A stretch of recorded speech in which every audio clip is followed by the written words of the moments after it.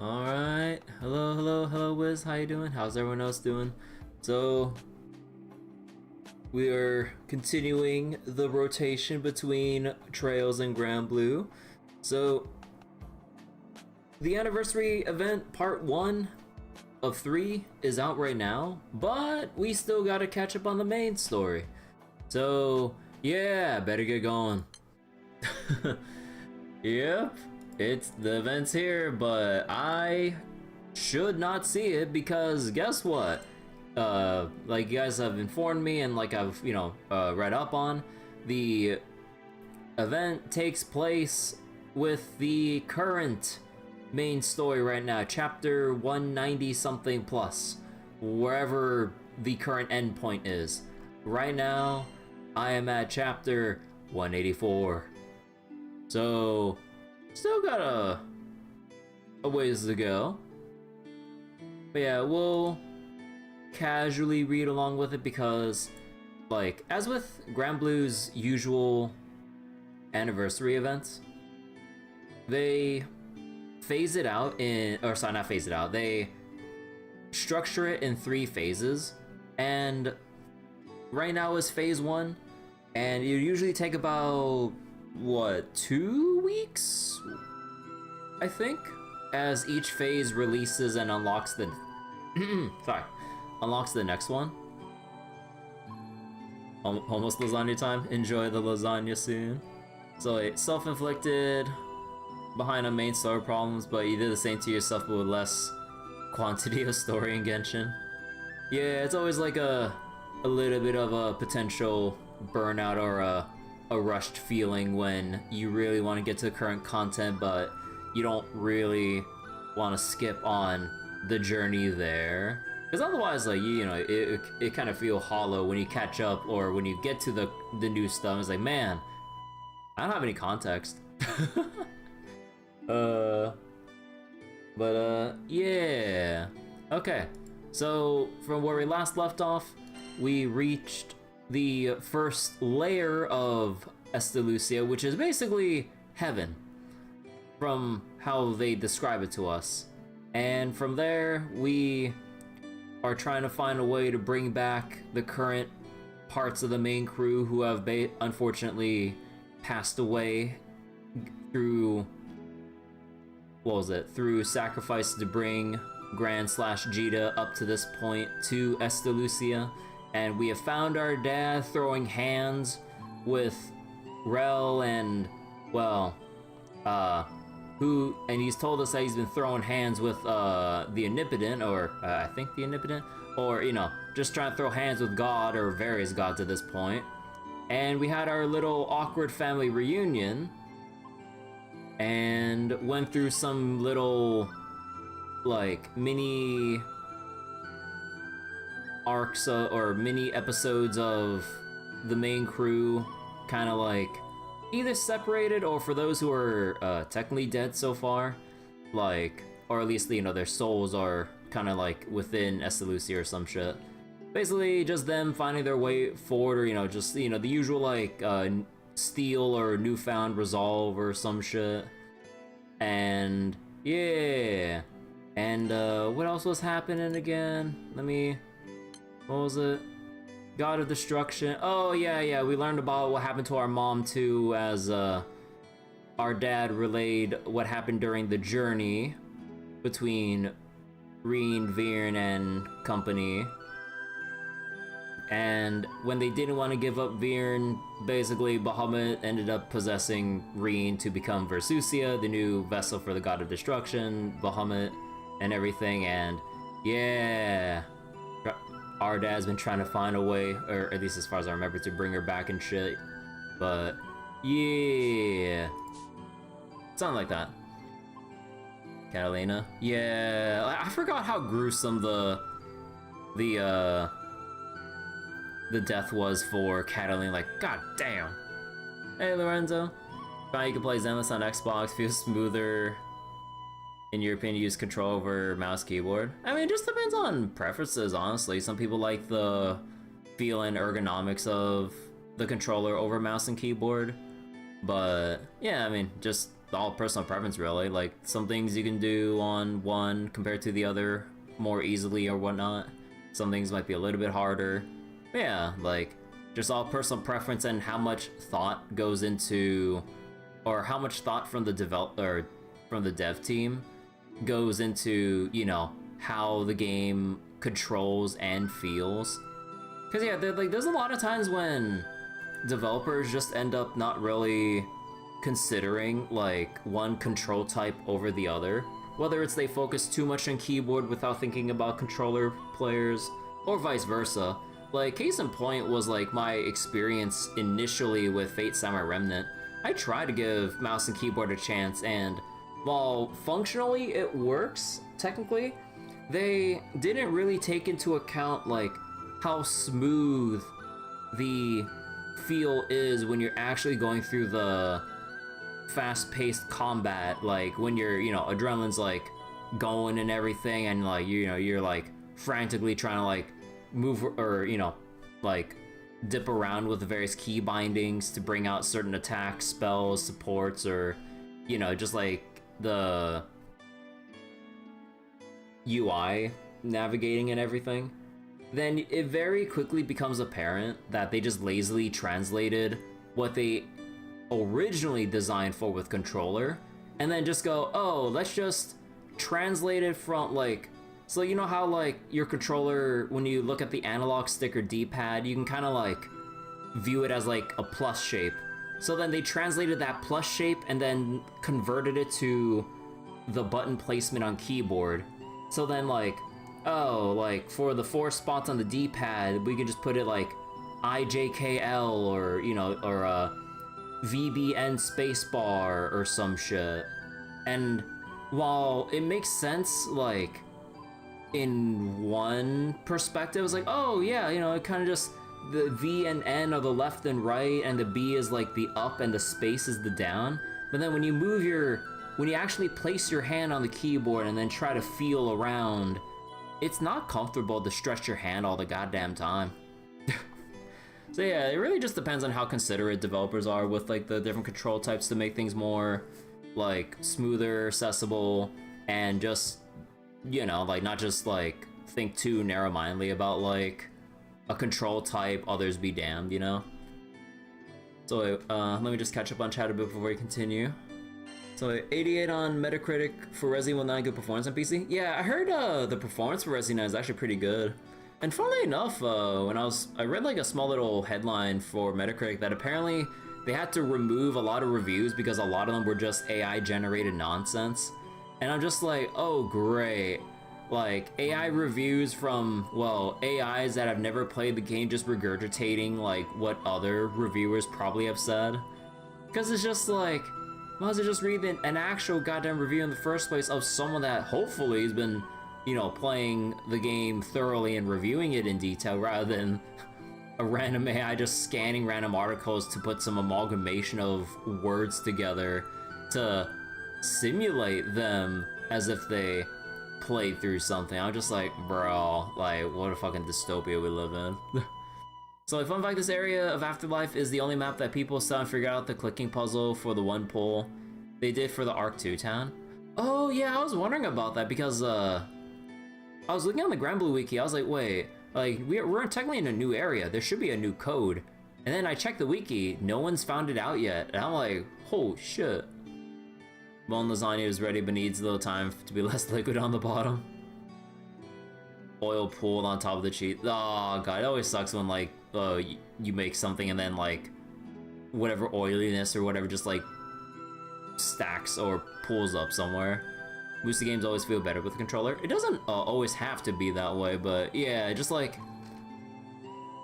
cause like, you know, like I've played various action games on like keyboard and stuff, like it's just fine. But yeah, it just comes down to how far a developer is willing to go to make sure that both control types, mouse and keyboard versus controller, are viable. Or, you know, like they're both equally comfortable. I think that's that. But you decided to do a new account on your Xbox because you never did a free-to-play pool on Zenless on phone, you heard it tell? Yeah, I mean, it kind of depends on phone. Like, if you have like I don't know, it just depends if you're used to it or not, because like the way I look at it, I'm like, there's no way playing Zenless on phone looks comfortable. But some people just have grown used to it, you know, if they've just grown used to playing a mobile game or like more action-packed mobile games and stuff, rather than, you know, playing it on controller or mouse and keyboard and whatnot. Or on a fight stick, arcade machine, you know, depending. But also on the other side of things, yeah, like, you need a really strong or new goddamn phone to play Zenless and stuff, because I can feel my phone, like, heating up. I'm like, okay, no, if I ever have to dip into Zenless on my phone, it's to do a quick route of, like, no-brain dailies, where I just need to mash my basic attack without having to do anything technical, and then just kind of burn my stamina, and then quit back out before my phone starts heating up.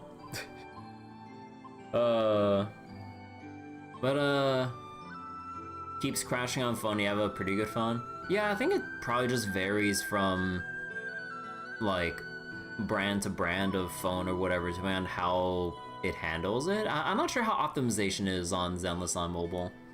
But, yeah, okay, let us continue. Okay, we're focusing on Lyria now. Oh wait, let me get my... Oh yeah, Lyria Mom, basically.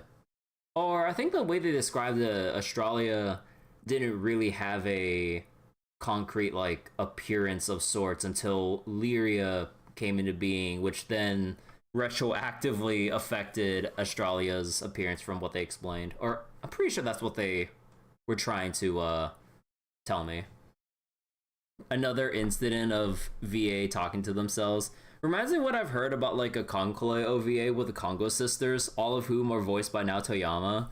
So then it was nicknamed the One Now Show because it's just Naoto Yama just voicing 4 characters for one, like, oh no, not OVA, sorry, like an audio episode thing or something. Or was it that? Was that? Because I don't think it was an animation. It was like one of those, like, audio episodes or some shit. I forgot what the actual name of those kinds of formats are. Wait, I know like some other shows or stories have done that. I know like Overlord has like their fair oh no, drama CD. Yeah, that's what it was. But I'm not sure if the Congo Sister one was like a drama CD or if it was like a separate thing. But yeah.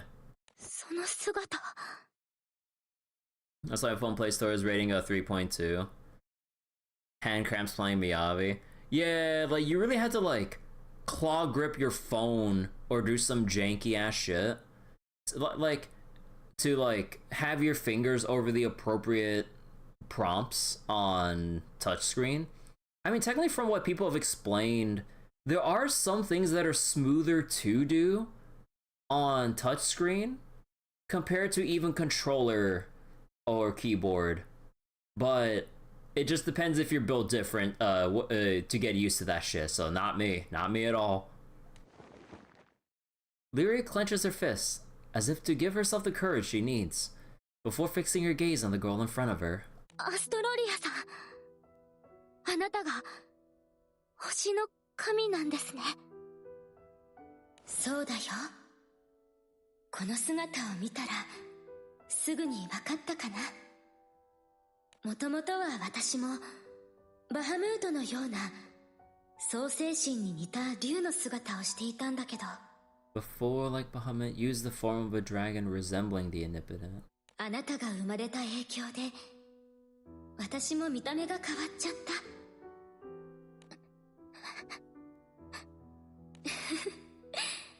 すごい顔してる。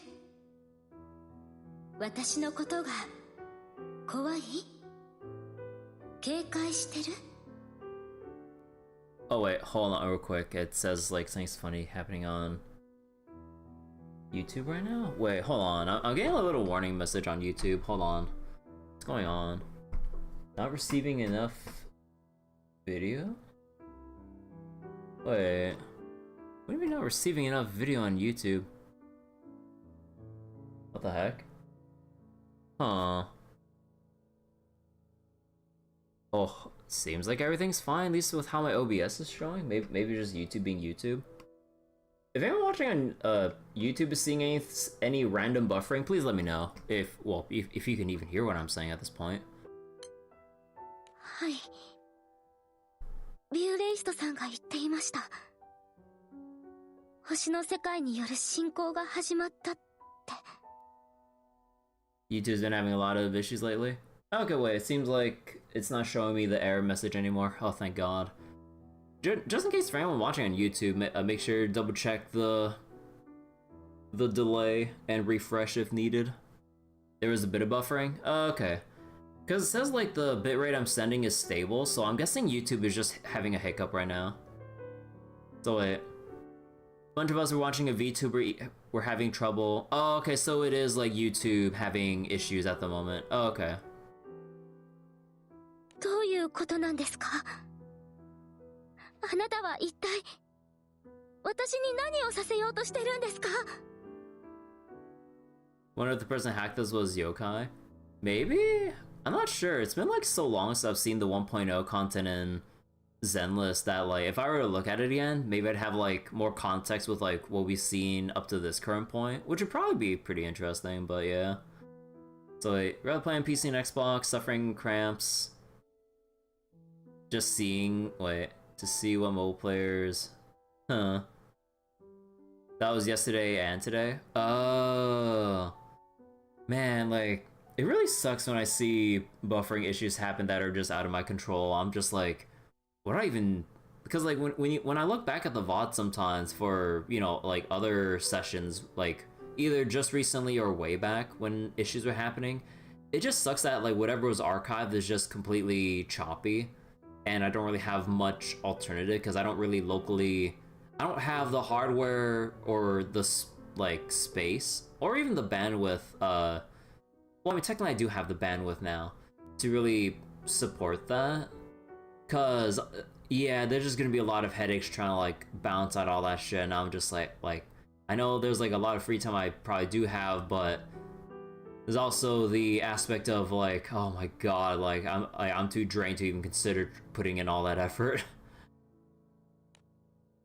Australia furrows her brow slightly at Lyria's question before continuing, her voice gentle. あのね、ルリア、あなたの敵は誰？ Side games? 敵。あなたの願いは何？あなたの願いを阻んでいるのは誰？ Sounds like him, same cockiness and threats. You could be wrong since 1.0 was a long time ago. Yeah, who knows? But yeah, it could probably be, and then they'll probably like do a little mini recap whenever that story update hits to give us like, oh yeah, remember back in 1.0? I was like, oh shit, you're right, that was him. 私の願いを。死者は蘇らない。それが摂理です。世界のルールなのです。There's the biggest cutie pie. I see. Our enemy is the world. I want to bring my friends back. 世界が、摂理が、あなたの願いを否定してる。あなたは世界と敵対してしまっている。Laws of the world denying your wish. You're fighting against the world. I love these tropes. それなら、世界の敵同士、手を取り合えたら素敵じゃない？ It'd be cool throwback. No one would remember it unless it's like new players who got spoiled by it. Yeah, unless like new players that really like ram through all of the story to catch up, so like everything, well, hopefully everything's like pretty fresh in their minds. But yeah, it's been like more than a year, like 2 years, you know, with like Zenless and everything. So yeah, it's kind of hard to recall from like day one even. But yeah, man, what are different feelings Zenless is like from like the first month or so of release compared to like now, huh? It's crazy. 私はそんなことないってそう言える？言えない。言えないわ、あなたは。仲間のことが何より大切で。そんなあなたの優しさに私は寄り添ってあげたい。Australia puts a hand filled with gentle warmth on Lyria's shoulder. いつもそう。世界は冷たくって優しい子ばかり涙を流すの。Most people end the stream caught and just call and be off and stuff. Yeah, I can see that. Like, unless like the hiccup is very brief, if it even lasts for a couple minutes, then it just makes things very uncomfortable, unstable, and then it really does kill a lot of like stream motivation to keep, you know, continuing through the rough patch of, you know, server connections. そんなのもう見ていられないわ。だってそうでしょ。 Oops. I can't bear that anymore. どうしてあなたのような優しい子が悲しい思いをしなくちゃいけないの？違います。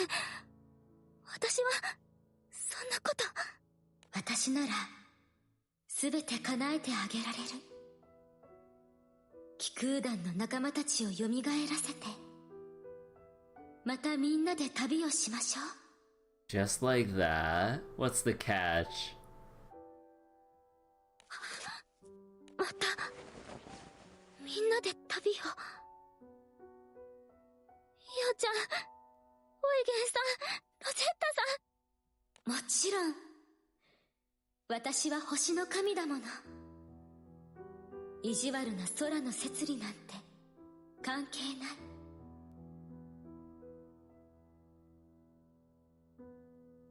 The laws of an unkind world have nothing to do with. それに侵略だなんて。私はとっても悲しいわ。違うんですか？星の世界からまた空を侵略しようとしてるって。Lips curling into a smile, the Astrogon's innocent demeanor almost casts a spell on her surroundings. 私たちはね、世界をもっとより良くしたいの。We want to make this world better. 空の世界と争いたいわけじゃなくって、私たちの願いはただそれだけ。We don't want to fight, we wish to enhance. Oh, okay. 空と星は共存だってできることを、あなたたちは誰よりよく知っているでしょ？ Lyria finds herself swayed by the overly sweet words, tempted by the promises to fulfill her every wish. それなら教えてください。どうして私の前に姿を現したのか。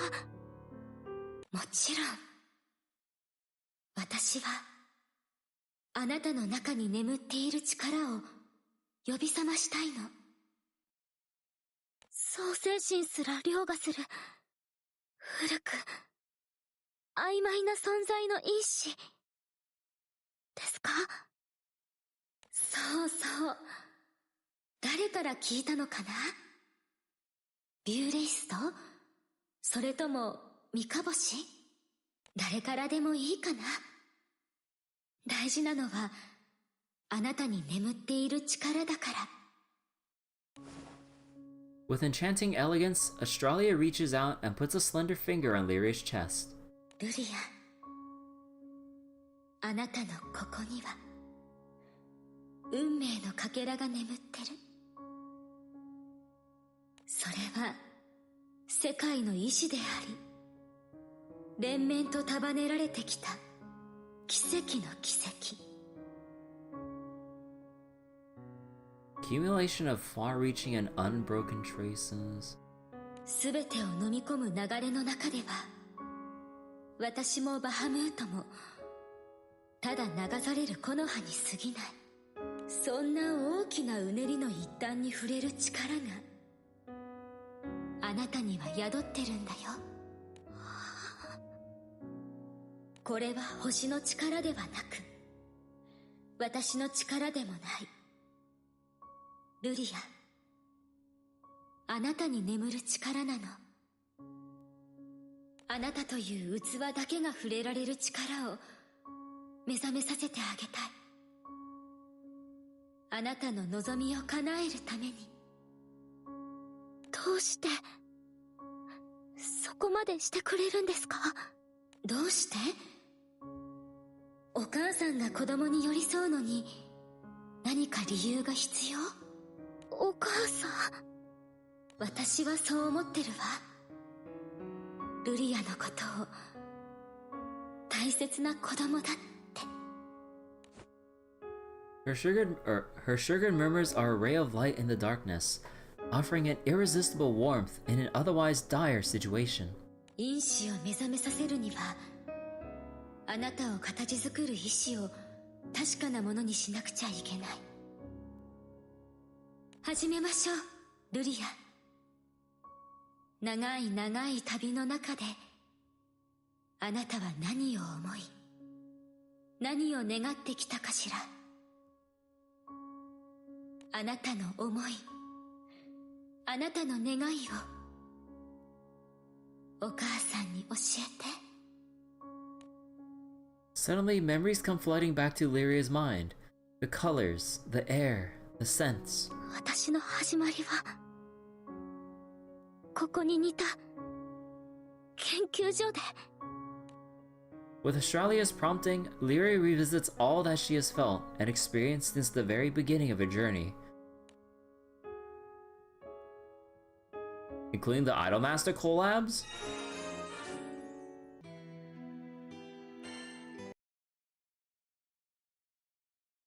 私たちの冒険は彼女の故郷ザンクティンゼルから始まったんです。助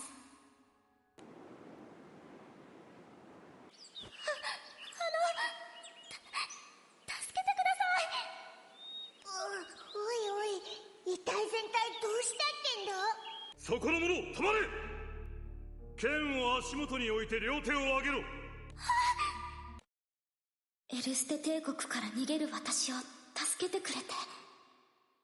でもそれで戦いに巻き込まれて。 All the collabs, extremely important lore. I mean, they are canon. Each and every single one.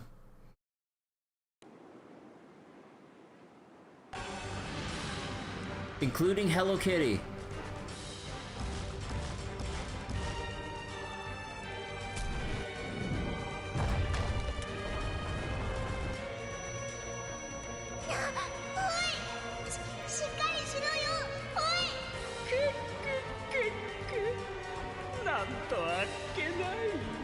Palmer. その子供を。ワンメル、貴様どこまで腐った？嘘だろ、冗談だよな。返事しろよな。おい。大丈夫だから。この光は村の祠の聖唱が反応してやがる。この嬢ちゃん。ほう、これが例の祠だったわけですね。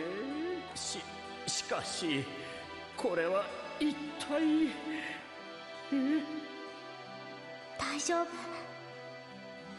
私の力あなたに預けます。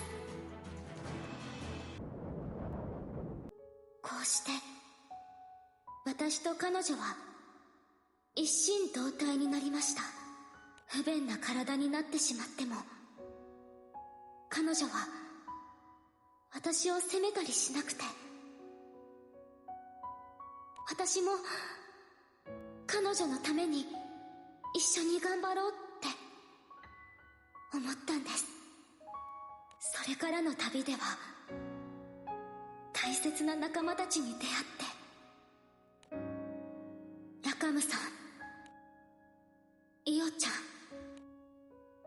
ん、オイゲンさん、ロセッタさん。アルビオンではカタリナがずっと抱えてきたものに向き合って、そうやって私たちは誰一人欠けることなく旅を。 I think I that outside. フェリちゃんやノアさんとも出会って、黒騎士さんが捕らえられたことで、私たちはエルステ帝国の真の目的と向き合うことになりました。黒騎士さん、昨日黒騎士さんが話してくれたことは全て真実なんですか？もちろん。オルキスについてはあのご婦人も言っていた通りだ。じゃあ一体オルキスちゃんには何があったんですか？そうか、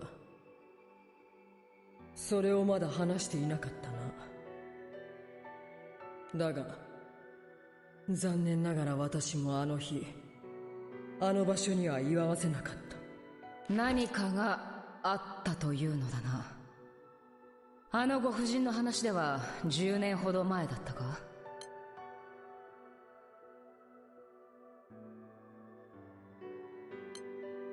そうだ、10年ほど前のある日、オルキスのご両親は死に、彼女は今の人形のようになった。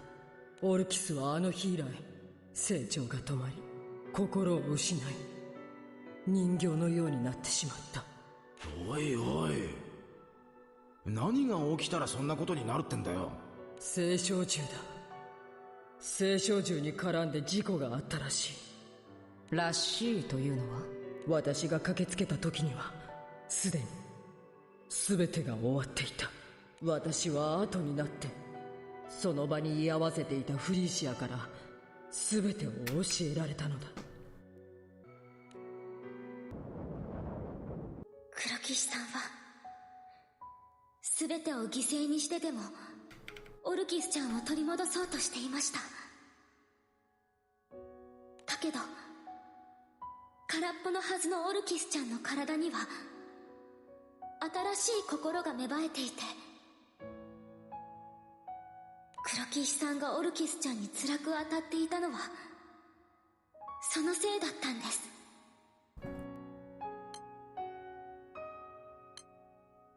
でも旅は少しずつ二人の関係を変えていって、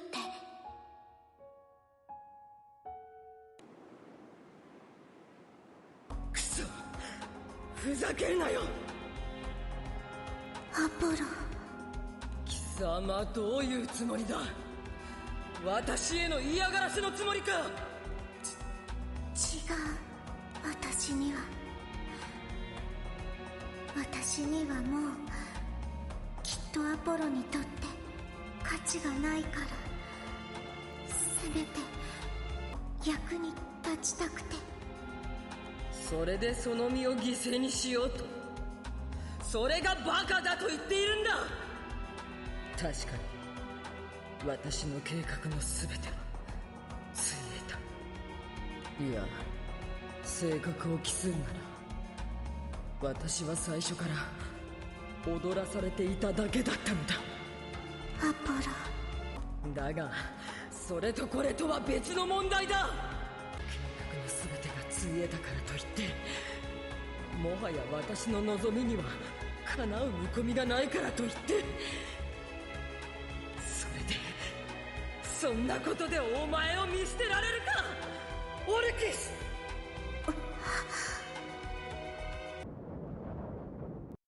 そうしてエルステ帝国をめぐる旅の最後、私たちはその心に決着をつけるため黒騎士さんと戦うことを受け入れました。正直なところ、今の私にはもう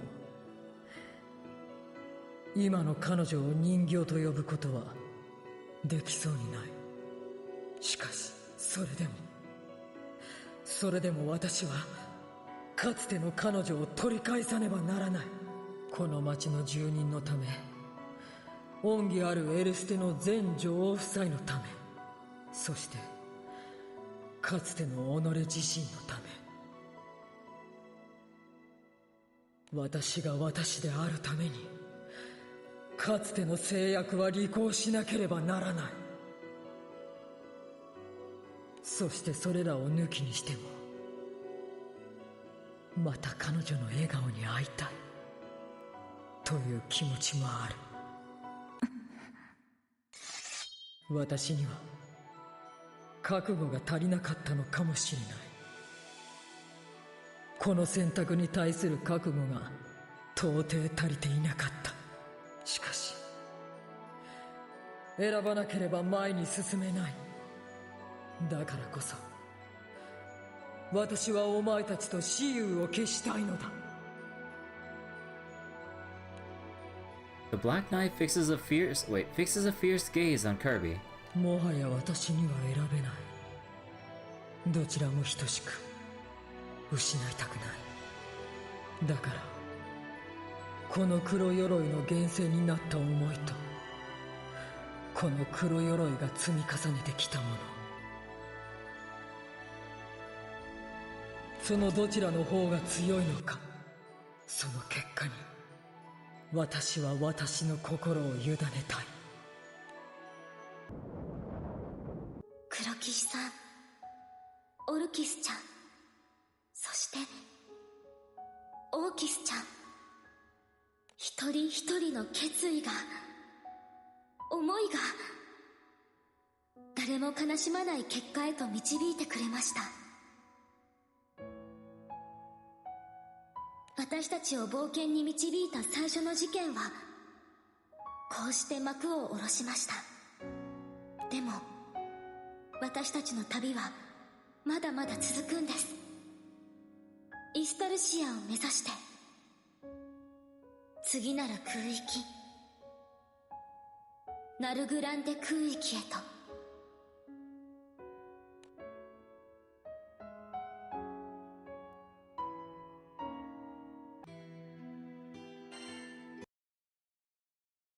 私たちはザンクティンゼルからもう一度旅を始めました。 Oh boy, we're gonna be a flashback land for a while.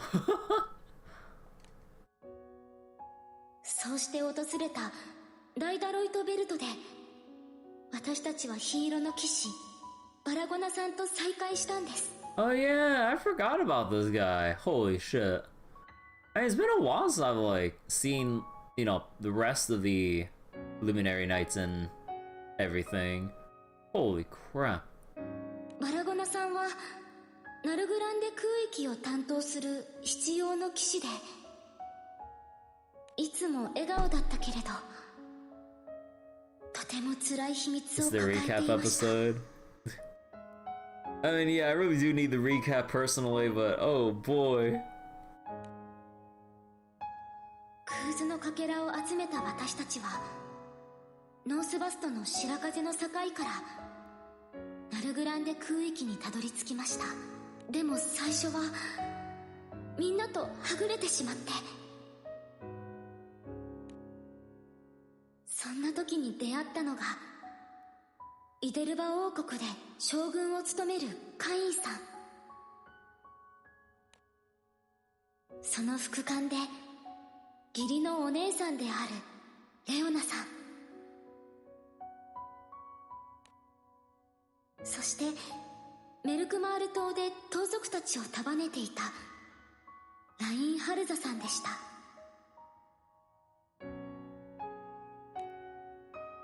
カインさんの紹介で私たちはイデルバ王国に身を寄せることになって、チリジリになった仲間を集めながらナルグランデ空域がたどった歴史の秘密を知ることになったんです。グレートウォールをめぐる辛く悲しい争いの歴史を。 Yeah, the Great Wall. 私は神王陛下の真意が知りたい。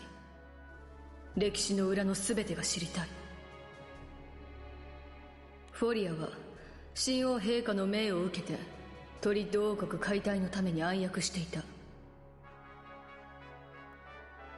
Covert operations tear toward kingdom apart. その時フォリアには全て知らされていたのか。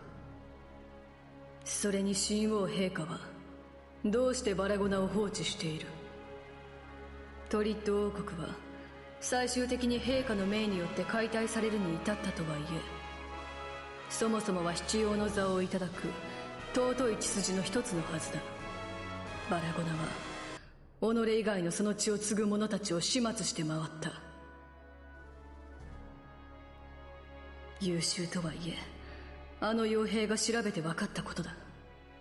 陛下がご存じないはずはない。一体何があったんだ。全ては神王陛下のご意志なのか。 The weight of her concerns bearing down on her, Alia brings a hand to her forehead. 私にはもう分からない。神王陛下が何をお考えになっているのか。イスタバーヨン王国はフォリアちゃんやギルベルトさんに暗躍を命じていました。 Oh yeah, I forgot all about that fucker, Gilbert. けれどその裏にはトリッド王国の真の狙いが隠されていたんです。グレートウォールは一体なぜそこにあるのか。ナルグランデ空域にはどうしてグレートウォールが存在してしまったのか。なぜ私たちの一族は過酷な運命を歩まねばならなかったのか。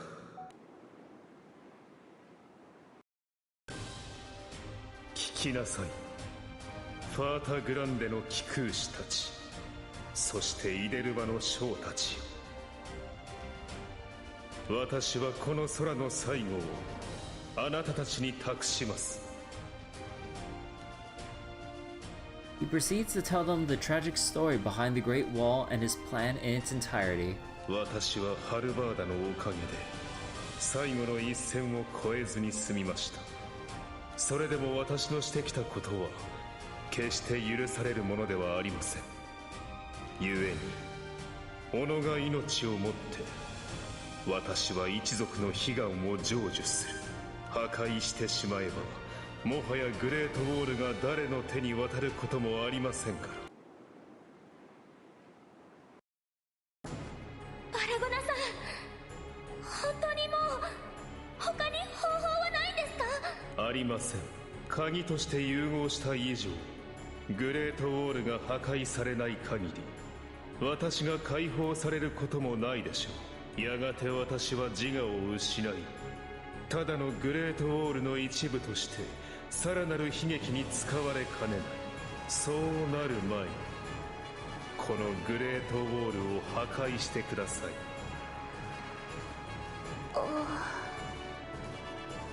But the crew still can't take that final step. Sensing their hesitation, Baragana makes one last plea.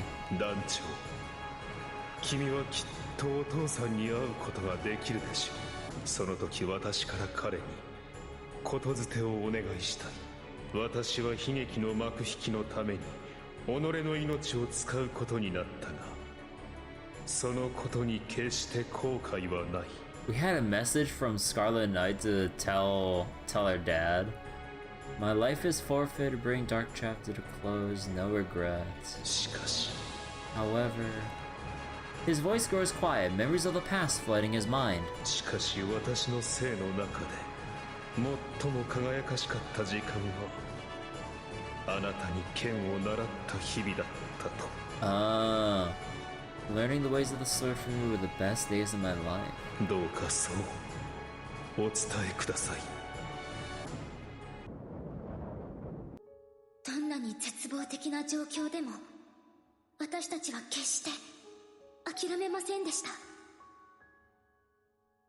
悲劇で終わらせないために、悲しい物語に終止符を打つために、戦いの末にバラゴナさんは一命を取り留めました。 Baragana able to escape death. けれど私たちは教会の世界へと落ちてしまって。 Oh yeah, there's a whole part on the Edgelands. そしてこの頃からイスタバイオン王国との関わりが本格的に始まっていったんです。 Actually, do they have a journal entry that explains the Great Wall again? Let me just see.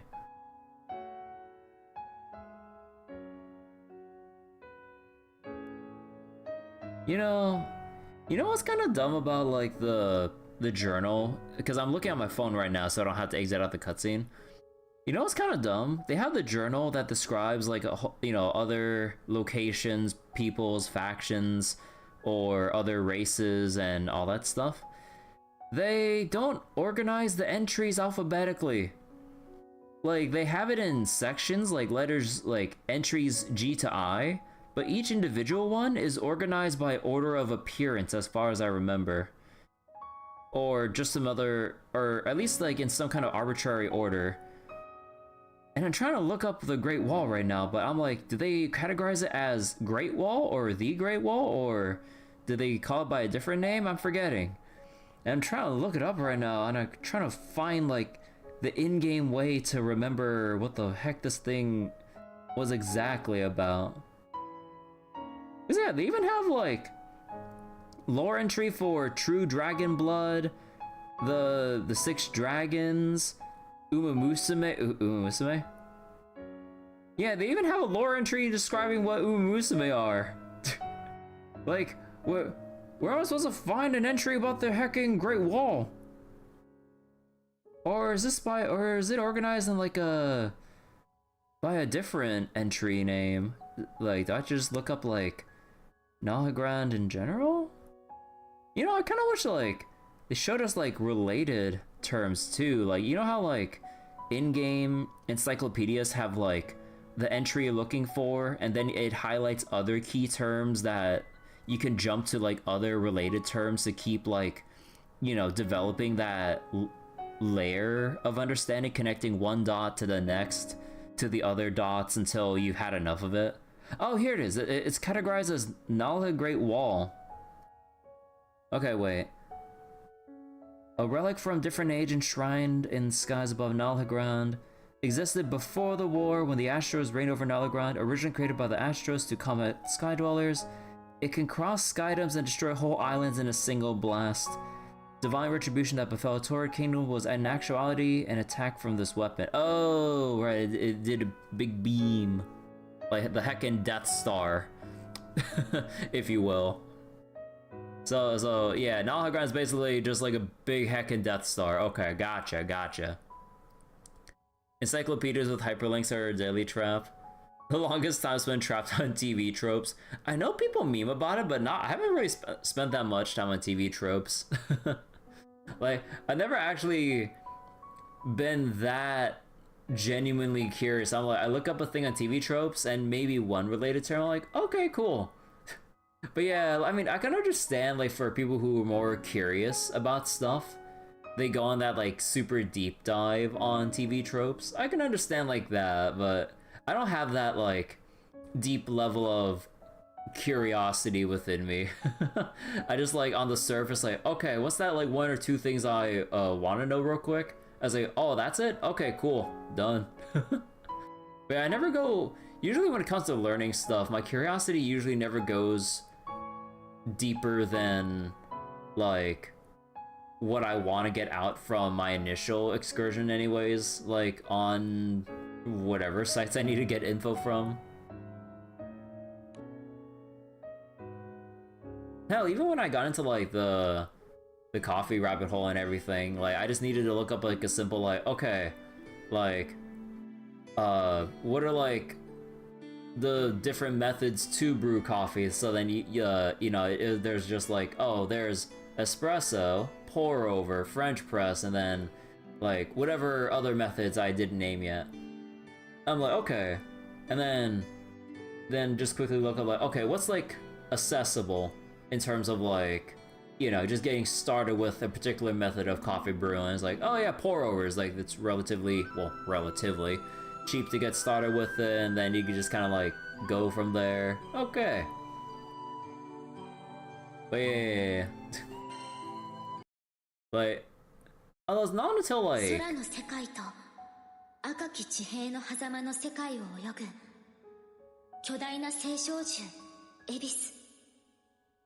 But it's not until like after I got into the coffee rabbit hole that I started like piece by piece like listening to a video on occasion about like other various coffee topics to like understand what's out there. Like hearing all the different kinds of stuff about espresso, like people's like particular techniques or just like a extremely basic like how to make like, you know, how to get or make a shot of espresso in general, and then like going deeper into it for like at a later point for like, okay, here's how people get the most out of their espresso with like all this different shit or like and whatnot. I don't know.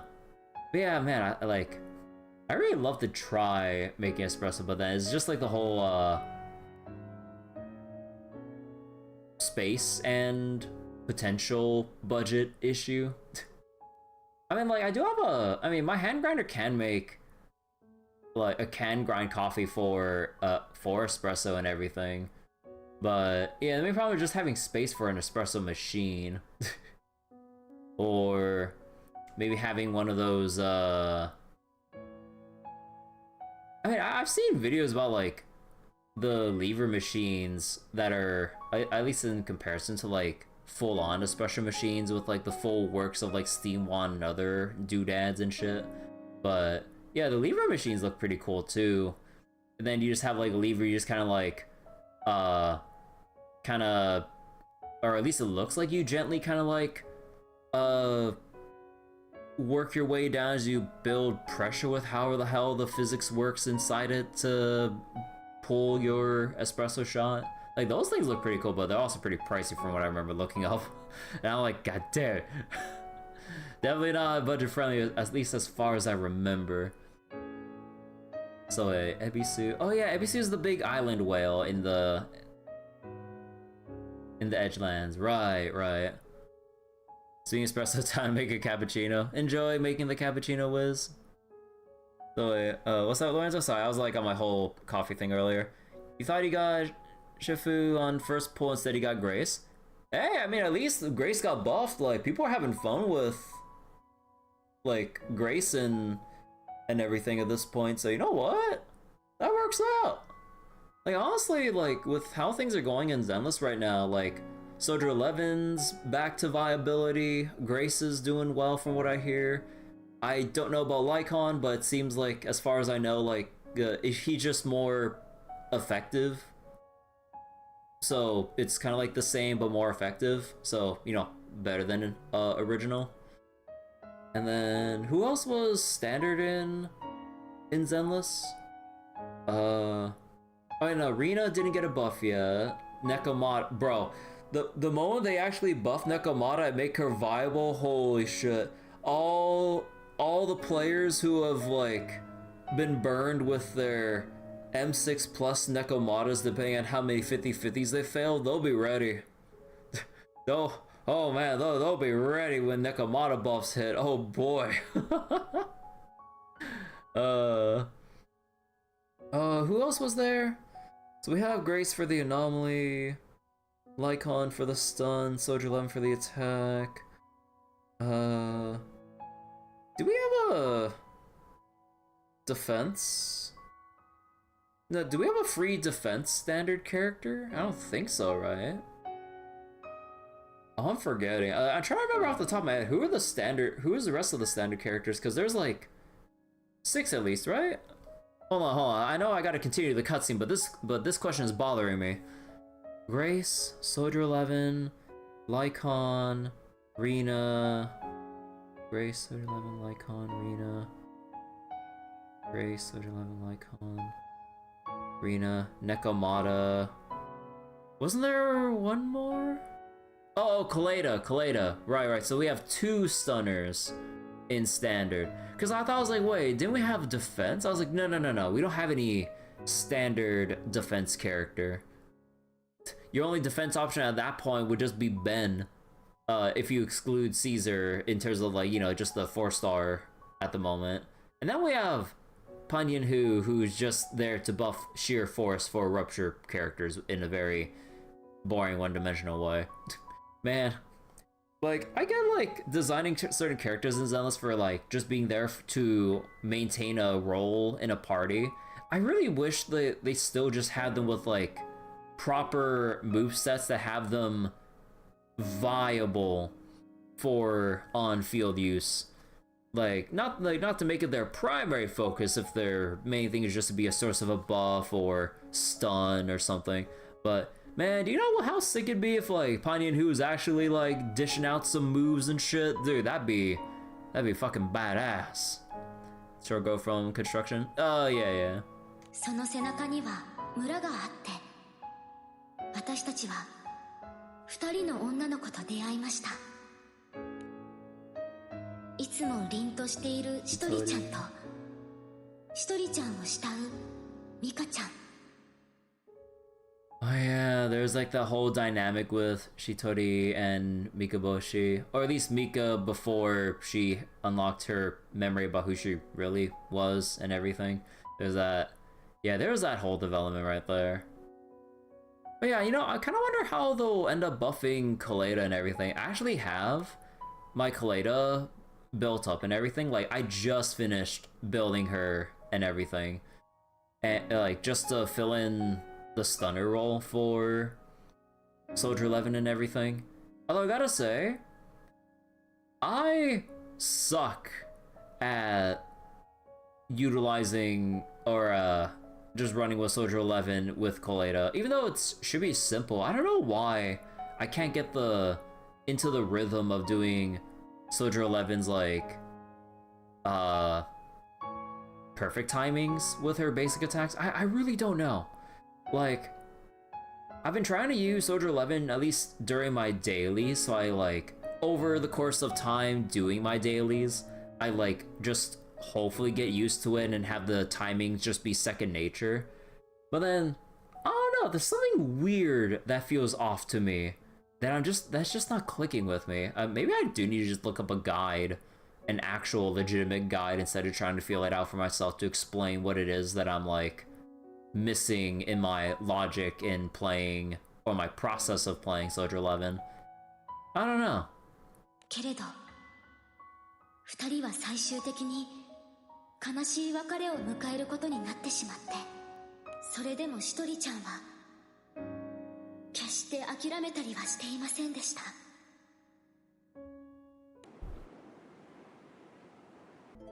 強くなって会いに行くよ。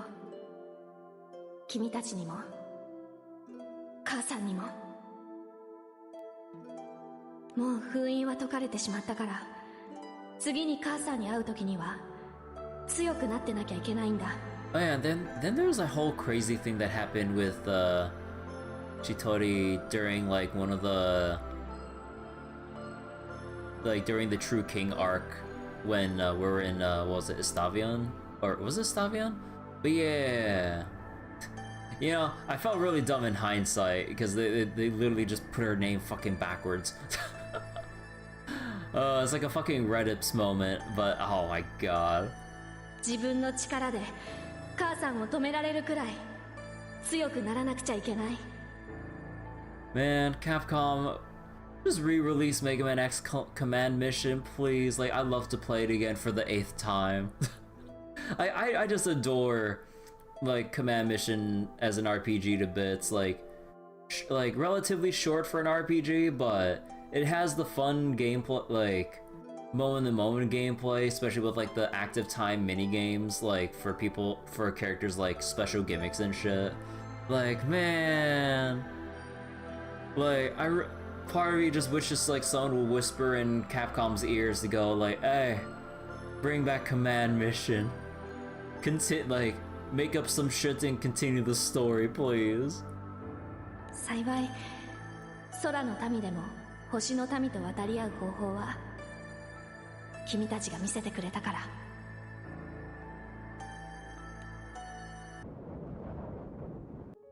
空の世界に戻った私たちを待っていたのは神聖エルステ帝国を名乗る人たちでした。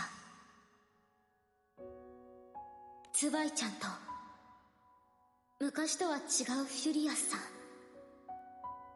Oh my god, I completely forgot about them. Holy shit. Oh yeah, there was that arc when for some reason these guys were trying to make some new Erst Empire or some shit. Right, Zwei, Furious, and it was like some weird arc of like clones and parallelism or some shit between each other. I don't remember the exact like themes and messages from that arc. It's been too long for me to remember exactly, but yeah, that was its whole weird thing. 二人の背後にはやっぱりイスタバイオン王国の存在があって。 Oh, right, they orchestrated that whole incident. 私たちはナルグランデ空域を経由していよいよアウライグランデ大空域へと向かいました。 Orla Grand. けれどその途中カクリオの存在による攻撃があって。 Using Korn again makes you understand why it's hard to buff her when she can shred health if built right. Yeah, like if I remember correctly, I think like I don't remember Korn's like exact strengths, but I remember that like the things that kind of take away from Korn is like, I guess like just like a lack of iframes with utilizing Korn and everything, and then like I think like the main criticism I remember reading was just like her vulnerability compared to like newer agents nowadays, where they kind of just have like, you know, iframes and anti-interrupt interruption resistance and abundance and stuff. Yeah, you know, that kind of makes me curious. I wonder if I should go build up Korn and actually see if like she actually still holds up, because I haven't like used her since like the early game of Zenless, when technically anything was viable, since nothing was scaled nothing was scaled hard enough to really like push people to their limits in difficulty. 振り返ってみればカクリオの進行はこの時から始まっていたんです。アウライグランデ大空域。 Oh man, yeah, there was this whole arc with Orla Grande with the 6 other islands built around it. Man, what was originally planned to have essentially six different arcs surrounding this like whole ass skydom, they just dip out halfway and have a hard pivot so that they can just move forward with the story. Oh man. Yeah, we even had like some dumb filler, or well, sort of kinda-ish like weird school arc where everyone was just going to school and shit. I'm just like, man, where are we going with this? Like, I know they want to slowly build up world building wise with like the things going around and how it all feeds into the Orla Grande, like, I guess like ecosystem, or just how everything's like organized or structured. But yeah, I don't know. You're a filthy casualty. God, why am I coughing so much? Excuse me.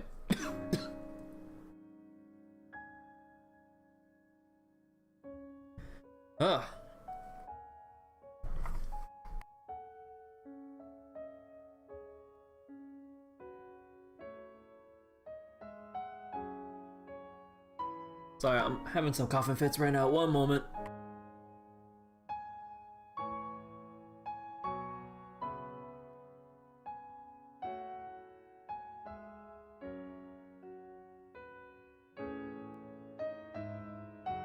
Okay.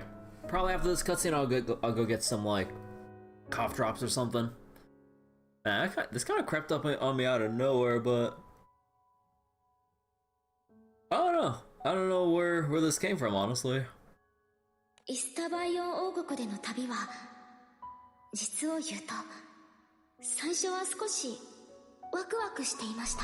Waku waku. Can't believe I'm dying. I'm always dying. みんなで学校生活を送ったり Lyria, we don't talk about the school arc. きらびやかで賑やかな島に潜入したり Man! Oh my god, I forgot about this. Dude, I miss Alba, that one female giraffe that like had the most gorgeous design, like in terms of like the new faces that we've seen in this arc. Oh my gosh, I remember she looks like extremely like elegant and attractive and everything, and yet we just dip out of this arc and she's just not referred to again. Bro, oh my god, why do they have to remind me like this? Cause like when I saw her design, I'm like, oh shit, she looks so beautiful and everything, and gone in terms of like story relevance. Cause you know she's not dead, at least as far as I remember, right? But yeah, like we just kind of moved on. And I'm just like, bro, oh my god, I forgot about her. Holy shit. でもその裏でカクリオの進行は静かに続いていたんです。 Yeah, I believe this is where the pivot happened, when the writers just said fuck it and just had the most like roughest 90-degree turn in terms of like the story direction. Because again, we're supposed to go through all 6 of these islands, but then they just like, oh yeah, you know, otherworld shit. I was like, what? Where? Huh? Why? And then shit happens. 青の解放戦線をめぐる法廷。私たちが争うべき本当の敵はカクリオの存在でした。 Blame it on the playwright, Astral. カクリオの存在による攻撃は私たちには気づくことすらできなくて。 Oh. Hey PQ, how deep are we? We're still in the recap episode in chapter 184 with Lyria telling us like where our journey began from Zinkenstill, the whole thing with the Eris Empire arc in part 1, then Nalhagrand and everything, and now we're recounting everything in the Orlagrand Skydom, and now we're getting into the hard pivot where it's like, oh yeah, the rest of the story arc, fuck it, Otherworld, we're going different direction now. Yeah, like it is a big recap, although personally for me, because it's been way too long since I've read any of this, I actually personally do appreciate having this recap because I really need to remember the major events that happened like years ago. Like the game's been out for almost 12 years, or already 12 years? No, because we're having our anniversary stuff soon, right? Yeah, like almost 12 years now. So if you think I'm gonna remember anything like from 7 years ago, nah, I need this recap. It's very welcome when the Arc 3 happened across 7 years. Yeah, that's kind of what happens when the writers didn't really make a clear and consistent plan to go like, okay, this is how we're gonna execute the story. We're gonna have like this story update and this arc like go on. Then after which we'll have these events to follow up as like extra supplementary things that happen along the timeline. And then after we get our fill of that, then we move on with the next big thing in the main story, like, you know, like in Hacking Fate Grand Order. It's always funny how I always get to how the discussion always like seems like appropriate to redirect it back at Fate Grand Order. Like, you have Fate Grand Order with its long story arcs with various chapters over the years, but they make it very clear that it's like, okay, now is gonna be the main story content, and then after the big chapter releases and we're done with that, we're either gonna have our amounts of dead weeks or other side story events to kind of like fill in the gaps time-wise between this point in the main chapter, then like X amount of weeks or months in between before the next Singularity or Lost Book comes up, and then it just keeps going like that. But in Granblue, it's like, okay, here's our bits of main story, and then just side event, side event, side event, side event, side event, side event, side event, side event. And then it's like, wait, are these even related to each other? And there's like more side event series upon side event series. And it's like, oh yeah, I forgot the main story exists. Here's like your small breadcrumb of main story. Okay, here's several more side events and summer vacation events. And I'm just like, I mean, like, a lot of them are enjoyable, don't get me wrong. But at that point, it's just like, what happened to the main story? It's been years. Crazy to think that people who were single-digit age when this game started cannot legally drink in the US. Duh. So wait, 2018 stopped being regular after 2019. Yeah. So wait, what's that, Lorenzo? Funny thing, you built Core Nekomai thinking you would shred through endgame, only forget that idea when you saw Miyabi's trailer. Oh yeah, I mean, Miyabi really just demolished like a lot of Zenless's like difficulty hurdles, just because Miyabi can just like Lamau mash through everything. Although there is some like technical things to consider when it comes to playing Miyabi more effectively. Because I've been trying to do the whole Yuzu Ice comp with Miyabi. I suck ass with actually like playing the comp effectively, because there are actually some timings that you need to keep juggling with like the anomaly meter and everything to make sure that it's Miyabi who's proccing it and not Sokaku or Yuzuha by accident. I always mess that up. And I tried my Deadly Assault run against Dead End Butcher with the Yuzu Ice comp. I only barely squeezed out like 23k total score, and the performance points were pretty ass.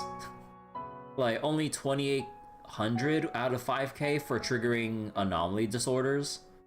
So it's just like, man, I need to learn more properly how to play this team without nerfing my own damage by accident. 彼女が王の目を得ることで、ようやく何が起きているのか Oh 気づける yeah. ようになったんです。 Oh yeah, we became the true king after the true king basically like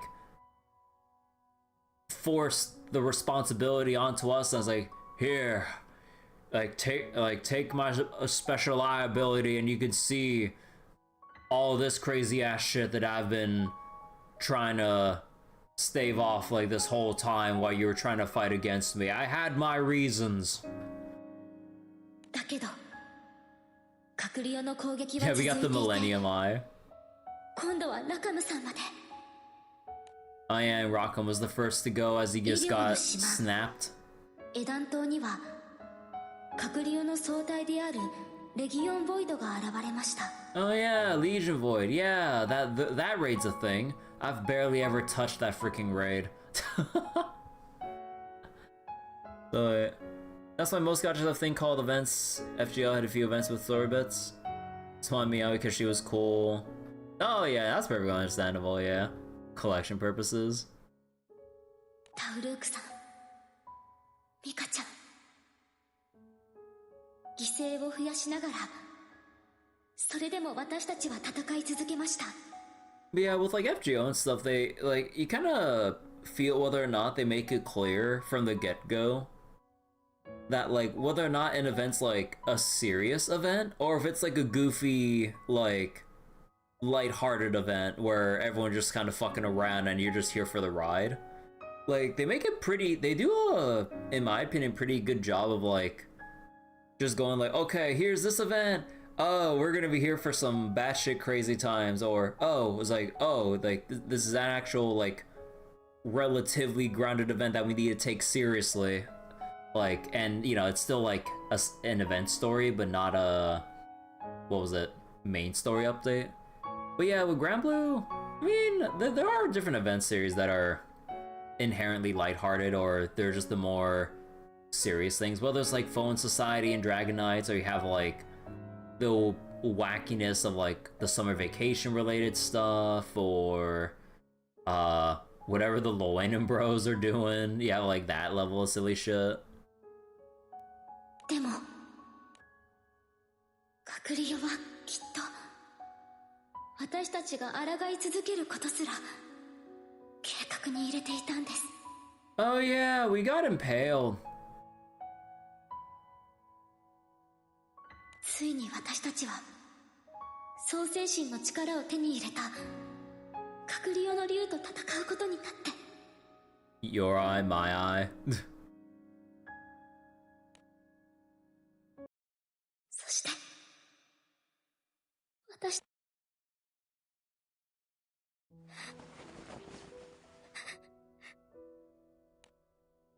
Awaiting the crew at the end of their long journey was a terrible fate.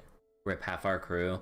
Yeah, like it's just like everyone's fucking dying left and right just to like give us that last final push to keep going. 飛空士としての空の冒険は全部かけがえのない思い出です。戦いも仲間がいれば怖くたって立ち向かうことができました。でもカクリオとの戦いは前に進めば進むほどどんどん大切なものを失って、前に進めばきっと状況は良くなるって、そう思って諦めずに進んできました。 So you don't like that Summer Remnant event had Ushi tied to main bat of Ordeal Call 2? Whenever I have a rerun for those who missed it. Wait, what was Ordeal Call 2 again? Wait.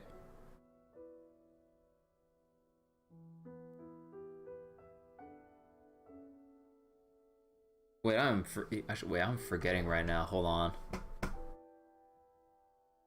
Let me just like look up a thing real quick. Wait, oh god, like where are we with FGO's story? English server. Ordeal Call. Oh no, Ordeal Call 2 isn't out yet. Right. So I'm not supposed to know shit about that yet.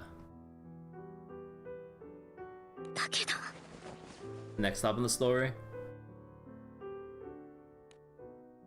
But yeah, don't tell me any more about Ordeal Call 2. I want any reveals or surprises or whoever shows up to be like something I see from or something I want to see blindly. Emotions that surpass anger and fear swirl within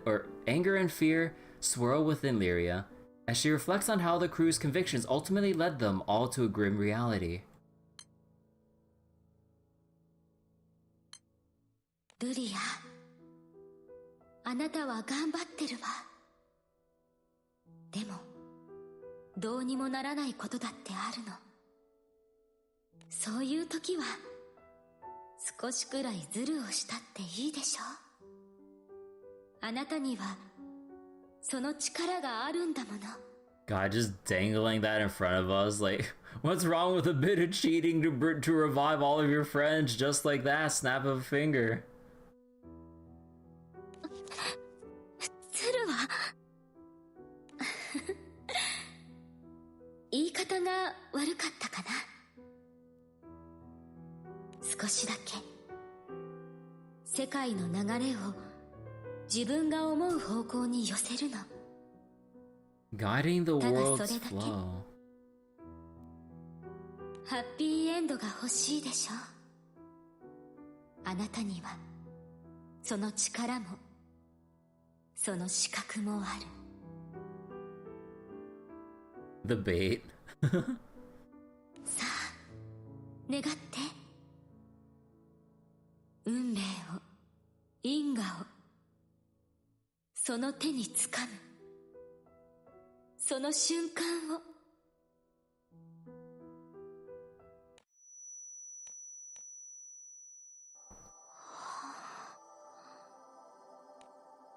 After tracing through Lyria's thoughts and memories, they arrive at a mysterious white space.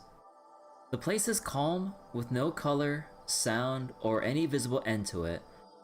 Only a blue light that flows through the middle of the space. これは、これこそ私とあなたが求めるもの、運命の本流、世界の意志、最も古く大きく曖昧な神聖、 Hacking threads of fate or some shit. 青の意 The 志、 blue will. 古き世界より祀られる、みんなが無意識に尊ぶ何かの正体だよ。 The blue will, true form of what has always been worshipped by the world, and we unconsciously revere? 青の意志、 The intertwining bands of light appear inorganic and yet possesses a pulse like that of a living creature. Remember when we got Kikuri mentioned for the first time since chapter 64? Wait, what? I don't remember shit. さあ触れてみて。それができるのはルリア、 The あなた fate, だけなんだから。 the fate string primal. Oh, that one.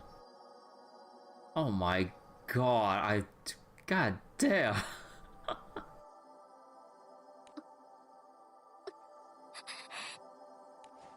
Lyria follows the Astro God's instruction and reaches her hand out toward the blue well. Just then, soft clangs like those of an iron bell reverberate across Lyria's mind.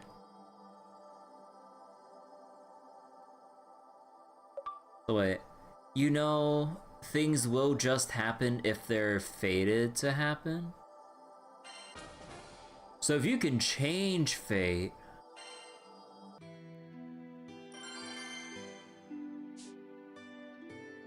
The Sky God, huh?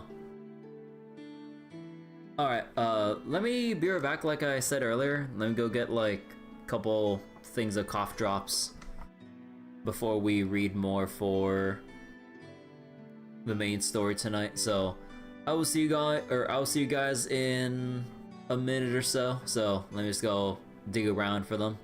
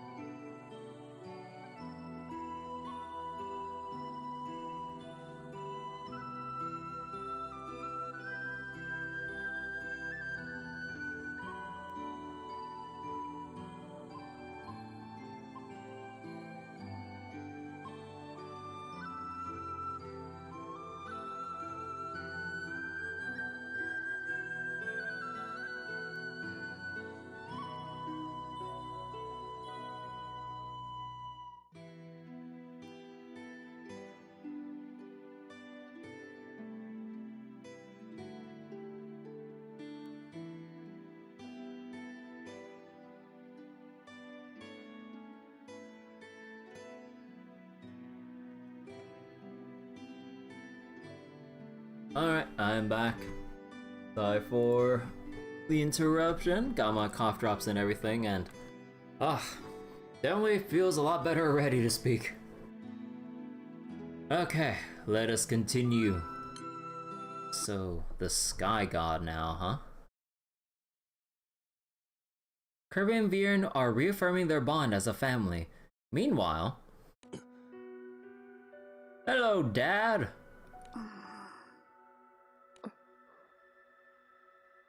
Man, this is a little awkward, huh? In Kirby's living room, a suffocating air fills the space. リーンに何があったかはさっき話した通りなんだが。巫女はどうするつもりなのですか？星は再び空を手中に収めるつもりです。空と星、僕がどちらかに味方するということはないですが、でも空と星が食い合い、どちらかが創世神様の高みへと至るなら、僕も無関係ではいられません。この争いにおいて、貴殿は重要な鍵の一つです。だから巫女の考えを。パルティータ。ん？私の名前です。それともイスタルシアの預言者は、あくまで役割で私たちを捉えるのですか？ We finally have a name for our, she's our aunt, right? But yeah, Partita? Okay. これは、失礼したですね。Seeing Partita's reaction, Rel offers a respectful bow. では改めて問うです。破壊の巫女、パルティータ。貴殿はこの後、どうするですか？私は空の世界のために、己の持てるすべてを使うつもりです。神王陛下も、きっとそれをお望みでしょうから。High Priestess. What the true king wishes. 神王。At the mention of that name, Galanth bows at Partita, his gaze steeled with solemn resolve. すまなかった。俺は結局、イスタバイオンからあなたを助け出すことができなかった。本当に長い間、あなたを辛い境遇に置いてしまった。Seeing the repentant Galanth, Partita looks perplexed. 私が故郷のことを、あなたたちのことを知ったのは、ある程度の年齢になってからです。ですが、そんなことは、それまでの暮らしの中で考えたことすらありませんでした。それはどういう？今にして思えば、みんな、私の境遇を不憫に思ってくれていたんだと思います。父や母と呼べる人はいませんでしたが、城のみんなは私に優しくしてくれました。でも、それは家族じゃ。家族じゃない、と思いますか？血のつながりがなければ、家族ではないと。神王陛下から全てを聞かされたとき、私には人事のように感じました。何せ故郷や両親の記憶もなければ、さらわれた記憶もないんですから。まあ、1歳にも満たない赤子の頃にさらわれたのなら、記憶がないのも仕方がないでしょうね。でも、城のみんなの笑顔、かけてくれた温かい言葉、時には叱られることもありました。そんなありふれた一瞬一瞬は、今でもしっかり覚えています。自らのルーツ、故郷のことに興味がないと言えば、嘘になるでしょう。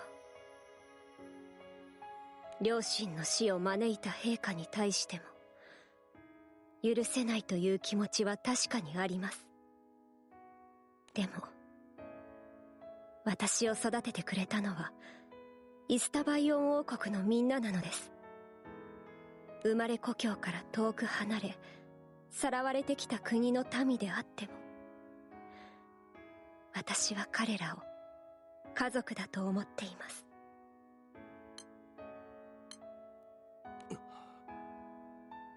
他者から見れば歪んだ感覚なのかもしれません。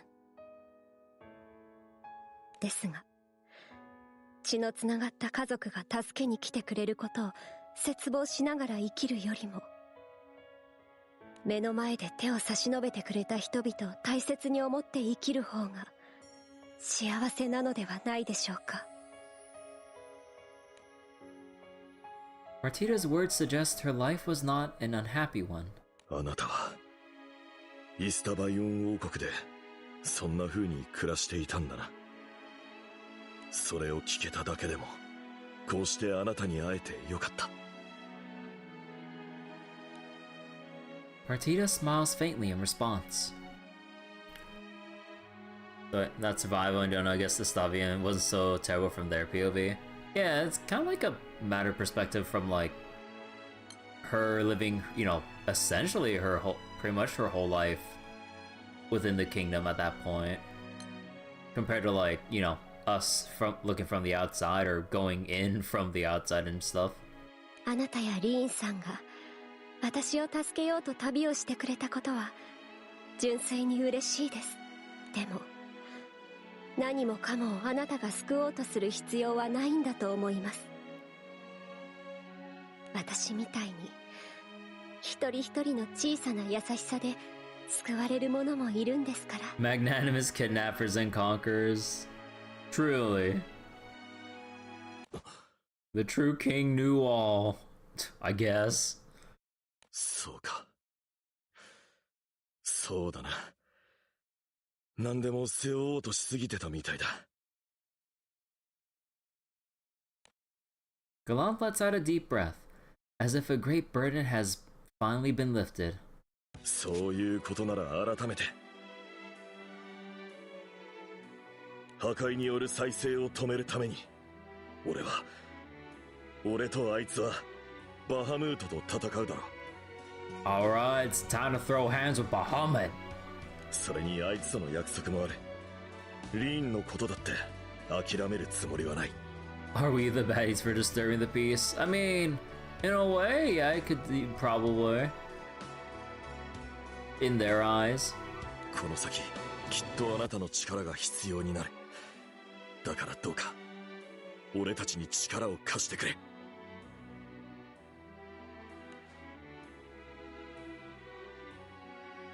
Sorry, it's kind of hard to talk with a cough drop in my mouth right now. When Galanth bows his head this time, Partita extends a hand. さっきのカクリオとの戦いでは、被害を受けたイスタバイオンの民も大勢います。Yeah. But yeah, fuck the other world. All my homies hate the other world. そしてもちろん、バハムートによる破壊と再生も見過ごすわけにはいきません。私もできる限りのことをするつもりです。空に生きる無辜の民を守るために。空には無数の命があるです。誰にでも物語があって、時に救って救われて。でもカクリオとの戦いはその全てを突然奪った。そして今度は破壊による再生。理不尽。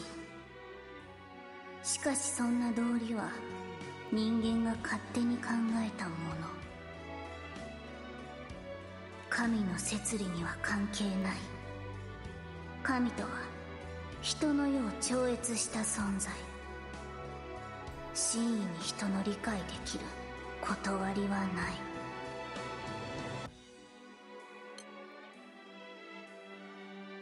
Mortal. ないですが。A surge of emotions more profound than the workings of providence takes hold in Rel's heart. ならばどうして神は人をお作りになられたのでしょうか。ましてや僕たち預言者も神ではなく人に似せて作られている。神にとって人とは何なのか。僕は人の願いをどう思えばいいのでしょう。Rel's heart is troubled by an uneasy sense of impending change. At the same time, Gallant's eyes widen in remembrance as he turns to question Partita. そういえば、パルティータさんはどうやってイスタルシアに？お恥ずかしながら、気空艇に潜り込んでいまして。Huh?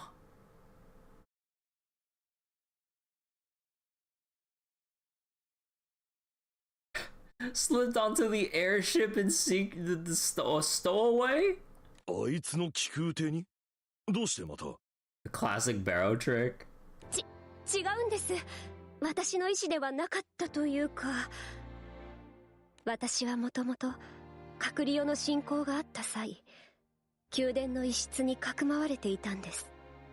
空が隔離用に負けてしまった場合、最後の手段として空の神を頼ることができるようにと神王陛下が。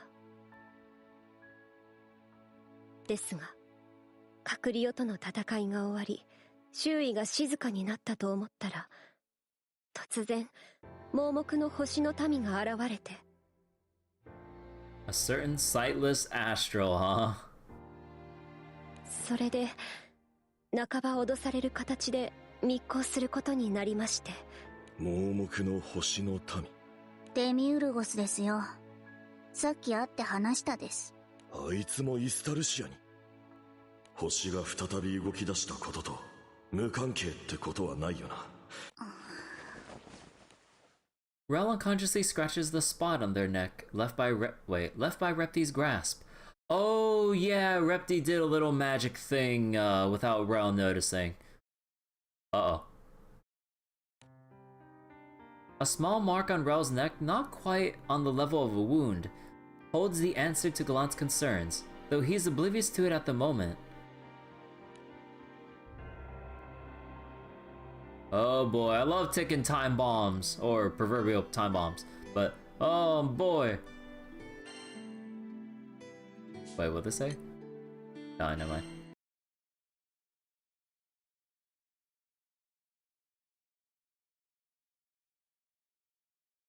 よし、それじゃあ準備はいいな。Gallant meets the eyes of each group member as they reconvene. おいさ、もう怖いもんなんて何もねえからな。少し緊張していますけど、私も問題ありません。空の神バハムートへの干渉、いつでも行けます。何か期待されても僕は何もしませんですよ。空の神は褒美として世界の破壊と再生まで猶予を与えたというのに、言うことを聞かないどころか逆に倒してしまおうだなんて。お前たちは本当に野蛮です。 Kami monologuing syndrome memes. 俺にもうちの娘にも譲れないものがあるんでね。それに今はもしかすると絶好のチャンスかもしれない。バハムートも言っていた通り、星の進行が始まるなら事態は相当煮詰まってるはずだ。俺たちが真意に背くとなれば、いよいよ総体でもって決着をつけようとするだろう。空の神の総体に選ばれたリーンという器を使ってな。With newfound resolve, Gallant tightens his fist. そしてようやく分かったんだ。俺は一人で戦うべきじゃなかったってことがな。リーンを取り戻すために頼りにしてるぜ、ビ。あたぼうよ。家族のために今度こそオイラだって戦うんだ。 We do this together. だな。一人じゃねえからなんとかなる。オイラたちの旅そのものだぜ。さあ、おのおの気合は十分だな。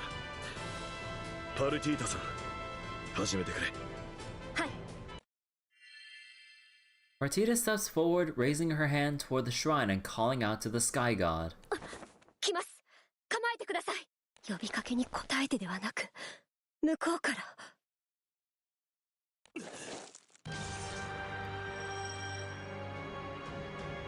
Oh. Oh.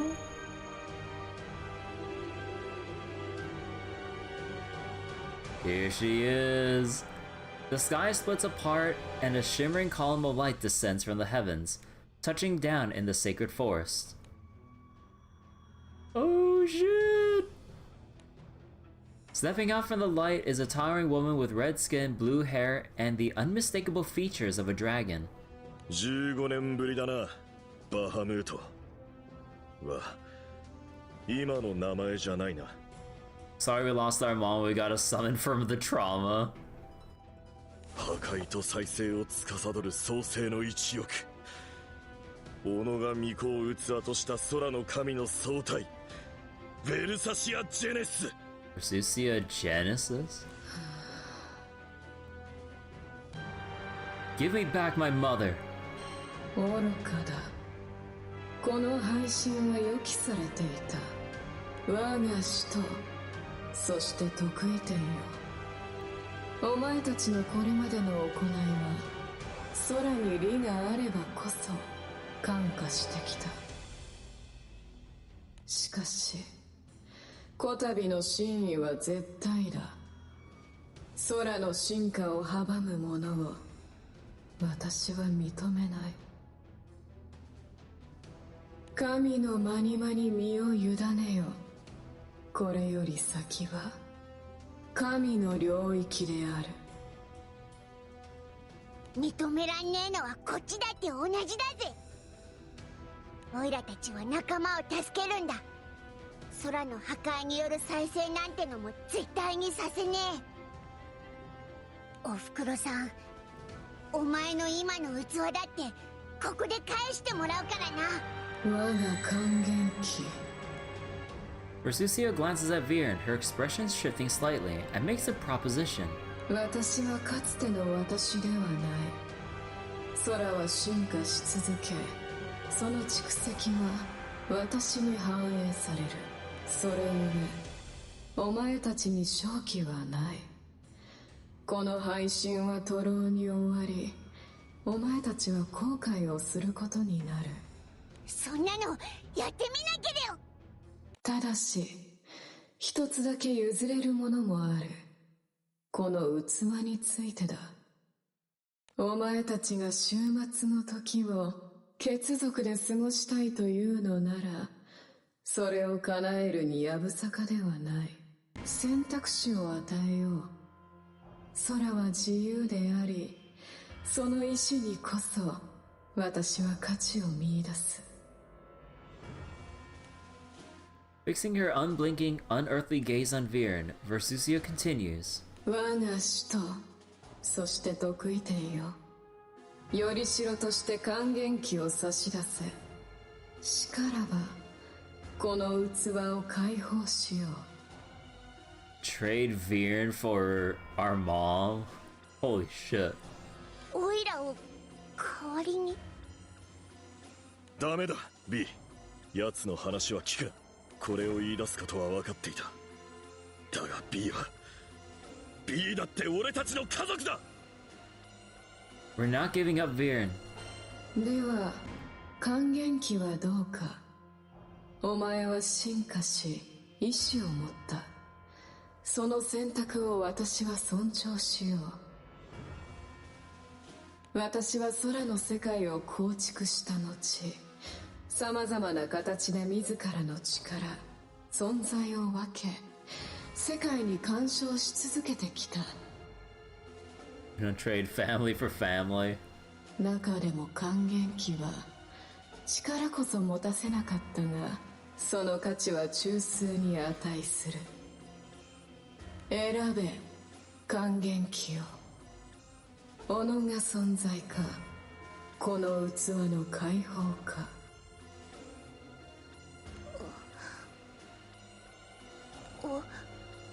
おいらは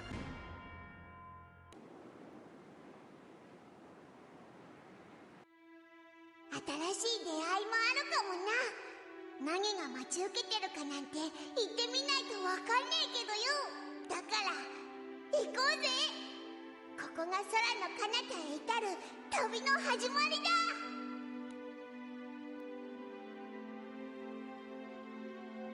そうだ、大丈夫。オイラはあいつの相棒なんだ。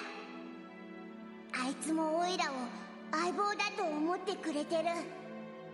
足手まといなんて思っちゃいねえ。でもよ、だからこそだぜ。ここでオイラも踏ん張らねえとあいつの相棒は務まらねえよ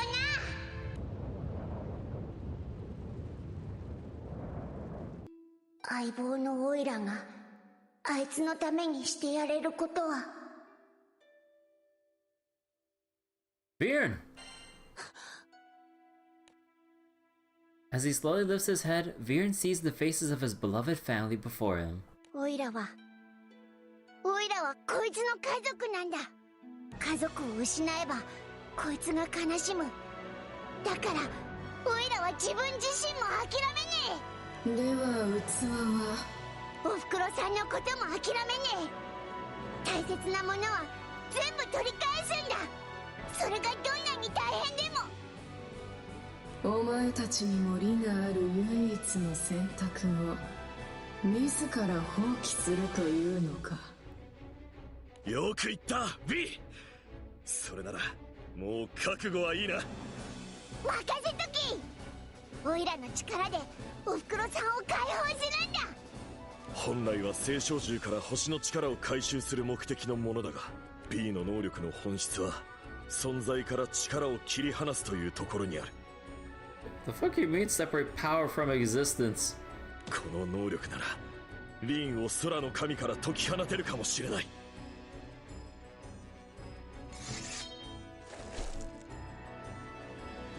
Standing as equals rather than a protector, Gallant joins Kirby to face Versucia. やるぞ B が力を使えるように俺たちでベルサシアを抑え込む。わずかな可能性にかけるか。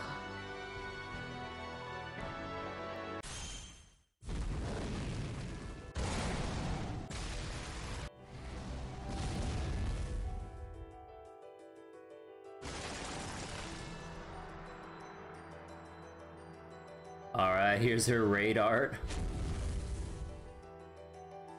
その行い、いかに浅ましいものか、その身をもって思い知るがいい。 It's time for peak. Oh boy, let's go. Oh, it's loading a lot for this. Our dad is null element.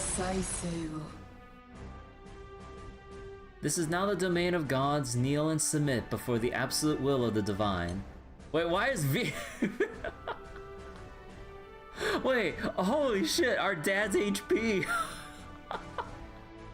Kirby, we gotta hold her back until Viren unleashes his power.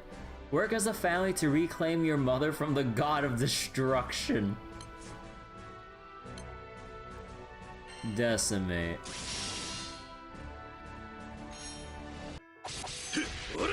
He does plane damage!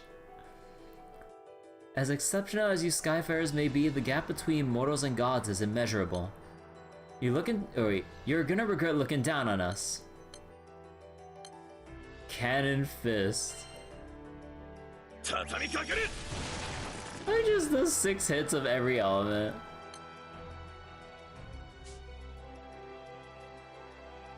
What I do with this power. YouTube chat test. Yeah, I see it, Liz. This is time spent in vain. The outcome is already sealed.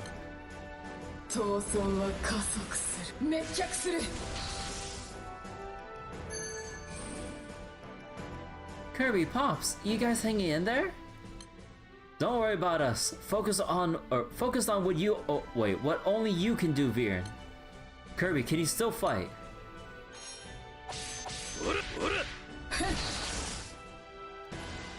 The naive singularity's true potential and risks are unknown. Uncertainties will be dealt with preemptively. We're done with losing family.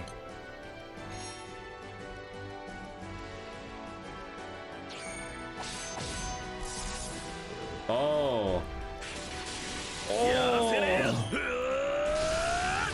They're clashing with each other. Oh shit. My envoy continues to evolve. If this keeps up, this is where it counts. Get ready, Kirby.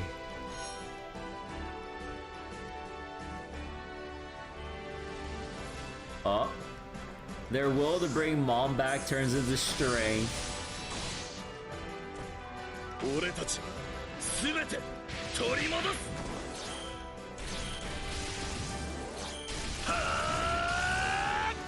Oh.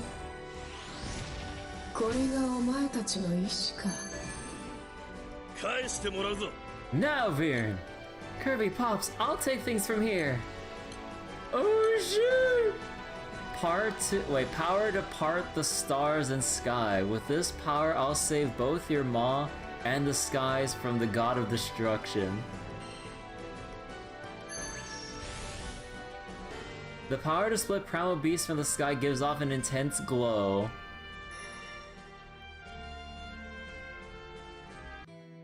Oh shit, wait, I need to see peak.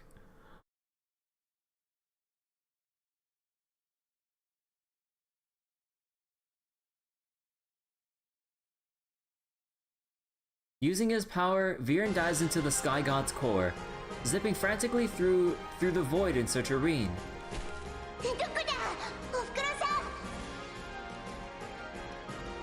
At last, Viren spots the dear familiar figure he'd been searching for and reaches out with everything he has.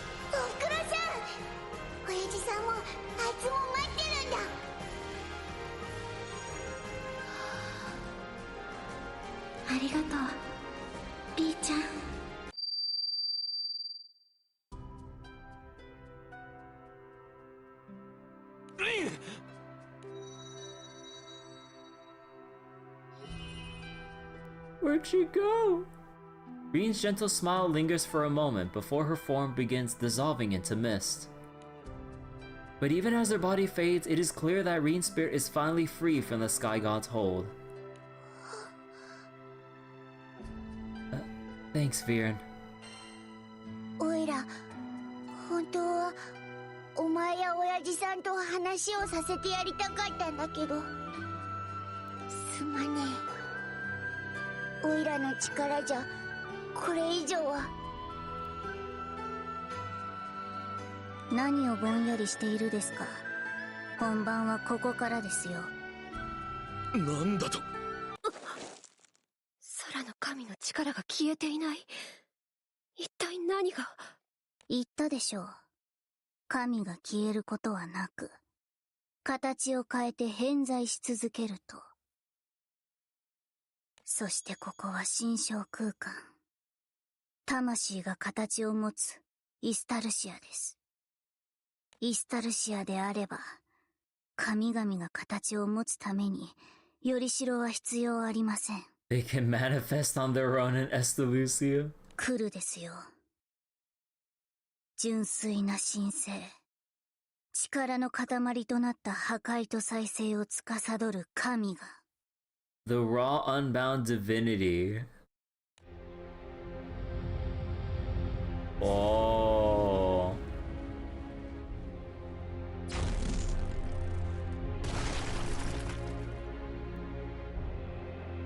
As if waiting for those words, scattered particles begin to swirl together, before exploding outward in a violent surge.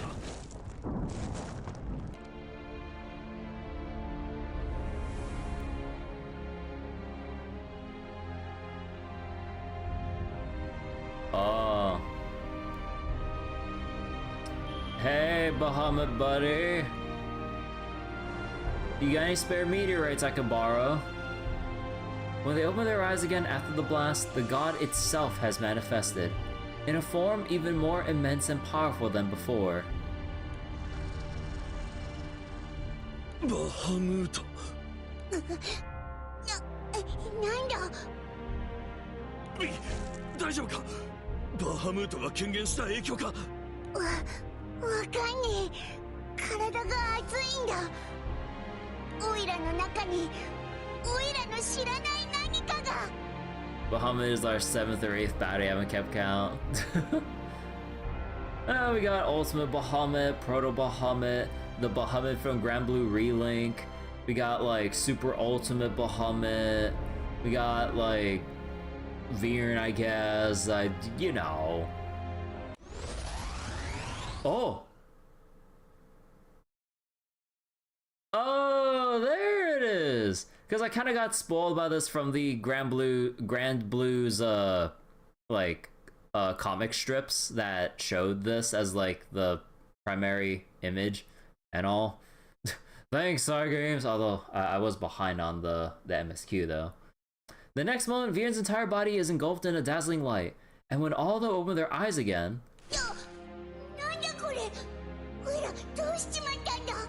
Holy shit, though. It is the result of absorbing a portion of my power.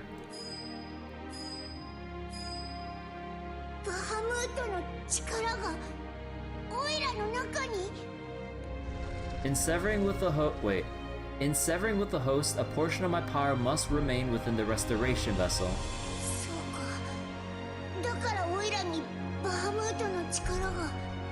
Okay, I think I made the music too loud. Sorry, hold on. Just drag it back a little. You rock, Nazca. We'll be counting on you.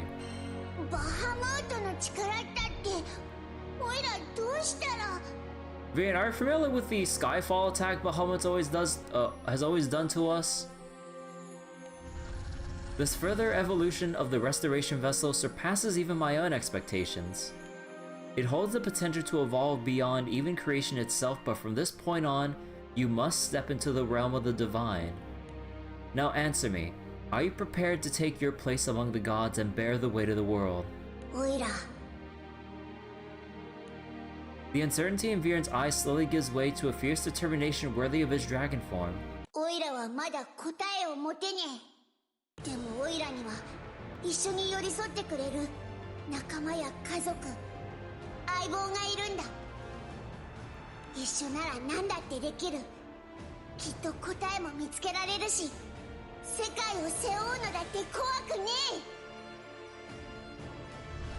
I will accept your resolve.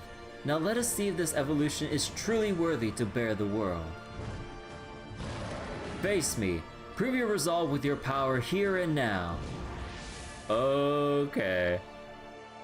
Classic final boss, Space Dragon Fall, or Space Dragon Skyfall attack. Oh shit! 1v1! Evolution unforeseen. You have held a fraction of my power, proving your worthiness of the title Dragon. However, should you wish to claim a seat beside the Sky God, let your will be made manifest. Prove yourself worthy to bear the fate of the Sky Realm. God damn though, we got like Viren with combat spread and everything. Wait, Reagan Lave invert? Blazing Resolve. Triple attacks and all element damage effect. It's not even superior element or anything, no, it's all element. Holy shit, wait. Flame of Rebirth, fully restore HP.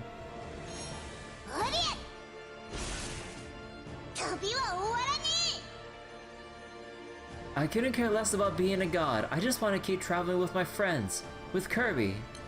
Divinity isn't about strength. A god takes responsibility for the world. Selfishness has no place here. Are you seriously calling me selfish? Well, that selfishness is what kept me going all the way to Estalucia.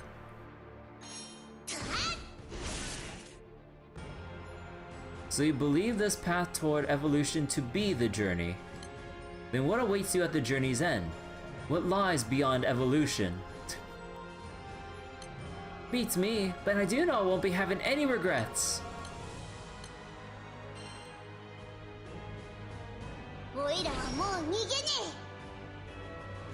If I get somewhere by my own choices, regret's got no place there. Oh my god.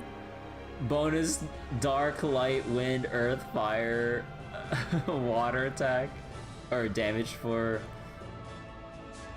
So wait. Oh my god. All those damage instances. Causality, emotion, they all converge into the cycle of destruction and rebirth. Yet the journey still holds meaning. Hundreds or thousands of years from now, is it really gonna matter what our journey meant? Cause we're not worried about that, we keep pushing on for ourselves.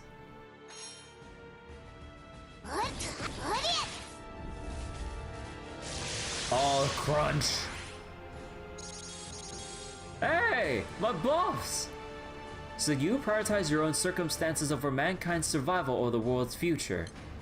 That's why I'm gonna come out on top. Our journey ain't over yet.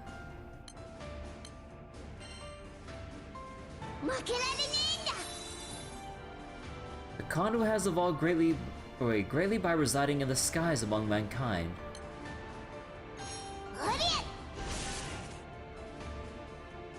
How ungodly those motivations are, but perhaps they may suit the sky's nature. And that's my answer, not as some conduit. Divinity cannot be granted, however you are worthy of power.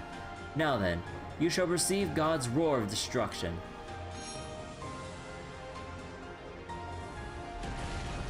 Oh. Face tank it, Veered.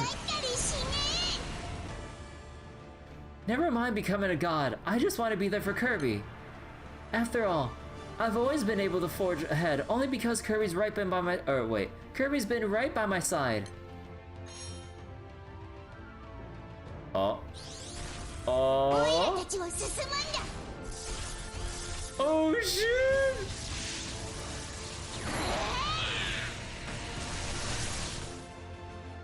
Yo, let's go. The god of destruction falls silent before Viren's unwavering determination. Now the question is, are we gonna see Viren keep using this form afterwards? or if we're just gonna pull it out once in a blue freaking moon? After proving his resolve, Viren is acknowledged by Bahamut as worthy of godly power.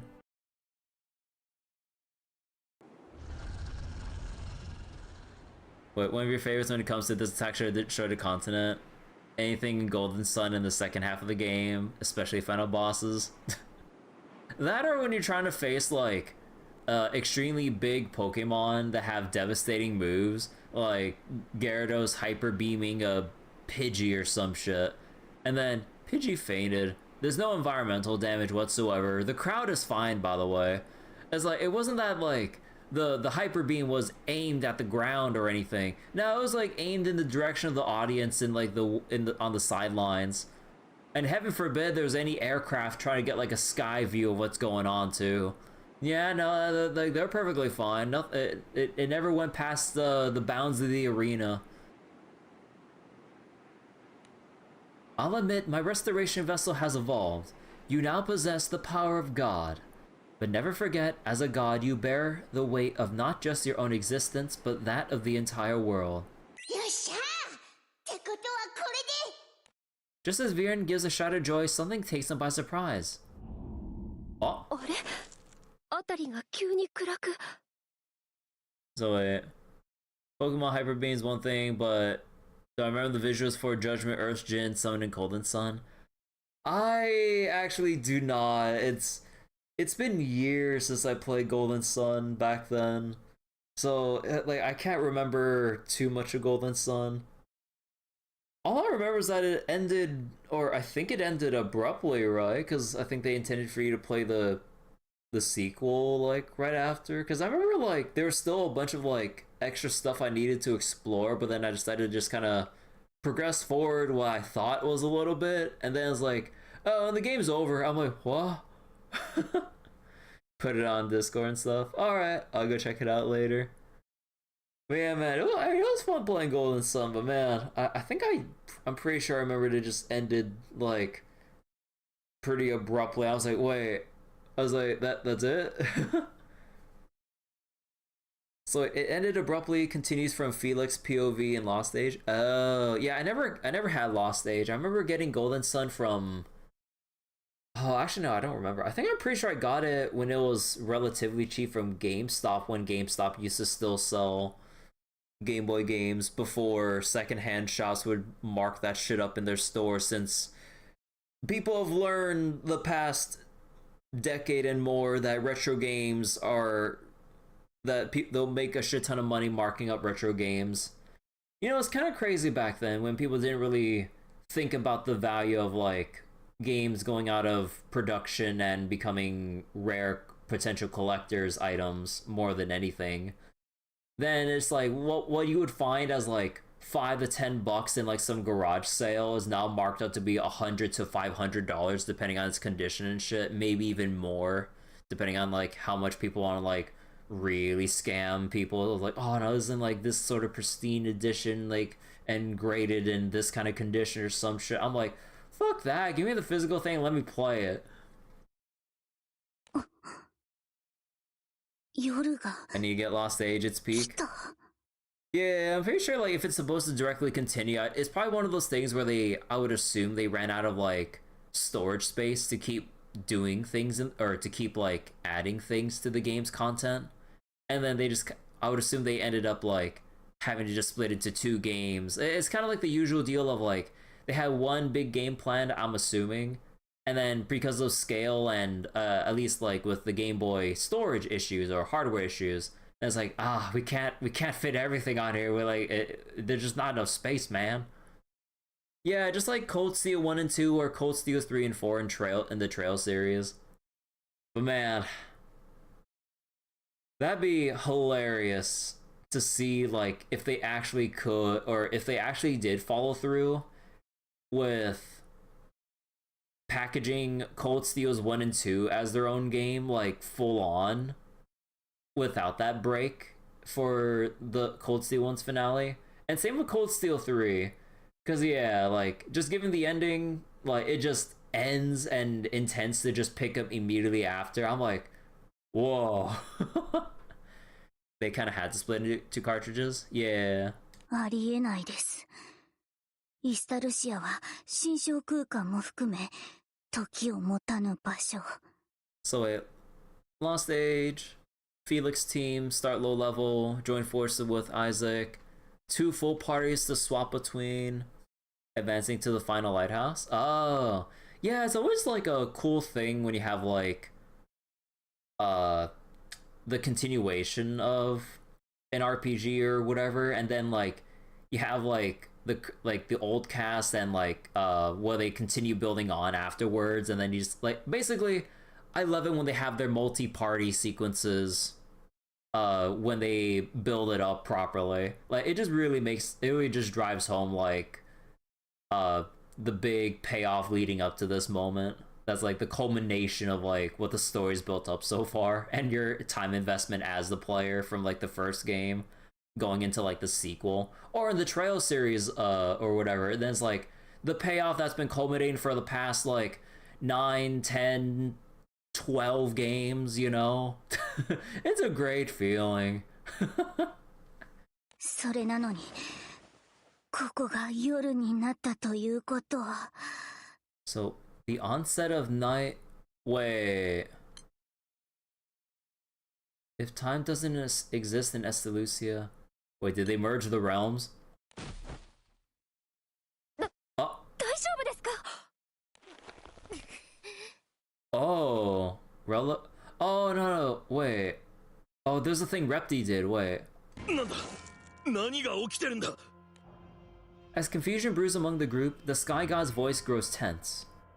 It is astral influence. Check the speaker's neck.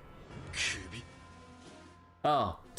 You know, thanks Bahum for pointing out the sneaky thing that Repti did that no one else noticed. Partita peers at Rel's neck and finds an unmistakable mark of power. We're a step behind. Such changes in Estalucia are a sign of the Astro God's manifestation. 星の神が空の世界への侵略ってもうそこまで動いてんのか。The Astros are using the girl in blue as a host. If the manifestation completes, she'll lose herself. Lyria. 助けに行こうぜ。今のオイラたちならきっとなんとかなる。Viren's words are filled with newfound determination and confidence. And so Kirby and the others race across Estalucia, determined to stop the full manifestation of the Astro God. Lyria, don't listen to Australia's words.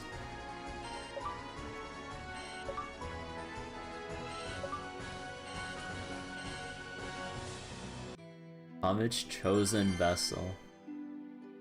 Astral Voyage.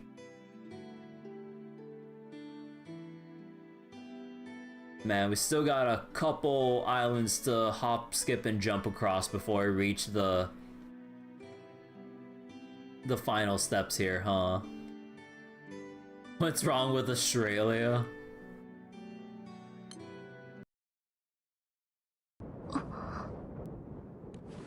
As Loki gently lays the unconscious Lyria down on the sand, her mind drifts into conversation with the astro god, Australia.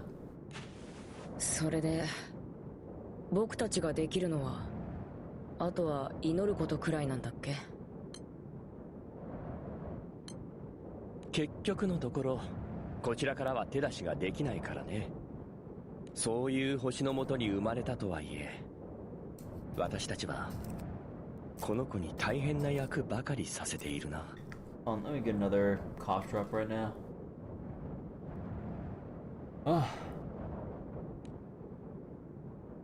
With a touch of regret and a hint of tenderness, Ballister gazes at the sleeping Lyria's profile.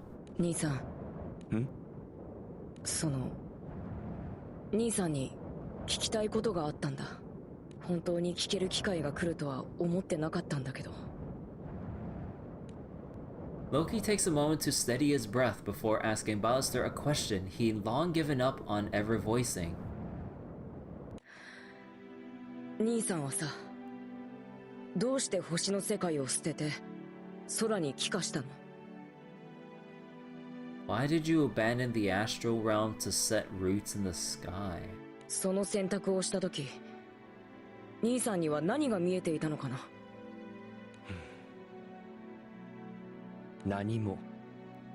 ほら、恋は盲目って言うだろ？ Love is blind. はあ？ってのはまあ、理由の半分くらいだな。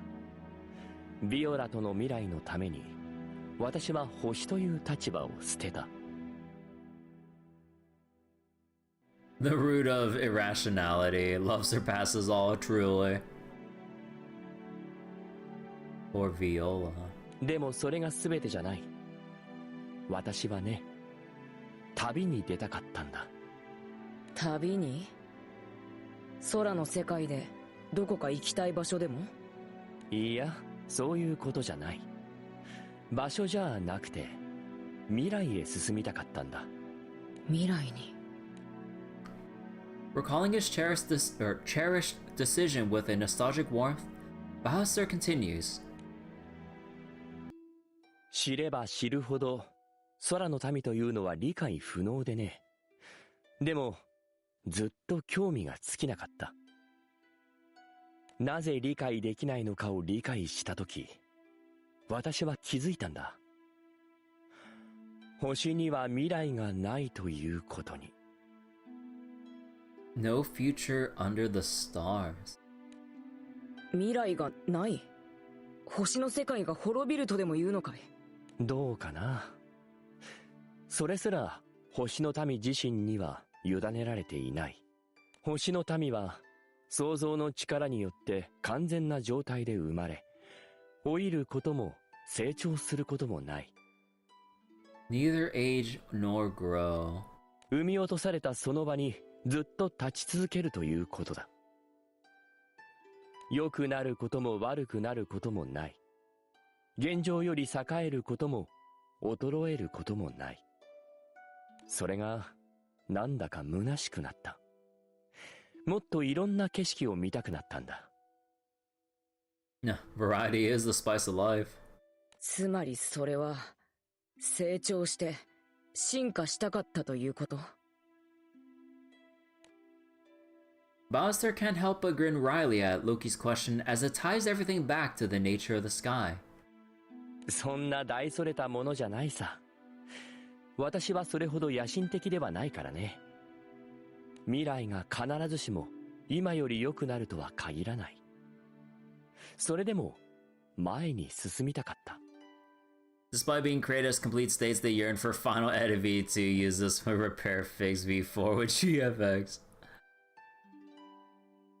I mean, you know, like, when you got nothing else to do with your life, when everything's just kind of stagnant, I mean, you just kind of fuck around with shit. You know, not realizing that they actually want something to inject excitement or intrigue in their lives. It's like, what do we do? I don't know, let's just fuck with shit, sure. Even now in death, Ballister gazes off into the distance as if still yearning to see places unknown. 旅に出る理由なんて、歩き出す理由なんて、人それぞれだ。でも、旅に出なきゃ、歩き出さなきゃ、どこにもたどり着くことはない。それだけは確かだ。If you never start walking, you'll never arrive anywhere. Yeah, the usual line. Loki responds with a self-deprecating smile. いいね、それ。僕も兄さんみたいな旅人になれるかな。お前は私にはなれないよ。でも、それでいいんだ。You'll never be me. たどり着くことは重要じゃない。歩き出すことに意味がある。現状を変えようとするなら、今いる場所から一歩でも踏み出そうとしているなら、それはきっと旅の始まりなんじゃないかな。Loki finds himself unable to reply to Ballister's gentle words, choosing silence instead. But somewhere deep in his heart, he can sense the stirrings of a new wind.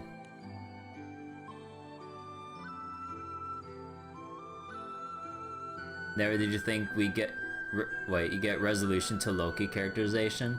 Yeah. I mean, considering, you know, just like the... like, sporadic updates between main story, the inconsistency with main story updates.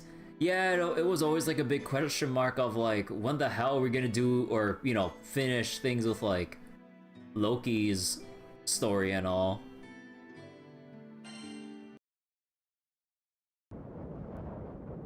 Are 大丈夫かい？今度は少し長く意識を失っていたね。はい。Lyria unconsciously stares at her own palm. 青の石。その力が私の中に。Though unseen, a lingering trace of power remains in her hand. ビューレイストさん。ん？私。It all happens too suddenly. あれ？声が出ない。What, are we pulling a ReZero where we can't mention the whole thing about the blue will? ルリアちゃん、まさか。Lyria opens and closes her mouth, but no sound comes out, only air. どうして？一体何が？ご苦労様、ルリア。アストロリアさん！ごめんなさいね。まだやることがいろいろとあるから。ここからは、この体は私が使わせてもらうね。ルリアはゆっくり休んでいて。Be borrowing this body, okay. そんな！ Lyria's voice cannot reach anywhere. Her consciousness is pushed deep within as the Astro God takes full control of her body. どうも様子が変だね。どこか悪いところでも？もう大丈夫。さっきのは、そう。ちょっと喉が痛くなって。And now we hear like that bit of that kind of like divine echoey sound effect to Lyria's voice now that Australia's taken over. Like, it's no longer just like a clear voice, it has that bit of like that weird, like, divine echoey kind of sound to it. Knew we shouldn't trust her. Yeah, the cadence and stuff. I'm bad at remembering the proper terminology for the voice sounds and shit, sorry. ビューレイストさんそうか。こうもうまくいくとはね。それはどういう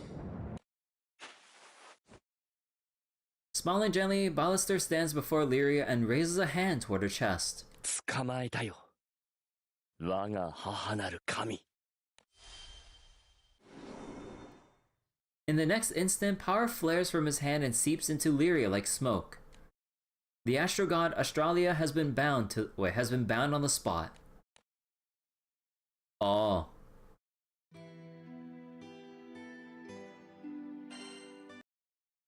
Cadence, diction, tone, you don't know which. You just throw out a word. You don't know if it's cadence. Yeah, I don't know the nuance between which proper word to use when it comes to like how a voice changes in sound or whatever to properly convey like what it was that was like altered or different from like before and after something.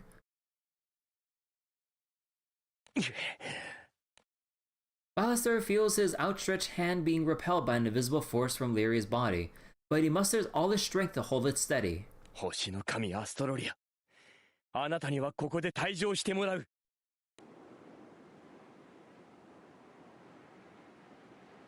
ルリアちゃんによく似た少女。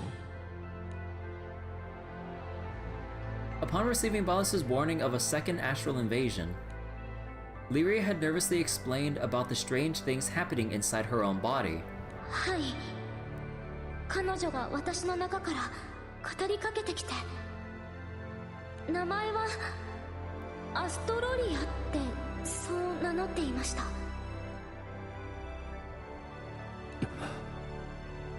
まさかとは思うけど、ルリアのコピーが作られてたってことじゃないよね。リリトならやりかねないが、事態はもっと単純だ。名前を変えることすらしないとはね。神たるおごりなのか、神だからこそ偽れないのか。Ballister looks deep into Lyria's eyes, as if trying to see the presence lurking inside her. アストロリア、またの名を星の神。創世神の片割れであり、破壊と対をなす創造を司る存在だ。やっぱりあの人がじゃあ私の中に眠る力が願いを叶える鍵になるっていうのは。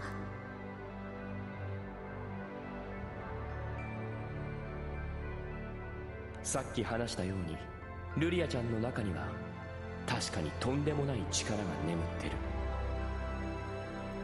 だけど星の神がただの善意で君に接触してくるとは思えない。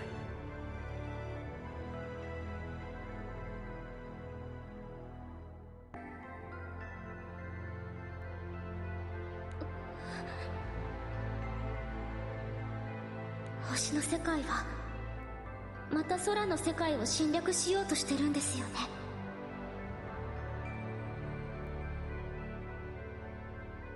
それじゃあ力には触れないようにして、もう関わらない方が。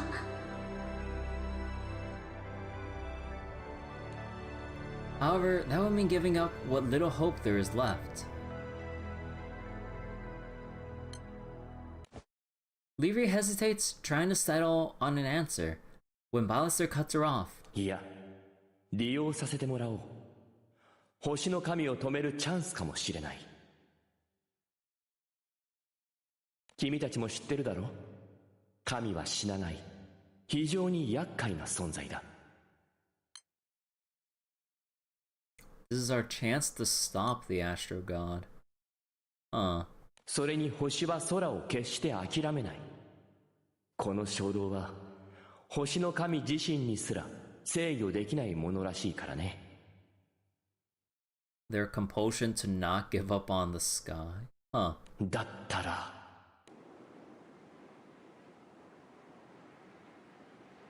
ルリアちゃんの体にお前を封印させてもらう。この瞬間が必要だったんだ。権限するためお前の全てがルリアちゃんに宿るこの時が。Ballister's sweat beating on his brow as he struggles to hold back the divine power. Watches as the girl lowers her brows in sadness. あなたは母なる神である私を裏切るの？星の民としてあなたの子として生まれたことには感謝している。だがもう私は子供じゃない。命という旅を通し唯一無二の相手を見つけて、そして私も親になった。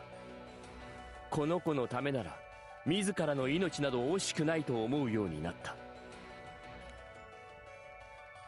His eyes show no sign of a star-born being, only the steely resolve of a father. 私はもう母の寵愛など欲しくはない。妻とこの笑顔、それだけが望みだ。ヴィオラは私と共に生を終えた。だがオルキスはまだ生きている。あの青い青い空の下で理不尽で過酷な運命に翻弄され、長い時を犠牲にしながらも必死に前を向いて生きている。そんなあの子の生きる世界を、空の世界を害そうとするならば、母だろうが神だろうが容赦はしない。 Anyone who threatens my home, be it my mother or God, will find no mercy.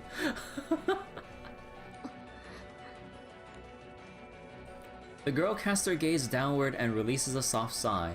But when she suddenly looks up, an apparent smile adorns her face. じゃあもういらない。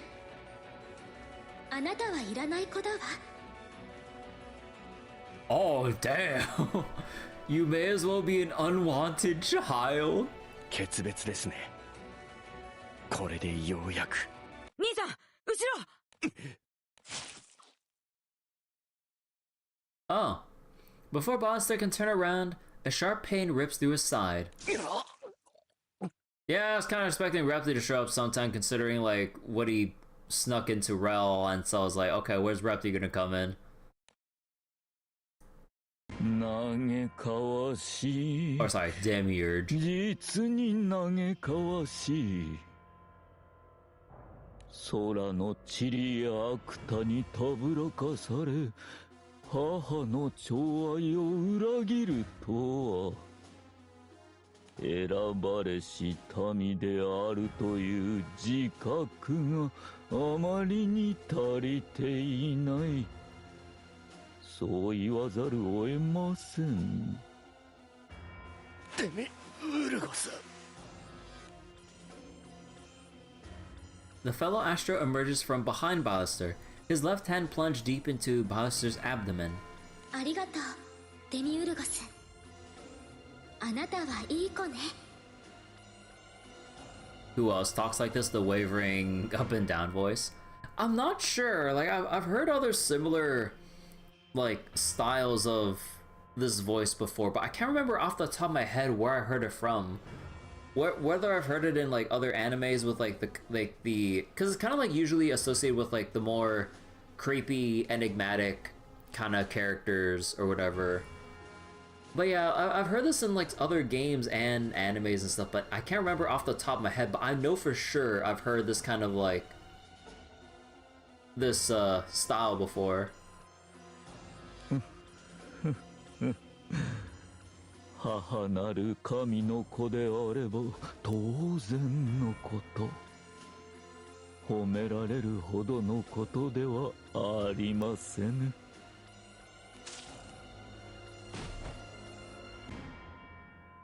Demiurge pulls his hand free and blood pours out in torrents. Kawaru, Nagisa, Eva, Gaara, Naruto. Gaara? I haven't watched like Naruto in years, and I've only seen it through the English dub. Or whatever was available in English, or whatever. And yeah, I never watched, wait, when you say you mean Evangelion, right? I never watched it before, so I don't know shit about it.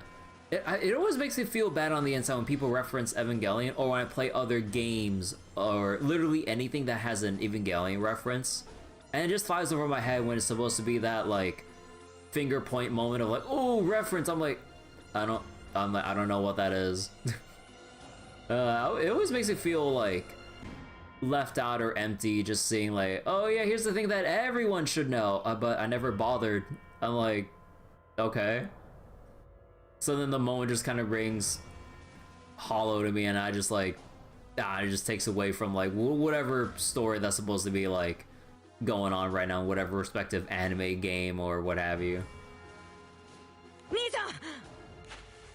Loki rushes to Ballister's side to lend a shoulder. Leaning on his brother, Ballister manages to stay standing on his own 2 feet.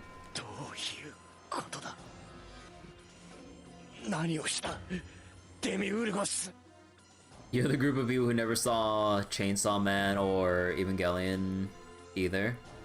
Yeah, I know like a lot of people like Chainsaw Man. I just never took the time to look at it myself. なんという衰え来光の名で呼ばれたあなたが状況すらつかめぬとは。ここはイスタルシアだ。レールの許可がなければ心象空間は移動できないはず。それに研究所の一研究員だったお前にここまでの力は。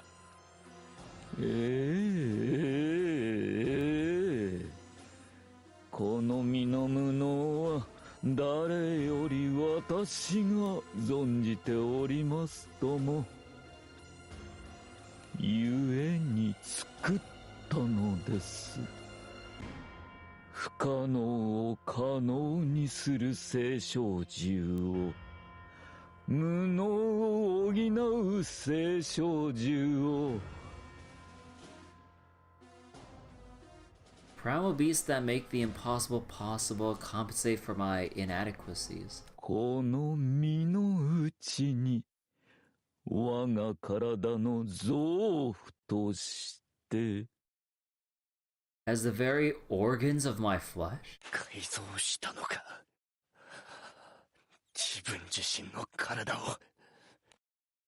The disgust is plain on the faces of Ballister and others, and yet Demiurge seems almost proud as if basking in praise.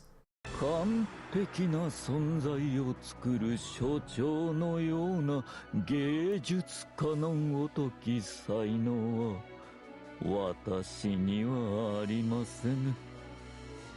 しかしながら必要なものを必要なだけ作ることには長けておりましたゆえ、イスタルシアや預言者ですらそこにあるならば応じた獣を作り出してみせましょう。くっそ、すまないロキ、ルリアちゃん。兄さん、ダメだ、そんなの。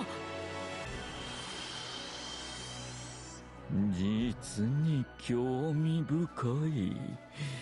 肉体のごとく傷つけられた魂は果たしていかような末路をたどるのか。消滅か、あるいはさらなる死後の世界があるのか。興味が尽きぬところではありますが。While Loki frantically tries to revive Ballister, Demiurge bows respectfully to the Mother God. 預言者に仕込んだ獣も効果を発揮した頃でしょう。The beast I planted within the speaker? Oh. 準備がいいのね。それじゃあそろそろ向かいましょうか。デミウルゴス、あなたには特等席で。いかがなさいました？ Suddenly, the girl's face twists in pain. When she looks up, the stars have vanished from her eyes. ロキさん。 Hey, Lyria is back. ルリア。アストロリアさんは私が抑えます。だからロキさんは。ビューレイストによる封印が部分的ながら作用しましたか。しかし封印とはほころびがあれば脆いもの。端末の魂が塗り替えられるのも時間の問題でしょう。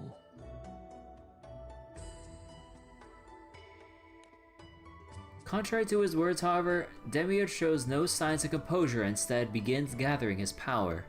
母の帰りを待つ。この甘美な時間を台無しにされぬよう、邪魔者は排除するとしましょう。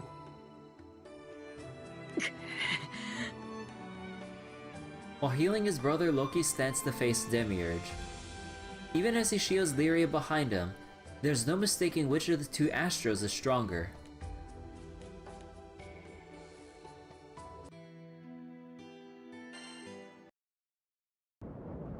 Around that time, signs of the Astro threat begin to appear in Estalucia. The 4th Fleet of the Crew of Enforcers 2 was investigating the matter on its end. Actual Alicia content in current year, or well, whenever this came out.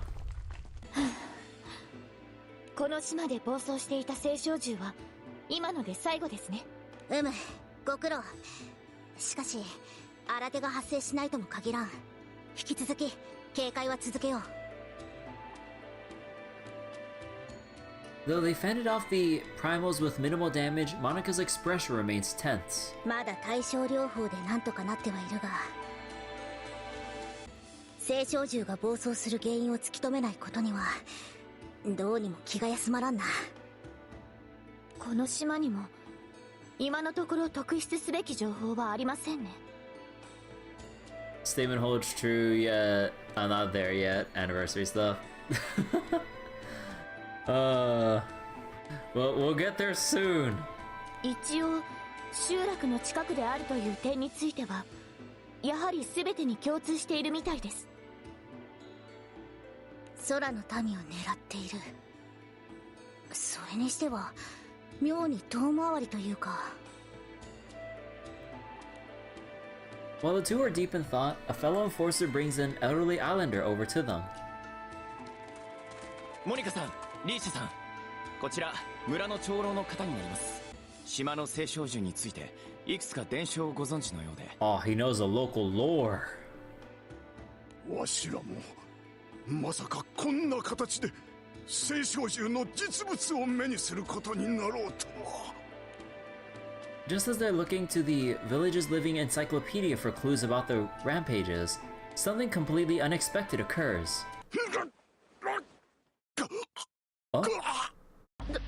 どうされました？村に医者はいるか？船に待機している医療班にも連絡を。はっ。 The crew member starts to run toward the airship. どうした？何が起きている？ Suddenly, both the elder and the enforcer begin to writhe in pain as everyone watches in confusion. Their bodies slowly transform into particles of light. 一体何が？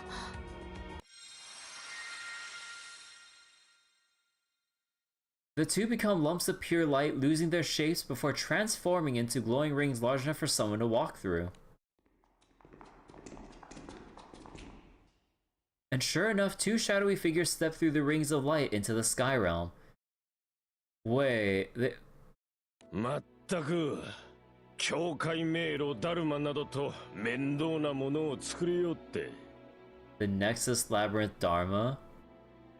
しかしこの方法なら一石二鳥です。さすがは我らの母なる神だ。 Dharma mentioned.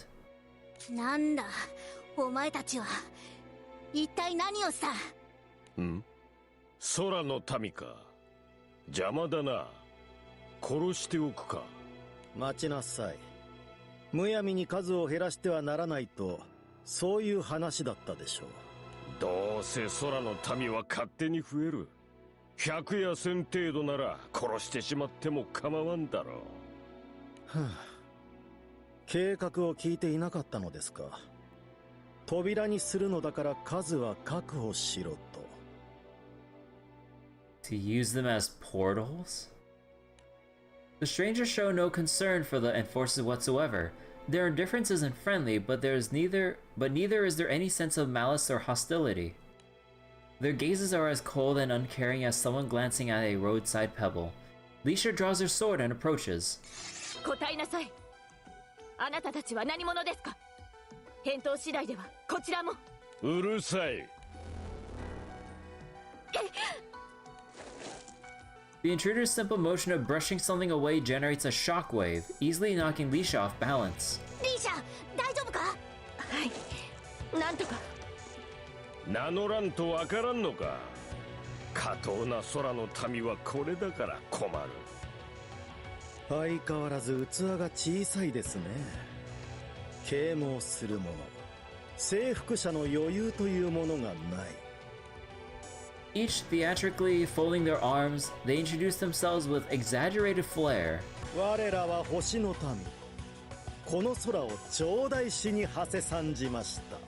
星の民だと。先の出来事についても答えを求めている様子でしたね。しかしあれはあなたたちが悪いのですよ。境界迷路ダルマを作り、星の世界から空の世界へと来られないようにしたでしょう。 War type shit.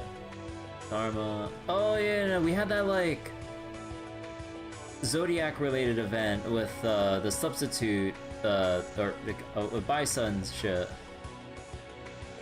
なので境外因子を持つあなたたち空の民を扉として使わせていただくことにしました。 Zodiac TMZ. Use Skydwellers with boundary imprints as portals. 空の民には境外因子を通し力を引き出す者がいるようですが、それとは逆の構図ですね。 So people that can somehow wait.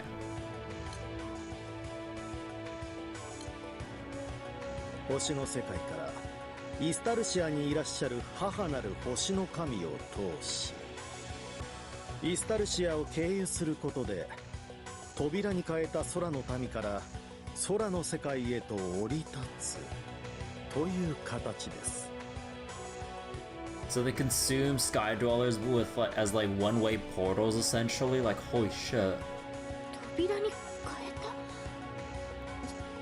た。じゃあ二人は。 Blue hair power. 残念ながら使い切りになってしまいましたね。 Jesus, yeah, they really have just used them or are just using them as one-use portals. 境外因子が薄いものほど扉には変えやすいのですが、耐久性には問題があります。星の民と言ったな。ここ最近の青少獣の暴走もお前たちの仕業なのか。境外因子を通した移動の実験のためだ。遠隔で力のみを送り青少獣に干渉したのだ。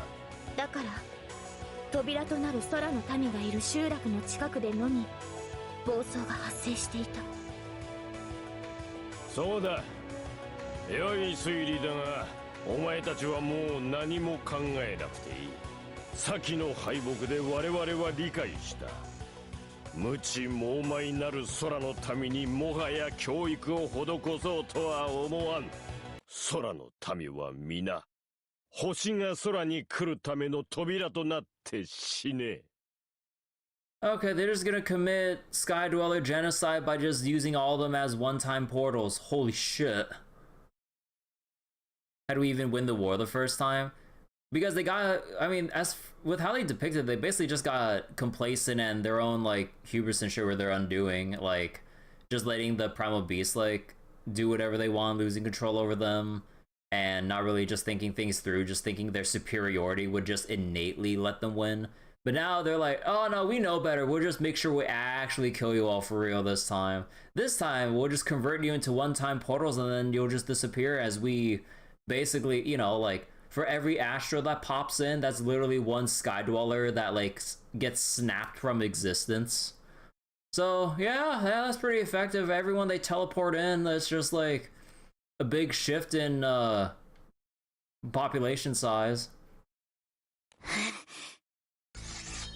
Faced with their plain hostility, Monica and Licia ready their weapons for battle.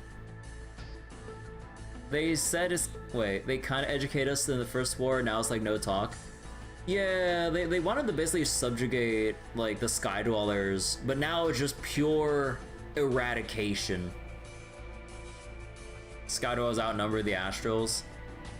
Well, I mean, they can still like remove a good chunk of Sky Dwellers in general, while like their abilities would basically easily wipe out, I don't know, hundreds or thousands of Sky Dwellers for every one. I don't know. I don't know shit about warfare. It just depends on how people write shit. ああ、ご心配なく。我々があなたたちを殺すことはありません。我々は先見隊なのです。母なる神はイスタルシアにおいて、まだ完全な権限をなされていない。権限した母なる神が死生の座へと至り、イスタルシアを征服されたその時こそ。Claims the sacred perch and conquers Estalucia. 我々は空の民すべてを扉に変え、全軍を星の世界より送り込むことができるのです。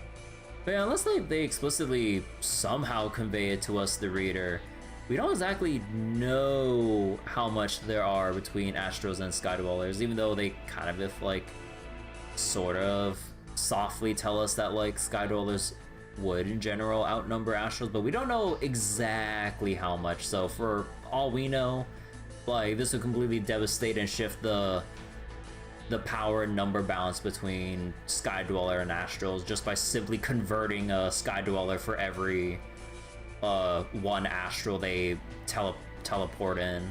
I don't know. Despite their words, the Astrals too are gathering their strength in preparation for battle. しかし、この作戦はあなたたち空の民が皆自害しては成り立ちません。全軍を送り込む準備が整うまで、自ら命を絶つことがないよう拘束させてもらいます。The sudden declaration of the sky's end feels most extortionate. Those without power have no choice but to obey. And so, faced with these fabled invaders, the Sky Dwellers draw their swords, fighting simply to survive.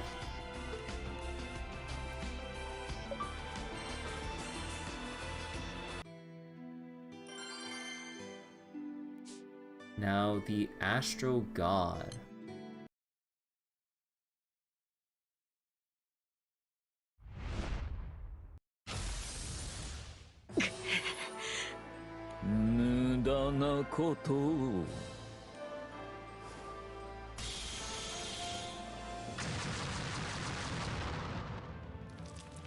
Orbs of light float around Demiurge, and with a flick of his staff, energy beams slice through the air.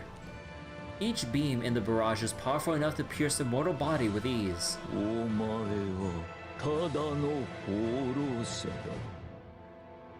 星の民として特別な才もなければ空を狩る旅人でもない己のある場所を定めずどこへ向かうでもなくふらふらふらふらと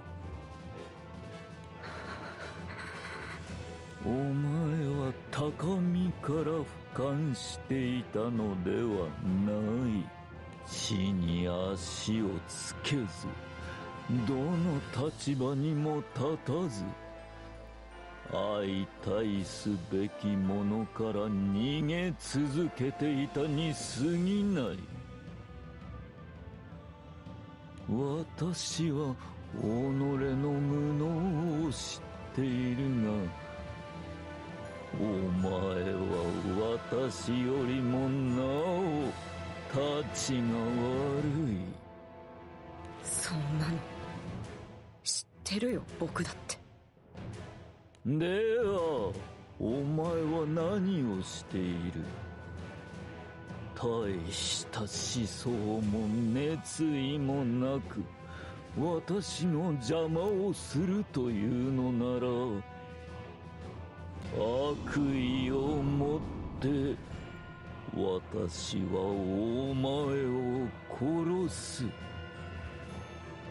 楽に死ねるとは思わないことだ。 I'll end your life out of malice and spite. As Loki faces off against Demiurge, behind him are two silent figures. One is Loki's grievously wounded brother Ballister. The other Lyria, who has finally lost consciousness herself while keeping Estalucia contained within her.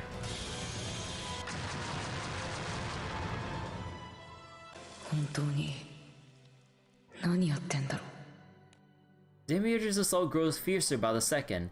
Each stray beam chips away at Loki's power and spirit. 柄じゃないところの話じゃない。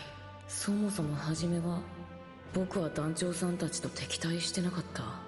でもなんで敵対してたんだっけ。思い出せないな。ああ、そうか。そうやって大した理由もなく動くから僕は旅人じゃなくて放浪者なのか。Drenched in sweat and forced into the defensive with no chance of winning, Loki flashes a cynical smile. すごいな。僕なんかより僕のことをよくわかってる。ずっとどうでもいいことばっかりだった。何もかもくだらなくて。じゃあどうして僕は必死になって二人を守ってるんだ。僕がイスタルシアに来た理由、僕をここまで導いてくれたのは。 Lost in a downward spiral, Loki nearly collapses to his knees when suddenly... Lyria!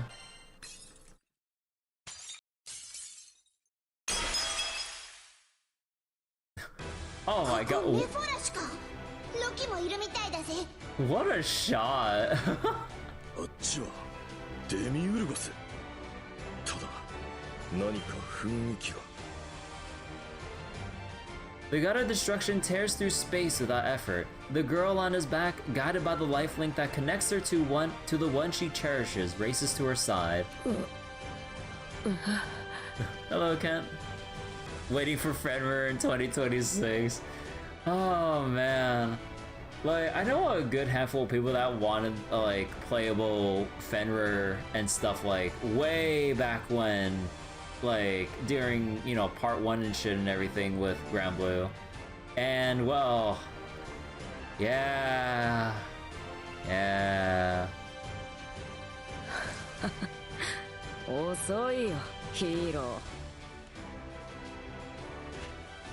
Remaining wary of Demiurge, Kirby and the others descend into the Mindscape's version of Mepharash.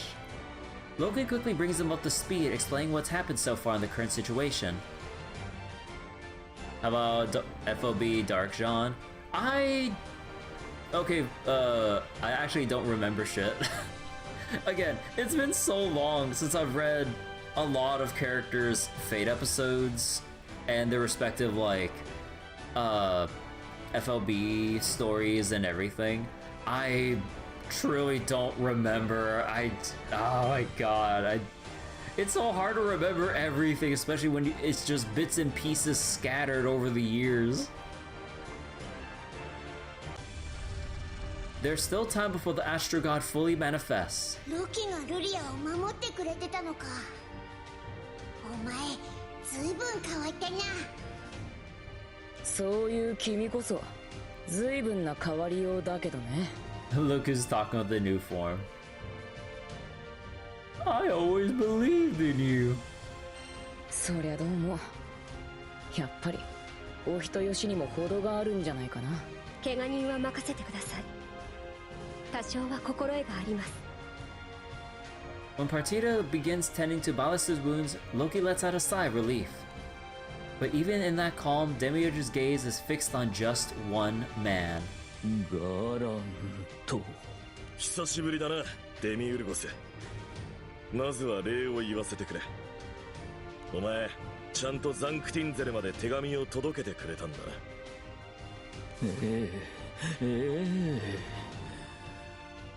秘伝に不義には働けません。見た目こそ15年前と変わったが、中身はそう変わらないらしいな。イスタルシアに戻ったのも全ては星の神のためなんだ。星の民が他に何を願うというのです。たとえ舞台を去ろうとも、我々は母なる神の子供。とにかくお前たちに空の世界は渡さない。ここからは俺が相手になるぜ。Galath moves to shield the others, then calls out over his shoulder to Kirby. お前と B はルリアちゃんに声をかけ続けろ。まだ希望はあるはずだ。Kirby nods, takes Lyria's hand, and proceeds to call her name again and again. Lyria! 目覚ませよ。星の神なんかに負けんじゃねえ。 Though Lyria's body grows cold, their voices manage to elicit a faint response from her. ルリア。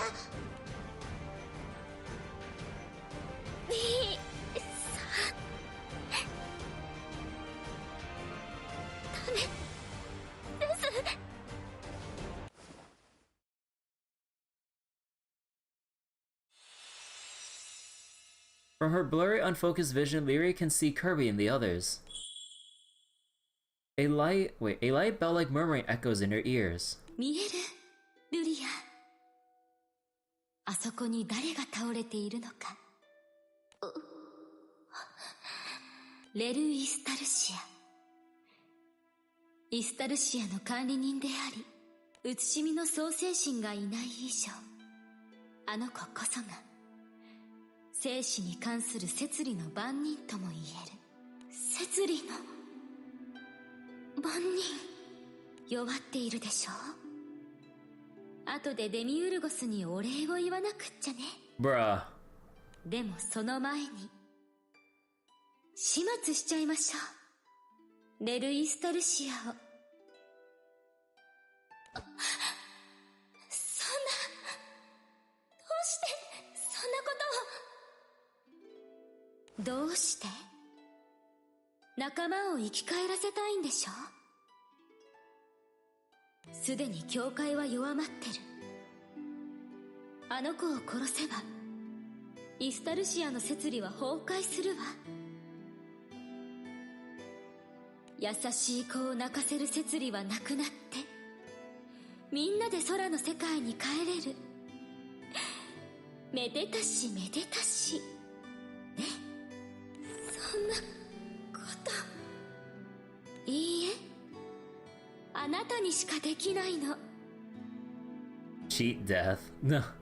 レルは立場上その性質は神に近い。偏在する神と同じようにそう簡単には消滅しない。けれど青の意志なら、神々よりも大きな運命を味方につけたのなら、不滅を滅ぼすことだってできる。 Just literally write them out of existence, like holy shit. 青の意志を扱えるのはあなたという器だけ。 Lyria's thoughts grow hazy and sink ever deeper, numbed by the Astro God's whisper. ピューレイストさんには言えなかったけど、私が青の意志に触れたのはアストロリアさんを誘い出すためだけじゃない。アストロリアさんの言う通りにすれば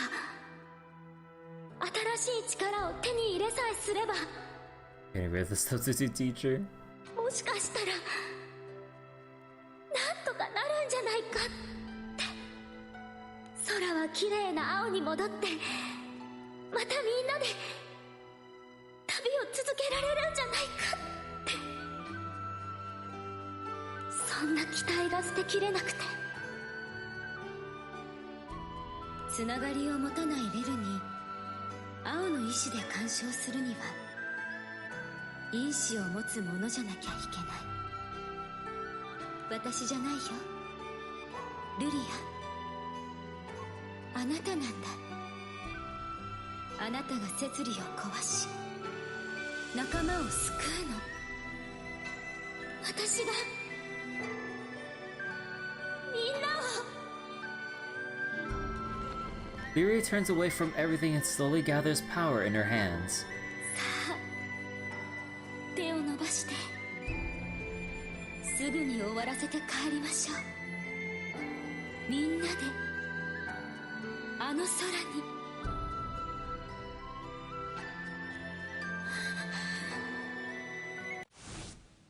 隔離を倒したらまた一緒に冒険するんだし、そんな不安そうな顔しないでよね。まあここは見せ場を譲るとでも思っといてくれや。また一緒に旅を続けるために、今は少しだけ別々の場所で頑張ることにしましょう。大丈夫だルリア。君はもう一人じゃないんだ。 Just before she can take the blue will into her hand, Lyria abruptly clasps her hands to her chest. ルリア、何かを犠牲にして前に進むのはもう嫌なんです。私たちは手に入れるために前に進むんです。失うためなんかじゃない。みんなが守った世界も、みんなのことも、私は全部絶対に諦めません。 Though temporarily stunned by Lyria's determination, Australia soon flashes a smile again. これだけ弱っていればレルが邪魔をすることもないでしょうし、終わりにしましょうか。バイバイ、ルリア。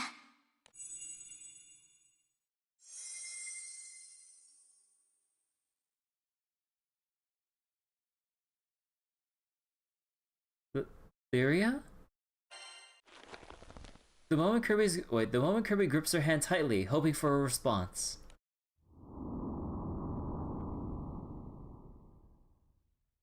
急に夜になった。これも心象空間とやらの特徴なのかな。そうじゃねえ。イスタルシアが夜になるってことは。 The remaining time has fluctuated. Everything must be in place now. In the next instant, a blinding violent light bursts forth from Lyria, as if a newborn star is birthing itself. まずい。歓喜の時来たれり。この時を心よりお待ちしておりました。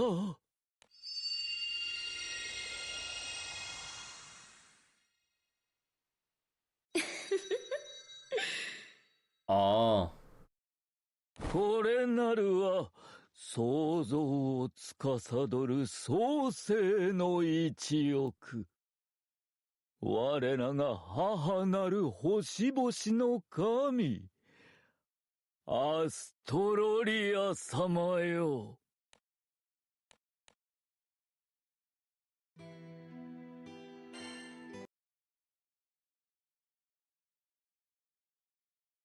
Is the one letter away. 久しぶりね、バハムート。 The not quite mortal girl glows like a star in the night sky as she smiles at the god of destruction. 再会を喜ぶような間柄じゃないけど、懐かしい顔が見られて嬉しいわ。 I harbored no such sentiment. Regardless, this encounter is an opportunity.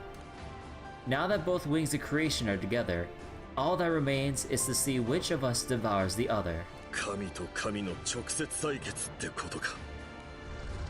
Since the time of our split, the sky has evolved through destruction and rebirth, but the stars hold dominion only over creation. Oh, have you slept in late? Hey Bryce, yeah, Bahamut's gonna throw hands with Australia. Yeah, good evening, how you doing? And also Viren transformation, I finally see the actual, you know, transformation in story rather than getting the spoiler through the Granblue's comic strip. A god who knows nothing of evolution cannot win. The result is already clear. 怖い。確かに。あなたの言う通り、私の力はあなたには及ばない。 Power of a kangaroo. Crikey. でも、いいの？そんなことをしてしまって。 Wait. そうだぜ。ルリアはどうなったんだよ。その星の神の体はルリアのものなんじゃねえのか。 The conduit was destined to perish from the start. To compare the conduit's fate to that of the sky's future is utter irreverence. そんな。 This ends now. Tremble before my roar. As Bahamut draws the searing fire and radiance of his wrath, Kirby instinctively moves to shield the Astro God. However, ありがとう。でも、その必要はないわ。だってバハムートはもう何もできないもの。 as if to affirm those words, the Sky God suddenly ceases all movement. Bahamut's body begins to break down, dissolving from the extremities into pure light. What did you do? ルリアの中の聖少獣バハムートを通して青の意志に触れてもらったわ。 Oh, right. その影響であなたはどこまでも進化する。 You'll now evolve without limits? より高位へと至った神は個を崩壊させ世界や運命に溶けていくの。まるで青の意志みたいに。 That's one unique way to kill a god. Make them transcend so far they'll dissolve and merge into fate, into the world fate or threads of fate itself. Like, holy shit.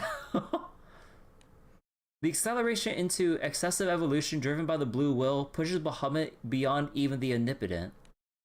But that evolution means losing all shape, form, sense of self, turning into a vague and undefined existence. You know, that is a unique-ass way to kill a fucking god. But, oh wait, the Sky God Bahamut is now dispersing into the world through the very act that defines him. My restoration vessel. You have already joined the ranks of gods. That is why I will entrust everything to you before I'm completely gone. Be the sky's faithful guardian of evolution, youngest dragon of destruction. Turn to essence and ammo.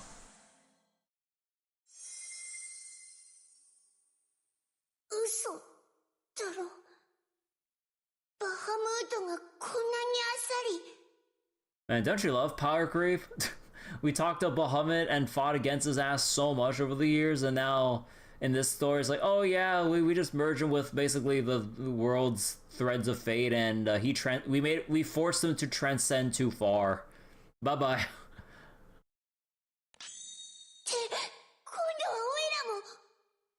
まるで伝染病みたいだね。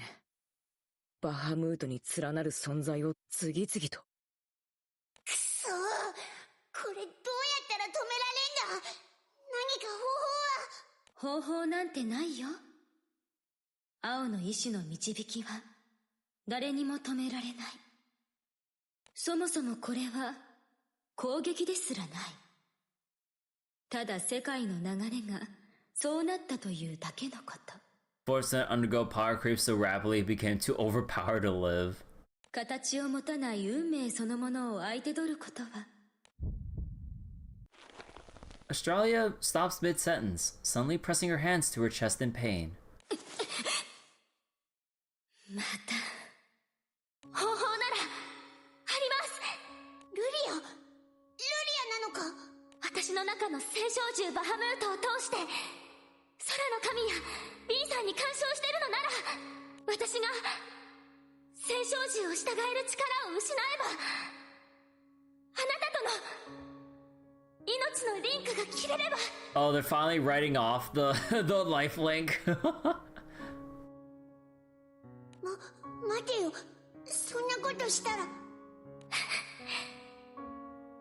私の命のすべて受け取ってくれますか。 Thank fuck. Because like initially, like we had the whole thing about the life link, but then we just didn't really make use of it over the years. It's kind of lost its like relevance pretty much, and only ever rarely, once on a blue moon, they remember to, for plot convenience or whatever, like bring it up. Like on the cases they probably actually reference it like beyond the initial arc, probably. I could probably count on one hand, but I don't even remember when those occurrences were. Using the last of her strength, Lyria gives Kirby one final radiant smile. Only served to work as a shackle for the protagonist. Yeah, like it's only just there for like, oh yeah, if Lyria gets kidnapped, then we're basically on a slow but sure death timer, or we use it as like some fucked up sense of like echolocation of like, it's like I know I'm far away from her, but because of the pain I'm feeling, I could vaguely feel that she's still around somewhere in this direction. Like I might be slowly dying because of the distance issue, but if I'm slowly dying, that still means she's still out there or some shit. And then it's just kind of, yeah, like I don't know, like beyond that initial shock of the, oh yeah, our lives are now linked, like it didn't really serve that much meaningful purpose in the main story. In the third Roboma, even Dancho's pain of being stabbed kept Lyria from maintaining Bahamut. Yeah, and they share like pain and shit and all that too. 私のすべてをあなたに渡して命のリンクを断ち切ります。それでビンさんへの影響は収まってアストロリアさんとも全力で戦えるはずです。 No. でもきっともうこうするしかないんです。それにアストロリアさんが青の意志を使えるようになったのは私のせいでもあるから。私が偽物と分かっていても希望にすがろうとしてしまったから。だからここでさよならです。 Her voice is strong and unwavering, veiling the delicate sorrow that lingers beneath. ありがとう。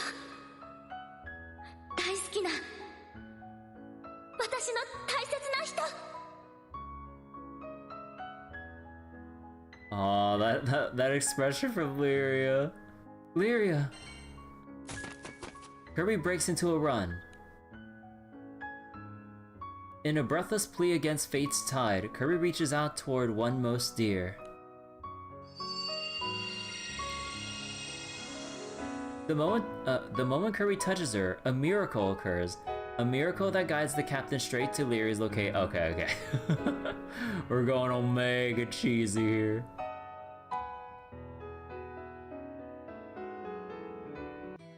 This is now the moment for miracles. Inside the Astro God, Lyria faces countless primal beasts alone. Oh man, we're gonna have like Lyria soloing like every primal beast we fought so far. You know what? Sure, let's go. Surely Lyria can throw hands now, right? Oh. It's a rare Garuda appearance.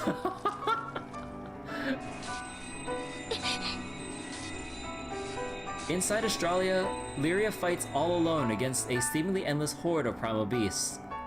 Ah, the consequences of our actions, like amassing all these collections of primal beast power over the years. The primals under the Astro God's control attack relentlessly, intent on erasing every trace of her being. Wait, this bit does make sense when you consider lifelink and the bit where being singularity makes Dancho being able to defy fate. Yeah, I guess like yeah, there's a whole thing about the singularity's existence and their level of influence on fate itself, and yeah, there is like the lifelink being able to basically be able to ping each other's locations in a way. Yeah, so yeah, like as cheesy as that was, yeah, no, it does make sense within context of like, yeah, the singularity concept and what we do know about how lifelink works between Dancho and Lyria. 私自身の力でできることはこうして身を守ることだけ。でも少しでも長く自分を保ち続けないと、私の存在がアストロリアさんの動きを少しでも鈍らせるなら、ほんの少しの影響でも空を守るために戦えるなら。 It's that one primal beast, I forgot its name. However, Barry's crack. Wait, it's guy. I like my eyes like. Okay, misread the second line. However, cracks soon spread across the barrier covering her. It is clear she's at her limit. もうすぐ命のリンクも完全に切れるはず。でも最後の一瞬まで私は。 Oh, hey, Titan! Oh, it's bringing down the sword! One of the primal beasts puts everything it has into a single strike that shatters Lyria's barrier. Oh, it's a Zaoshin, that one primal beast. No longer shielded by a barrier, Lyria is about to surrender herself to the fangs of an attacking primal when... Whoosh!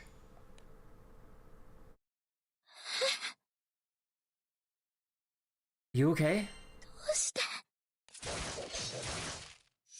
Rushing in front of Lyria to shield her, Kirby cuts down the primal beasts one after another. Once all the nearby primals are defeated, Kirby finally stands face to face with Lyria.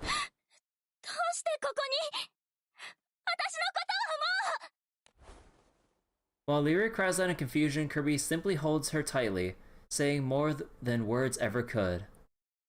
I've already lost too much.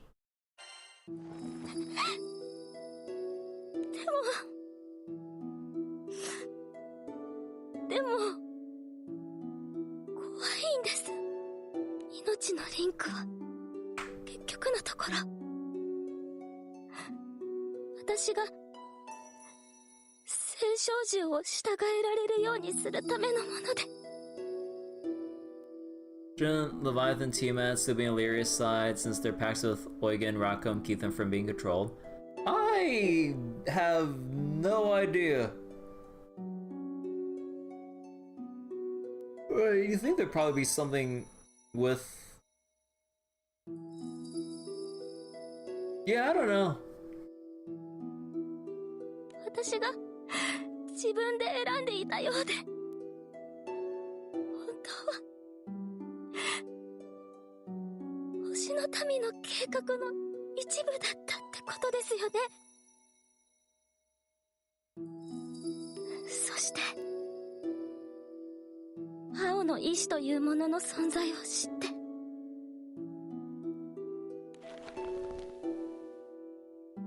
Partly to suppress her fearful trembling, Lyria hugs Kirby back with all her strength.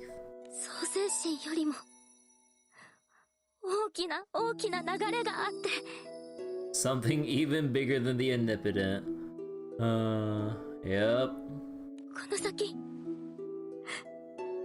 旅を続けることができても、それも青の意志だったり、誰かや何かの思惑で。 There's always that kind of dumb thing in writing where it's just like you have the initial scope of the story and then it's like, oh, so something else even grander out there that's the true thing. 私たちはまた大切なものを失うんじゃないか。 Although I guess like it would go over the final line of ridiculousness if there's something the mastermind of the mastermind or some shit. Like, now that's when it goes way too far. It's like, you can only do that once. Going beyond that is like, okay, now you're just taking the piss.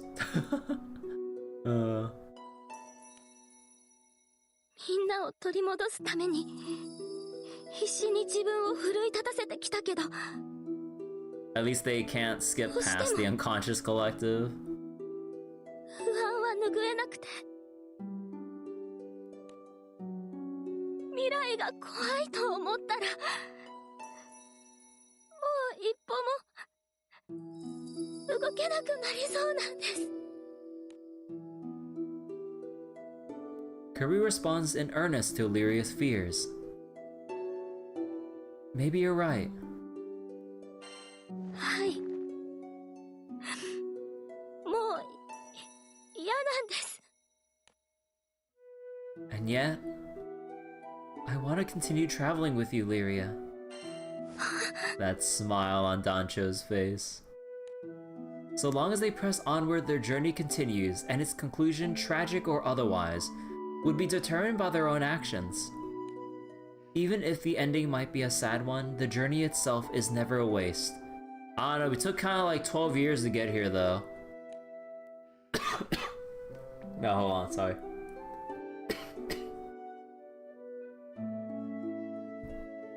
Moreover, the journey is far from a lonely one. As long as the two are together, they can overcome anything. まだ終わりじゃないんですよね。私たちが足を止めないのなら。Hearing those words, Kirby nods and squeezes Lyria's hand tight once more.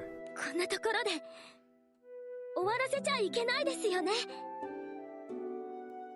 You kind of want to see the blue wolf fight, as well as formless beings can fight Alaya from Fate. Huh. Oh yeah, I remember like reading a thing about like what was it? Well, the whole thing with like Fate Strange Fate going on right now. I kind of read like an extra tidbit about Flat. I guess I'm not sure if it was like in whatever extra lore materials or whatever, but apparently if like Flat never met Waver, like Flat just becomes an absolute menace to the world that Alia like basically summons up shit to basically put to basically stop Flat from just like killing everything or some shit. I'm like, god damn, I mean, Flat's crazy, like, he's crazy strong, but holy shit, like, without Waver basically instilling in him, like, basic-ass ethics and morals and shit, that's like, oh my god, he turned into a terrible person. I mean, like, it's like the usual Fate thing of, like, if you just, like, impart even the most basic bare minimum sets of, like, ethics and morals, the world of Fate would be a better place. To any mage. だってまだ私たちは何も取り戻せていない。 There's a theory that Flat is like Void Shiki. I still don't know or remember much about Shiki in general. I've never seen Kara no Kyokai. 悲劇で終わらせないためにまだ歩き続けないと。 But yeah, when I read that, I'm like, I know like they're building up, or they want to show Flat, like, you know, demonstrate like how strong he is in universe, but I'm like, so what if he didn't meet Waver? It's like, oh no, I was like, that's all bad apparently. like this kid has to make sure he interacts with Waver. So wait, even in Kara no Kyokai, around for a single convo? Oh, Waver just so interesting that they kept him grounded. Ah. Lyria raises her head with renewed resolve. Another horde of primal beasts charges toward them both. Wait. Oh, that's all the showdown primal beasts, like Cocytus, Sagittarius. And is that oh, what was that? What was the dark element one called? I forgot.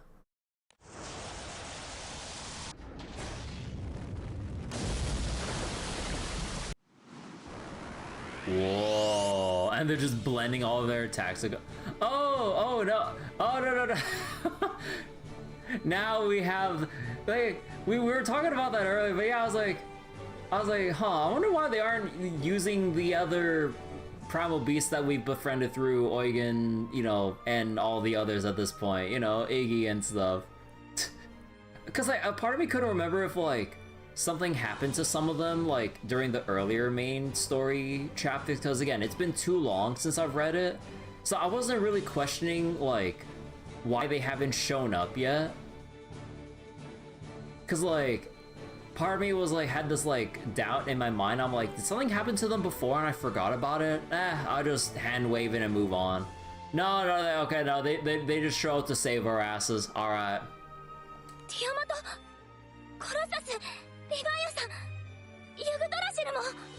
So wait, she's just someone who was born connected to the root, thus both omnipotent and omniscient. If Flat is also like that, it explains everything he does. Huh. As if to remind the two that it's not the journey's end, but the journey itself that matters. I talk. It's kind of silly how much like they keep hammering in the message of the whole journey, not the destination, kind of little message they keep wanting to impart to us. But when are we gonna get Granblue Fantasy Beyond Journey's End? We need Granblue Fantasy the After. Oh no, not the After Years. No. The two primal beasts bound to Lyria emerged to defend the two. Even if the journey was someone else's plan, all the bonds made along the way are irreplaceable. It's all about the friends we made along the way.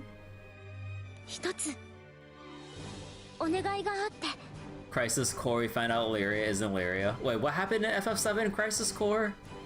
Like, I don't know the whole, like, lore behind FF7 games in general.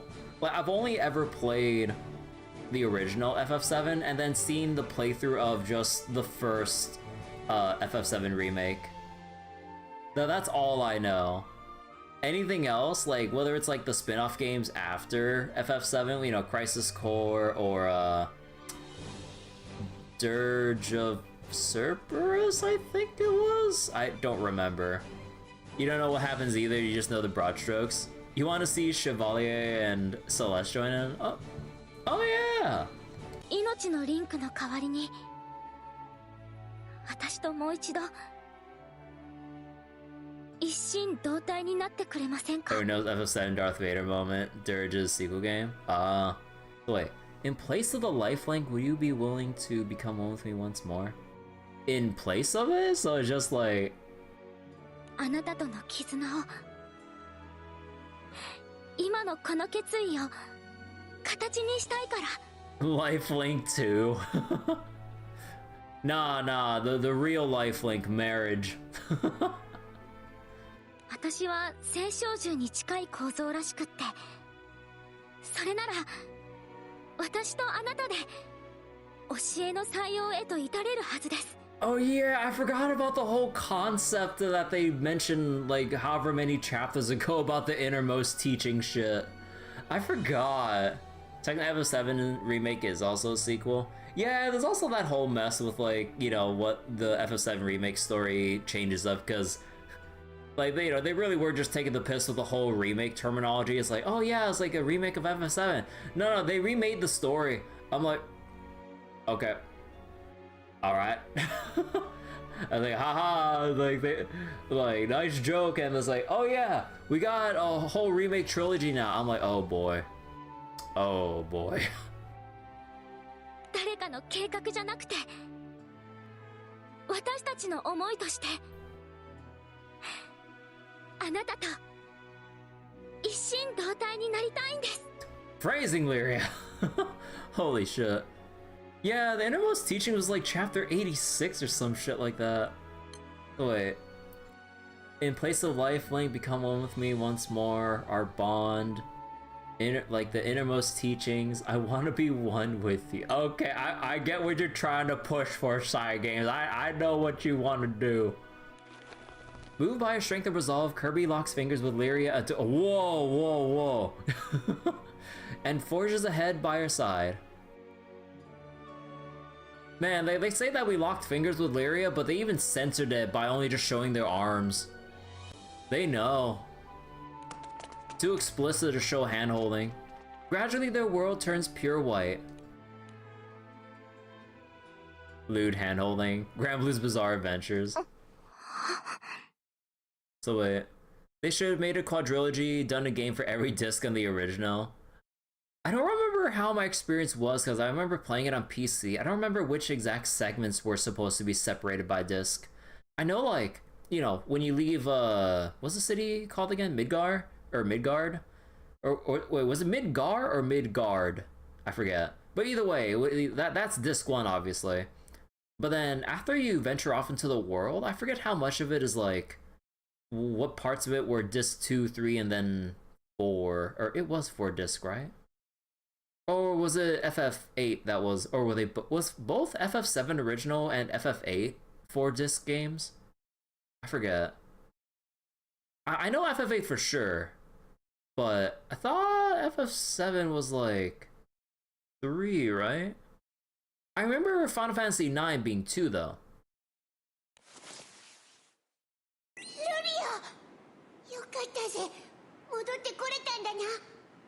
So wait, tap an inmost fusion so we can have a stand. Oh yeah, yeah. Fusion dance.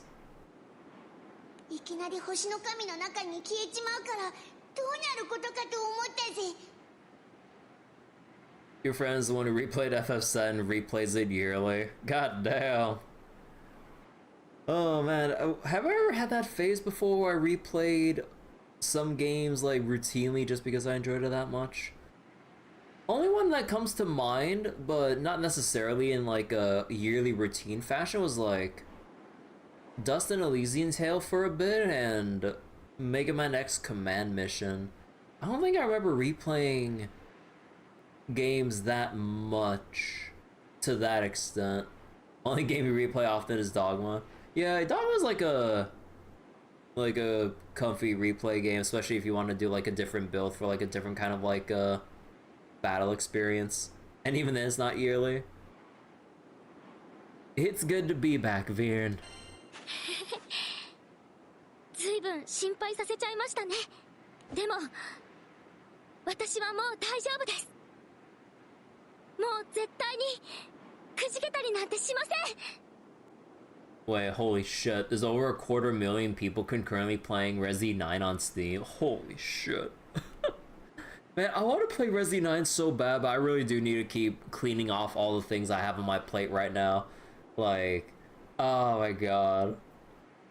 But also, again, like, I think I'll actually be patient and wait for, like, whenever it gets, like, its first big sale. And probably wait for, you know, patches and other stuff. Although I hear that Resi 9 is actually pretty optimized from the reviews I've heard. As soon as a sense of calm returns, the two icy gazes bear down upon the crew. Lyria, 本当に残念だわ。 Borderlands 2 crying in the background, not eating the months. Yeah, like, I've really just left Borderlands 2 to just gather dust and everything. Not even on the back burner before it, like, it's just like getting cold with a layer of dust. It's not even staying warm. おお、どうか悲しまないでいただきたい。母なる神を傷つける者は私がすぐに始末しますゆえ。いいえ。あの子たちは私自ら相対さなくてはいけないわ。You replay Skyrim the most. その選択が間違いであったことをきちんと教えてあげるために。You know, Australia has like the funniest thing that she could possibly do, and like when trying to fight us, you just pull like the fucking chancla or the sandal and just like chuck it at us. An astral level like sandal or flipper or whatever, just like throw at our fucking face. It'll never miss its mark. デミウルゴス、お前の相手はこっちだ。まだ積もる話もしてねえだろ。ガラント。それが望みというのなら、母なる神よ、万に一つもありえないでしょうが、どうかくれぐれもお気をつけください。こっちはこっちで何とかする。だからお前たちは星の神を頼む。Goliath and Demiurge break away, gauging one another as they put distance between themselves and Kirby's group. もうこうなってしまっては、あなたたちは私にとって存在している価値はない。空を治めるという星の悲願、創世神への回帰を邪魔するというのなら、あなたたちにはここで消えてもらいます。 But I will unmake you where you stand?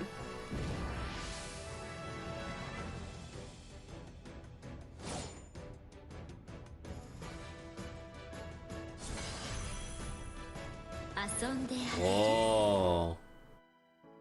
Together there's nothing we can't get through. Yes, we have to protect everyone in the skies. I'll put an end to this all, don't worry. It'll be over in a flash. Triumph in the battle that decides the Sky Realm's fate. Oh my god, like, wait. Why does Lyria and Viren get this much HP but Dancho gets fuck all? Hey!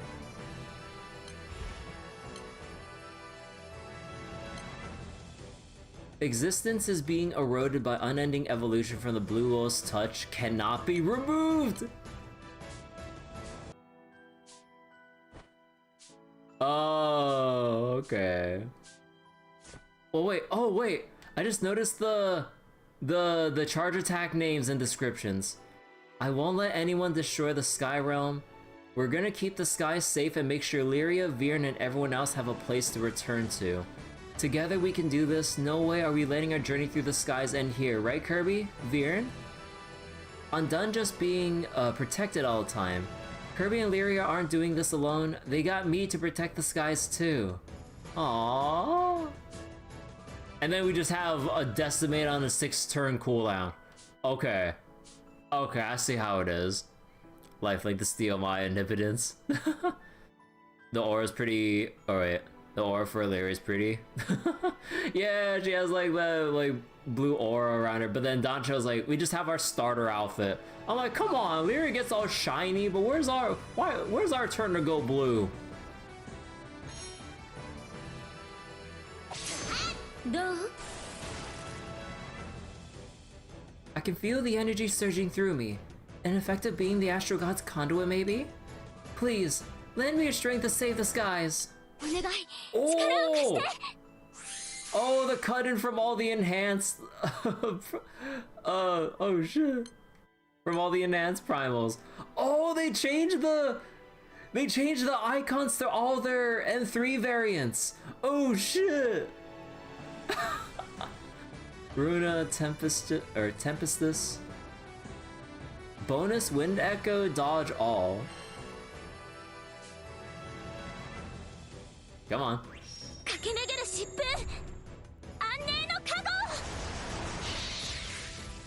Whoa, Tiamat's packing more of a punch than ever before.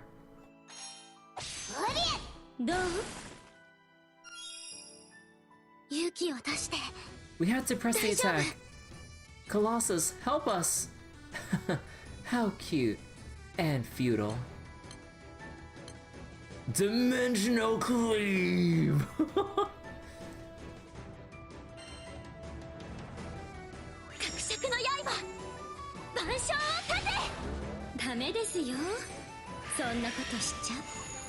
Oh! Oh, Colossus just got snapped! Colossus! It went poof all of a sudden. Any chance you can call it back? It's no use. I can't feel their power at all. Darn it, we'll just have to make do somehow. Oh! Can't summon primal beasts due to the Astro God's dominion.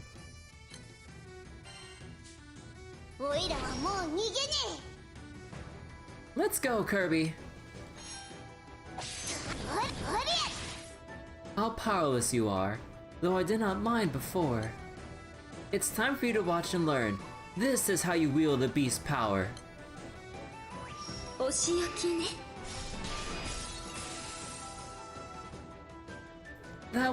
Wasn't that Colossus' sword? What do we do now? Oh. Yggdrasil and Leviathan manifest on their own. Yggdrasil, Leviathan, you'll lend me your strength? Manifesting on their own. Might be an effect of having a Sky Dweller as their core. This changes nothing though. I want to respond to everyone's hopes too. I want to help Viren and Kirby save everyone in the skies. Blue will respond to Lyria's call for strength. The blue will is transforming. How is this happening? Could have chosen Lyria, a mere conduit over a god? My power that represents the immutable will of a god is being overturned? I can sense the primal beast within me again. We might have a chance. Kirby, I entrust you with this power. I may not be able to call them out yet, but since you reached the innermost teachings with me...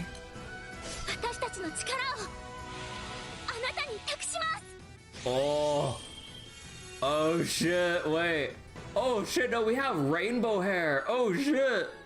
Wait, no, we're not going blue. We're going further beyond. A Sky Dweller using the power of primal beasts, using the conduit to invoke them with a mortal's body, I see. Wait. Oh my, wait, she has like, she's not even null element, she's rainbow element now. Oh shit. Like, we are now Godcho, like, holy shit. Like, no, we went beyond blue.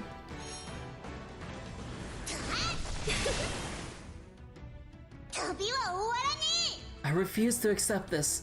I will not let even the blue will stand in my way. The tide's turned. Let's keep pushing for the win. Be gone. I've seen enough. Oh! Do you realize what you've done? You're going to get far more than a simple scolding now. Okay, Mom. We're not giving up no matter what. Hey, Iggy! Life's Tree's Grace, fully restore all allies' HP, remove all debuffs. Buffs can be removed, damage mitigation.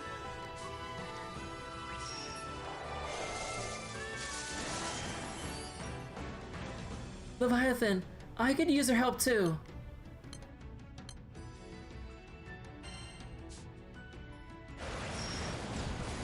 The nuke.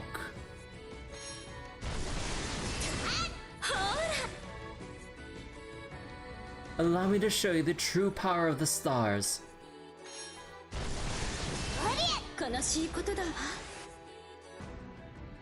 I grow weary. Let us end this. End all of it, once and for all. Looks like she's finally going all out. It'll be okay. As you are now, you can overcome even a god.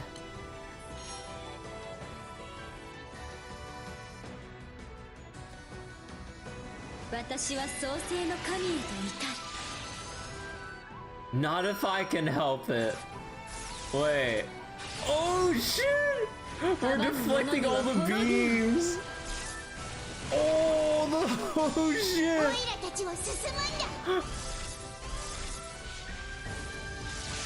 Like, again, Skyfarers has really made the story battle animations like a lot more exciting. Oh my god! Oh my god! Ultra Instinct on show. What? This is where we end it. Lyria, Kirby. The three of us will ensure the sky stays safe.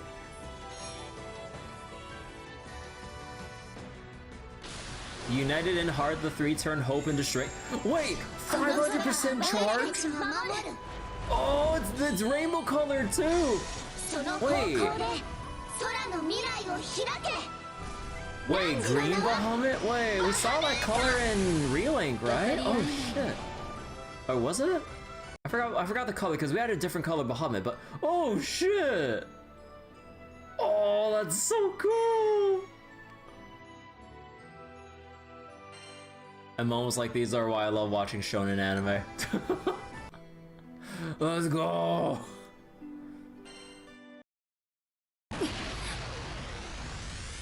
It's a super ultimate proto Bahamut from the end of Relink. Yeah. The steadfast hearts of Kirby, Lyria, and Virn finally find their mark. The Astro God is cast down, her radiant form plummeting toward the surface. However, before she crashes to the ground, Demiurge returned from his battle with Galanth, catches Australia before impact. デミウルゴス、あなたは本当にいい子ね。あれ、あいつが戻ってきてるってことは、親父さんは。 Oh, come on, don't tell me our dad actually lost. Come on. あの人が持ってるメガネって。Oh, come on, don't do this shit to us. Not the cheesy, I'll hold him off on my own, you guys do your main thing, and then just dies off screen. Filled with silent fury, Demiurge clutches a familiar-looking pair of glasses in his hand. His fist is stained deep red with blood, as if to announce the tragedy that's befallen its owner.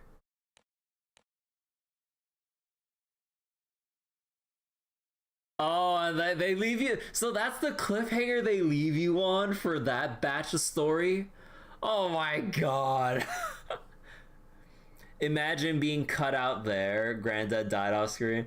Bro, imagine if I was actually reading this, like, from update to update. Holy shit.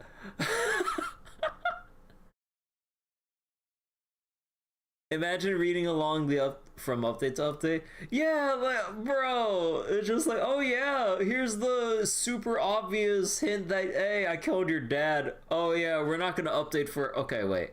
Between Estalucia Part 2 and whenever Part 3 came out, how long has it been? How long have they led people on the cliffhanger? Or left people on the cliffhanger? Bro, bro.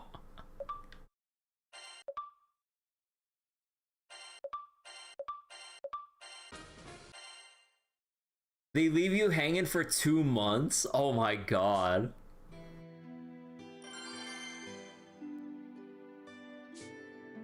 Demiurge.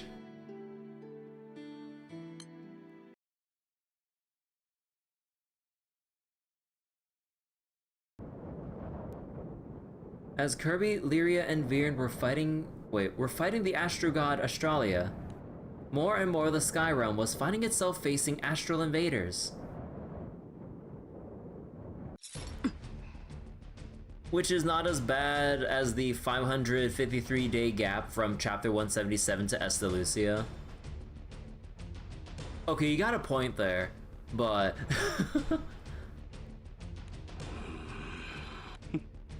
黄金の騎士か。オノスケリスが担当した空域の七葉の騎士だったね。Luminary Knights when Onoskelis? The Astro lowers his weapon and theatrically shrugs at Alaya. 嘆かわしい。オノスケリスになど任せるから屈辱的な講和を結ぶことになる。We thought the 6 weeks after Columbina's disappearance in Genshin was awful. Probably the best time to be reading this arc. Yeah, like all this info will be fresh in my mind as I go into the Andy event eventually. アウライグランデにおいては、星の民と空の民は対等などと。Like no long downtime between like the stupid cliffhangers. Like it's basically reminiscent of me like catching up to My Hero Academia late when only 6 seasons were out at the time, although technically there was the whole wait for season 7. But yeah, like within the 2 weeks of the free trial that I did claim for Crunchyroll or whatever, actually, here's my strategy at the time. Like, before activating it, I watched all of season 1 when it was available for free, because now in Crunchyroll's stupidity, they even lock away the first season of long-running animes behind their subscription now. But before then, I watched all of season 1 before activating the 2-week free trial, and then within that 2-week free trial, I binge watched the shit out of seasons 2 through 6. Like, oh my god, I cannot imagine waiting week after week and even more like a year plus between seasons for My Hero Academia. Like, god damn. イスタバイオン王国の隆盛は波空戦争の遠因と言って間違いない。 Istavion's kingdom rise led to the war, indirectly led to the war? So wait, you have a small write-up of names somewhere anyways. Hope another anime streaming service rises up to replace it. Yeah, I hope there's like a better service that comes up that can compete with it, but it's always like an issue of like just the licensing and availability and stuff depending on like how things are sorted out. Because like everything's just scattered everywhere, but also it's a scary thought to have like a business or, you know, company have like a monopoly on something. Because like on one hand we want the convenience of having everything in one place, which was like, let's say for a small example, like Netflix originally.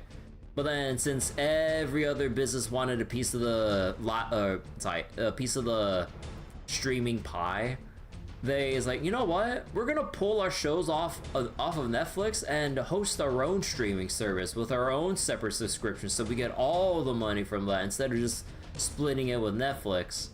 So then now we have the current situation that we have where yeah, now everyone's kind of screwed over unless like we go pure physical media, but even then physical media's kind of been rather expensive, or it's kind of like not as common to come by and everything, considering like I would assume the relative ease of uploading and the distribution of like shows and shit online. I don't know. So wait, it's literally on, wait, it's on Foodie with ads, Dippy, on it. Oh no, you're just like listing random shit. It's on Gumpy, Fibo Original. Yeah, it's like, it's either exclusive like on some places or temporarily available on others, and then just like on some, like there's just too many, and even then it wouldn't be, you know, financially smart to really just subscribe to literally everything, even if it's just like, oh, I'll just subscribe for a month. They prey on your forgetfulness so that you automatically renew your shit, so that you keep with it. If you forget, it's like, ah, well, shit, I accidentally paid for it. Ah, well, I just keep with it for another month, and then you forget again. So you don't have enough Netflix, lost monopoly, illegal sites ended up being on best place to watch. Yeah, like, it's always like a service issue when it comes to piracy, just like Gabe Newell said. Watching Pokemon anime across 16 services. Yeah, like, it's always like, I remember when I had like a hit of nostalgia like come over me with like Pokemon. And then I was like, oh man, like I want to go rewatch it again, you know, like see like where it all began again, as you know, I was kind of hoping to like rewatch like a good chunk of Pokemon. But then as I was getting confused looking up where to even watch it, and then I believe it was on like the official Pokemon website that gives you a list of all the different services each individual season is on. And then I just gave up. Like, as with a certain someone would say, that was the big quit moment for me with ever getting my interest back into Pokemon. Like, even not even playing the games, it's just like, oh, I just want to like watch it again. But then when I saw the list showing like, oh, here's some on Netflix, some on Hulu, some on this service, that service, I'm like, you're listing 5 to 6 different services and all the seasons aren't even on like one place. Like, I would get it if they would put the seasons, or what was it? If they put every season on every service, then sure, that'd be like a friendly way to go about it, because no matter what service you're using, there's no content disparity between which one. But now you got like 2 seasons on here, 3 seasons on there, 1 season's on here, or sorry, 1 season on here. And then at that moment, I actually just lost all interest of ever looking back at Pokemon again. Like, fuck that shit. It's so stupid. And that's exactly why, like, piracy, like, stays relevant.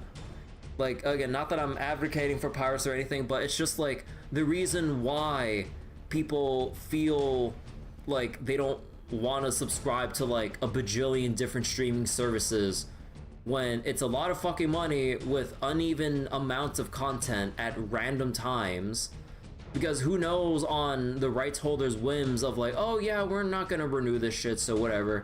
And lost media, you know, is a big thing, considering like, oh yeah, it's like we're gonna pull our movie or show away from this. Oh, is there any way to watch it again? No. Are I ever gonna put it up again or anywhere? No. Fuck you. I'm like, okay. It's like, you watch our new shit and you'll like it. I'm like, bro. So yeah, it's like so garbage. Just trying to like it's a big reason why like I don't really watch too many other actual TV shows anyway. Like putting aside writing quality from like the clips I've seen, because like some shows seem like they're absolute ass. But then it just becomes like an issue of just like I can't be asked to like look through all these different services.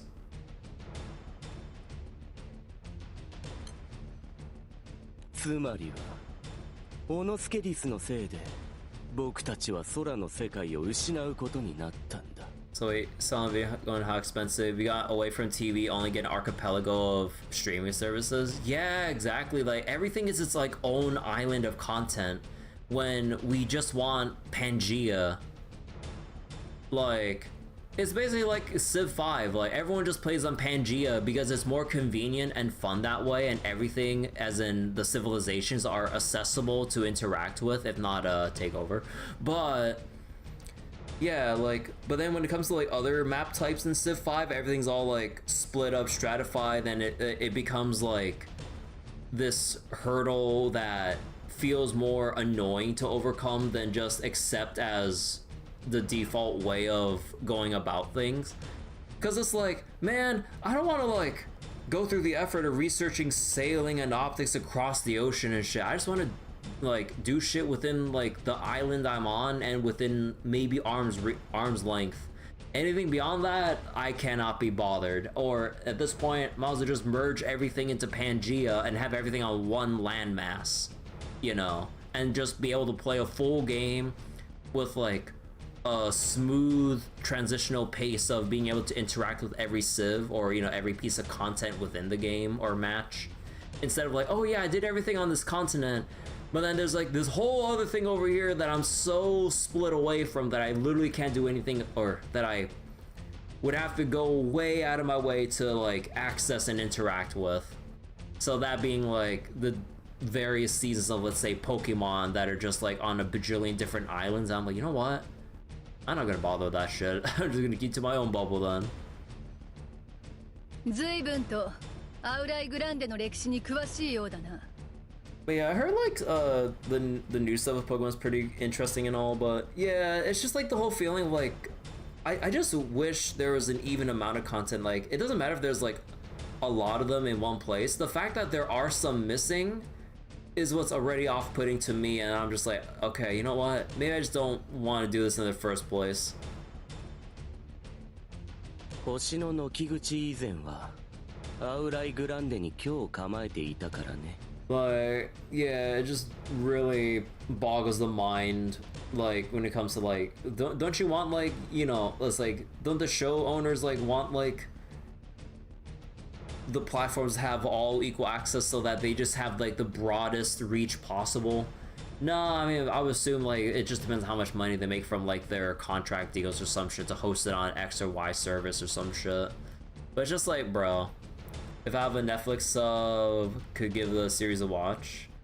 Maybe, but yeah. You just walk from Japan to America, just go to Beringa. No, too long ago. Oh yeah, it was that like Wasn't it like, oh my, I remember vaguely hearing that history class, right? Wasn't it like that long ice bridge before, you know, over time eventually just melted or worn away just due to, you know, environmental changes and shit? Yeah, I think I remember hearing something about that. No connection to Ash's story? The ice bridge? Ah. 星の民が空の民に負ける。それどころか、両者が対等などと。本来、決してありえないことなんだ。And then meanwhile to this astral, like Dancho says, hi, it's like, hey, we slew your god and wrote them out of existence. Nah, we didn't do that yet, but we beat down your god. Huh? 白空戦争で僕たちが敗れたのは、あくまで僕たち星の民の不手際というより、オノスケリスが原因と言って差し支えない。僕だったらもっとうまくやれた。白空戦争だって未然に防げたのに。I didn't hear no bell. Oh my god, like the fucking audacity of this guy. Ah, mere foolishness on my predecessor's part. I would have done much better. Oh man, don't you love like faceless characters with superiority complexes and like an excessive amount of pride? As the Astro rants of his ancient grievances, Elia calmly analyzes the situation. All faceless Astros being such arrogant dicks. This is literally how they lost the world the first time. Yeah, I kind of wish like they kind of went about like. It feels like the resurgence of a second Astro Skydroller War just seems a bit unneeded because it's gonna be so short-lived if we're assuming where the story's gonna head right at this moment. Because like, yeah, it's like, oh hey, like it's the Astro Supremacy time again. It's like, oh boy, this time is gonna be different. I'm like, okay. お前たちが負けた原因について、私には他の理由があるように思えるが。Oh, sorry, I didn't read that. Oh no, did I read that? Oh yeah, I did read that, sorry. So wait. Ice Bridge related, also related to why most religions in the world historically have had shared ideas, since they all descend from the same proto-religion. Yeah, like they probably all have like the same roots, but then, you know, over time and, you know, regional splits and differences and just things developing, you know, just differently as people just kind of like go off on their own. Yeah. But yeah, everything probably has like shared this, or everything probably shares the same root to an extent or whatever. But I don't know. へえ。遅れた原住民ごときに一体何がわかるのかな? The Lion, the Witch, and the Audacity. 例えば。そのおごりとかじゃな。Speaking of that arrogance. Leaping from the shadows, Folia uses her magic to restrain the Astral. Off with his head? Nah. The Astral avoids a fatal wound with a quick twist, but still ends up being slashed from his shoulder down to his stomach. 避けられたか。筋力、魔力、反応速度。どれをとっても手強いな。やってくれたな。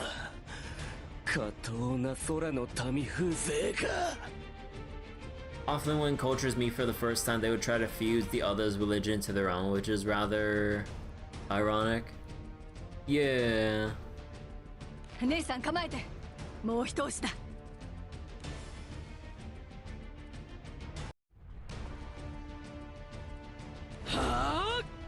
Oh, Paula. Assimilate. この武力で聖少獣を凌駕するか。The Astros are about to learn the folk are about to learn the concept of power creep. 興味深いです。もう少しデータをもらえますか? So even Hercules got absorbed into Buddhism? Wait, really? Again, I actually don't know shit about Buddhism. Even though I probably should, but yeah. Huh, really?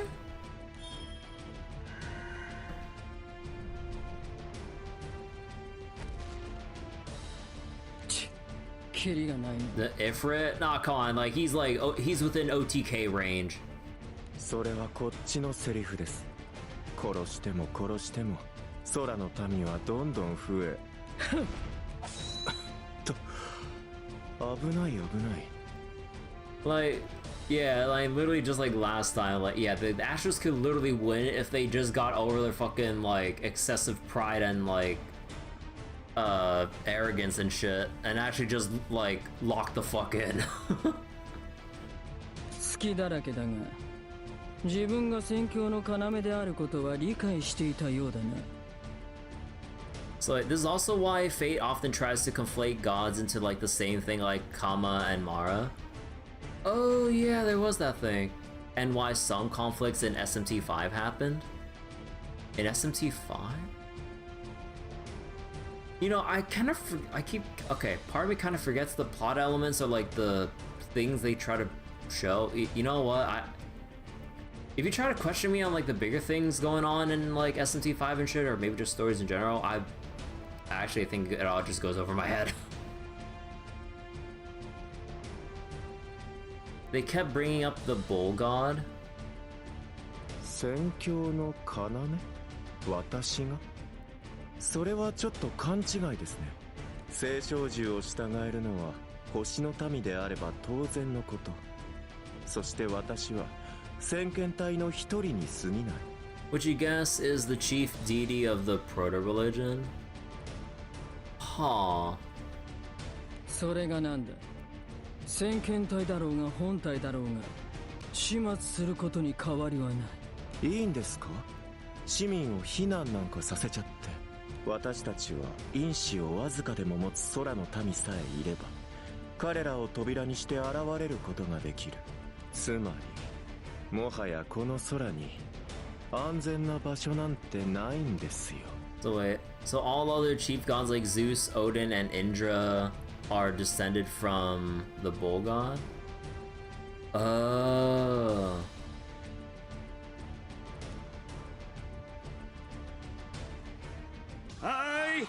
どんどん来るからどんどん奥に詰めてね。狭いだろうとは思うけどさ、ちょっとの間我慢しててね。 Sturm and Drang are working with the Erst army to facilitate sheltering efforts. 外に逃げ遅れた奴はもういない。私たちは聖少獣の相手をしに行くぞ。 So wait, and some of the protagonists was descended from, which is why they all they all tried to attack and possess you? Aww. That plot element just went completely over my head, huh? Oh, that or maybe I just didn't remember what they were saying in conversation because it's been a while since I did my SMT5 playthrough. I have bad memory. 我が輩も王国軍元帥として前線に。あ、いた。 Wait, this is such a rare wait, no, I don't think this ever actually happened before. I don't think Pommard or Sturm has actually stabbed anyone else like this aside from just draw. Holy shit. ちょっとスルムだな。それ浮気じゃないの？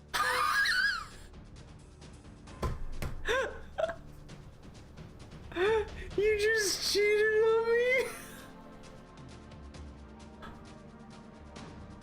me. うるさい。しかも邪魔だ。相手が相手だ。長期戦も覚悟しなきゃいけない。 Sounds like time to put SMT5 Vengeance on the backlog, maybe after RE9. I know it's like release day for RE9, but it's so steep a fucking price tag for RE9, or yeah, for RE9, and I know SMT5 can go on a decent sale, but that like I really need to keep focusing on what I've currently put on my plate and then balancing out the gacha shit as at least the stuff that interests me so far. I know there's the White Day event going on right now in FGO, but I think just because of how things stack up schedule-wise, I don't think I'll be able to really read it on stream, so yeah. I know like it's short enough to do as like a one-shot thing, but yeah. なのに軍のトップが軽々しく前線に出ようとするな。 Right on the backlog. I haven't even bought it yet, but yeah, like I do have it on my wish list to remind me like if it goes on sale Like, basically a lot of stuff I have on my Steam wish list, like, if it ever goes on sale, I always it reminds me to ask myself the questions like, okay, given what I'm currently streaming or playing by myself, like, do I want to buy this now, or do I still have things on my plate while the sale is going on? And usually, for the most part, the answer is like, oh, I mean, I still got some stuff on my plate, I probably should. I'll wait for the next reminder sale. Like, that's kind of like how I like using the Steam sale, or the Steam wish list sale reminders. You actually loving the White Day event? That's because you like the thing the story is based around? Yeah, I haven't actually read anything yet, although I've kind of seen the brief thing when I was skipping through the story scenes just to catch up or whatever, because I haven't read it yet. But yeah, apparently it's like Cerno the Bergerac or some shit is involved in it, and I'm like, wait, huh? I'm like, no way. Because there's that unskippable intro when you go through the prologue. I was like, wait, why can't I skip through this? And then I just saw the name, I'm like, wait, I remember reading that in English class. You love that play? Yeah, I remember reading it too, yeah. Although, well, I remember reading it, I don't think I remember the details though, as usual with my poor recollection.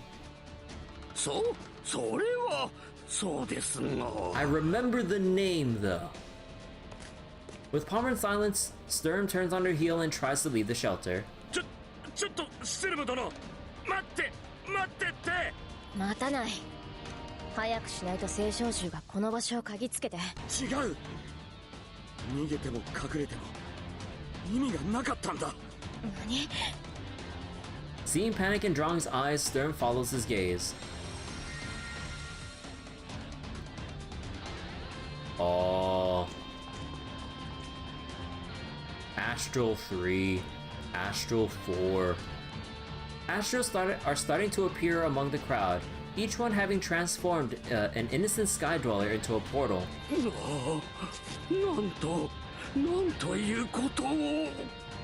Fuck Shakespeare. 長期戦はむしろこっちが不利か。子供と負傷者の避難を最優先に。これまでの傾向を見ると、弱っている者や体が未熟な子供は彼らの扉にされることはありません。You know, I forget which version of Vera is this, because I don't remember this like outfit or pose. It's like one of the older versions of Vera, right? Like, holy shit, like the whole backless side like of her outfit here. I do not remember this part of her outfit and pose at all. Oh my god. The dark SSR one. Oh my god, I don't remember that at all. But holy shit. Like, she's competing with like Arunes with like this kind of outfit here. Like, I know like there are other outfits she has, although they're for different contexts, like depending on the season, and like there's like the wind one that wouldn't be appropriate, but given the gravity of the situation. But it seems so weird with this fucking pose, like she's trying to like pull off an Arune pose as a I'm like, wait a second, her first SSR? Ah. Albion. ここは面倒な因縁の絡む島だな。面倒とは随分な言い草ですね。嫌な面影のある空の民だな。どういう関係かは知らんが。Don't know how you're related to her? 聖少獣は星の民のものだ。渡してもらうぞ。シュバリエよ。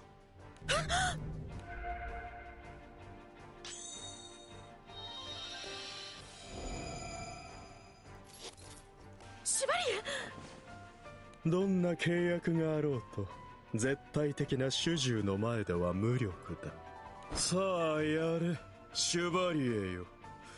正しき主の命のもと、偽りの主を討ち取るがいい。 Have the Astrals be confused and know Vera's ancestor was an Astral? When did they mention that? I forget. It's probably like, you know, like during the Albion thing in, or probably in the main story, but how has it been since I've read that chapter? Or was it in one of her various like Fate episodes or some shit? In a Fate episode? Ah. Which Fate episode? Well, okay, no. Because like some of them are like the other more chill ones or like the seasonal ones.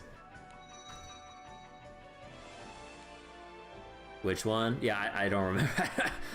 Like again, this is like the issue with like Granblue going on for as long as this. Like I don't remember shit with all the lore that's scattered between different versions and alts and like various initial Fate episodes, the skill Fate episodes, the level cap Fate episodes, even cross Fate episodes sometimes, or other various events that might bring them in if they have like some like amount of like relevancy to what's going on with whatever event series is main quest to.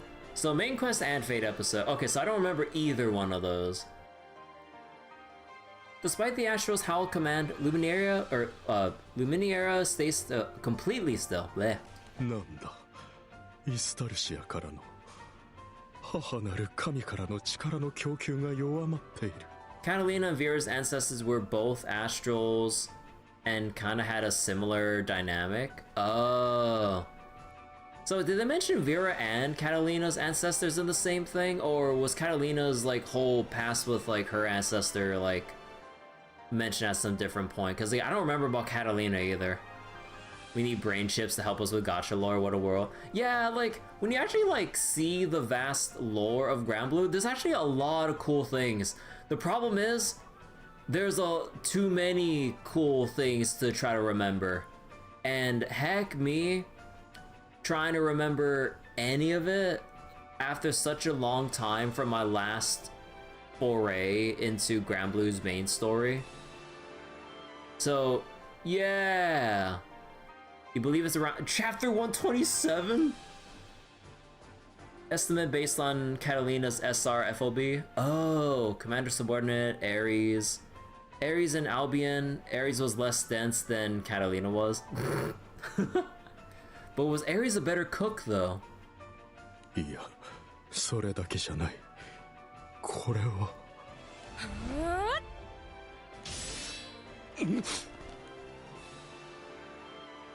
Vera takes advantage of the Astro's mode of distraction, bringing her sword down on him and then reaching out to Luminaria. 来なさい、シュバリエ。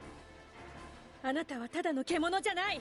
Given she was an Astro, doubt she was a good cook. Yeah, like Astros, you know, being the like long-lived beings they are, if not immortal, or pretty much immortal. Yeah, like they wouldn't really have a need to cook or even experience like or understand like the process of it, and then like people's like or Skydollar's like of the process of cooking. Yeah, they don't really give a shit about taking food, if they even need it. Give me the food cube. And then you have like the moon dwellers like, glass. あなたにはあなたの騎士の道があるはずです。 I still never forget that moment with Cassie. It's like, we'll feed you these glass shards if you don't talk. I was like, glass shards? My favorite. Like, God. That was such a cool moment.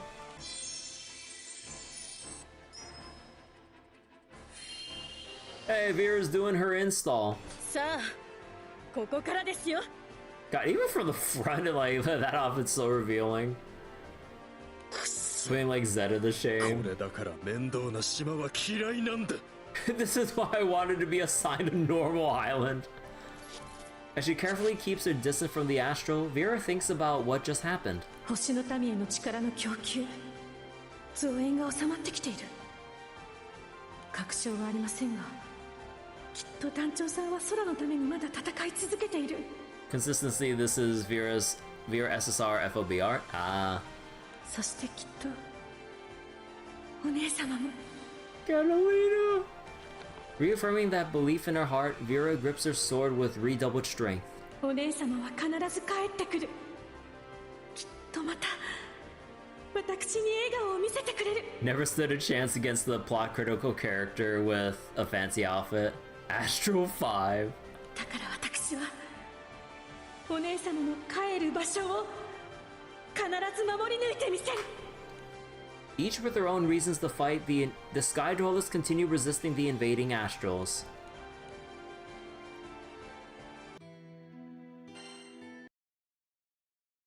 このままじゃルリアが危ないというのは一体どういうことかな。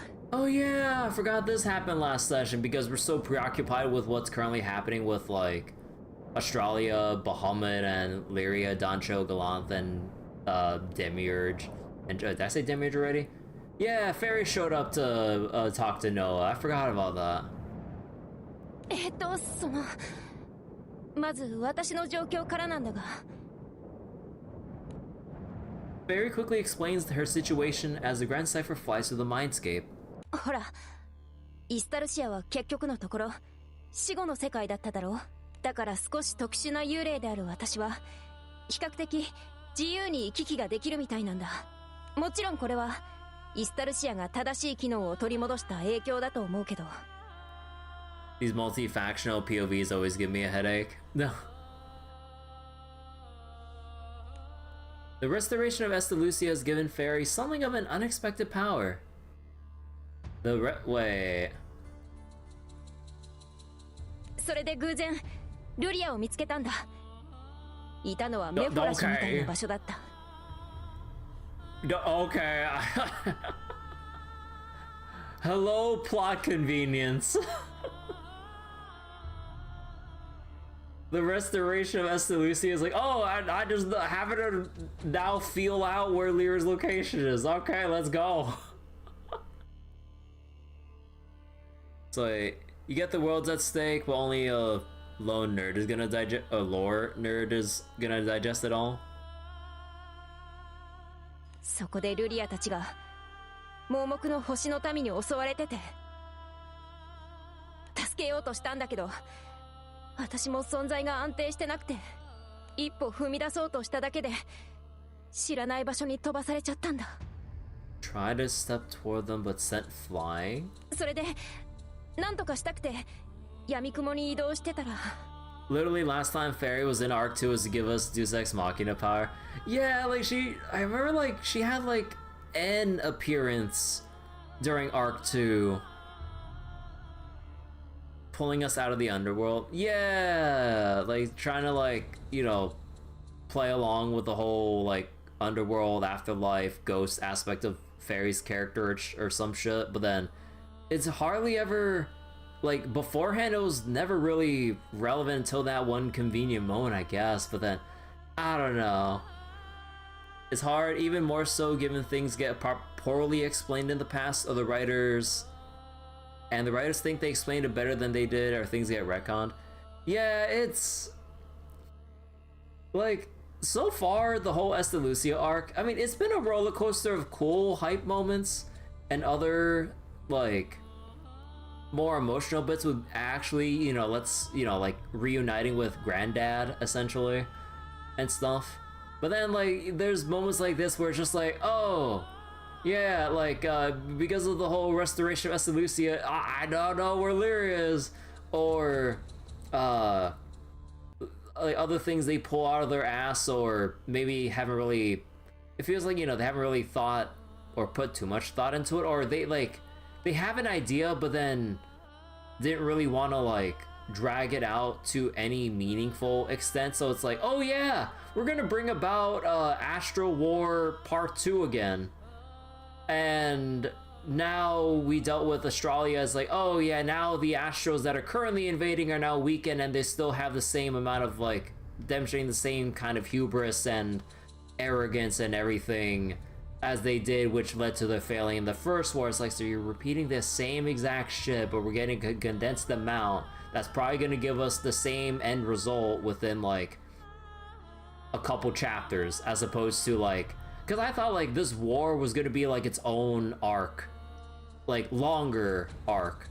No, just like, oh yeah, here's like everyone popping up again, same arrogance and bullshittery, and now we already turned the tables on them, and it seems like we're about to clean up here. So wait, just plot convenience? Do you just let it pass like gas? Marvel Civil War, hype moments and aura.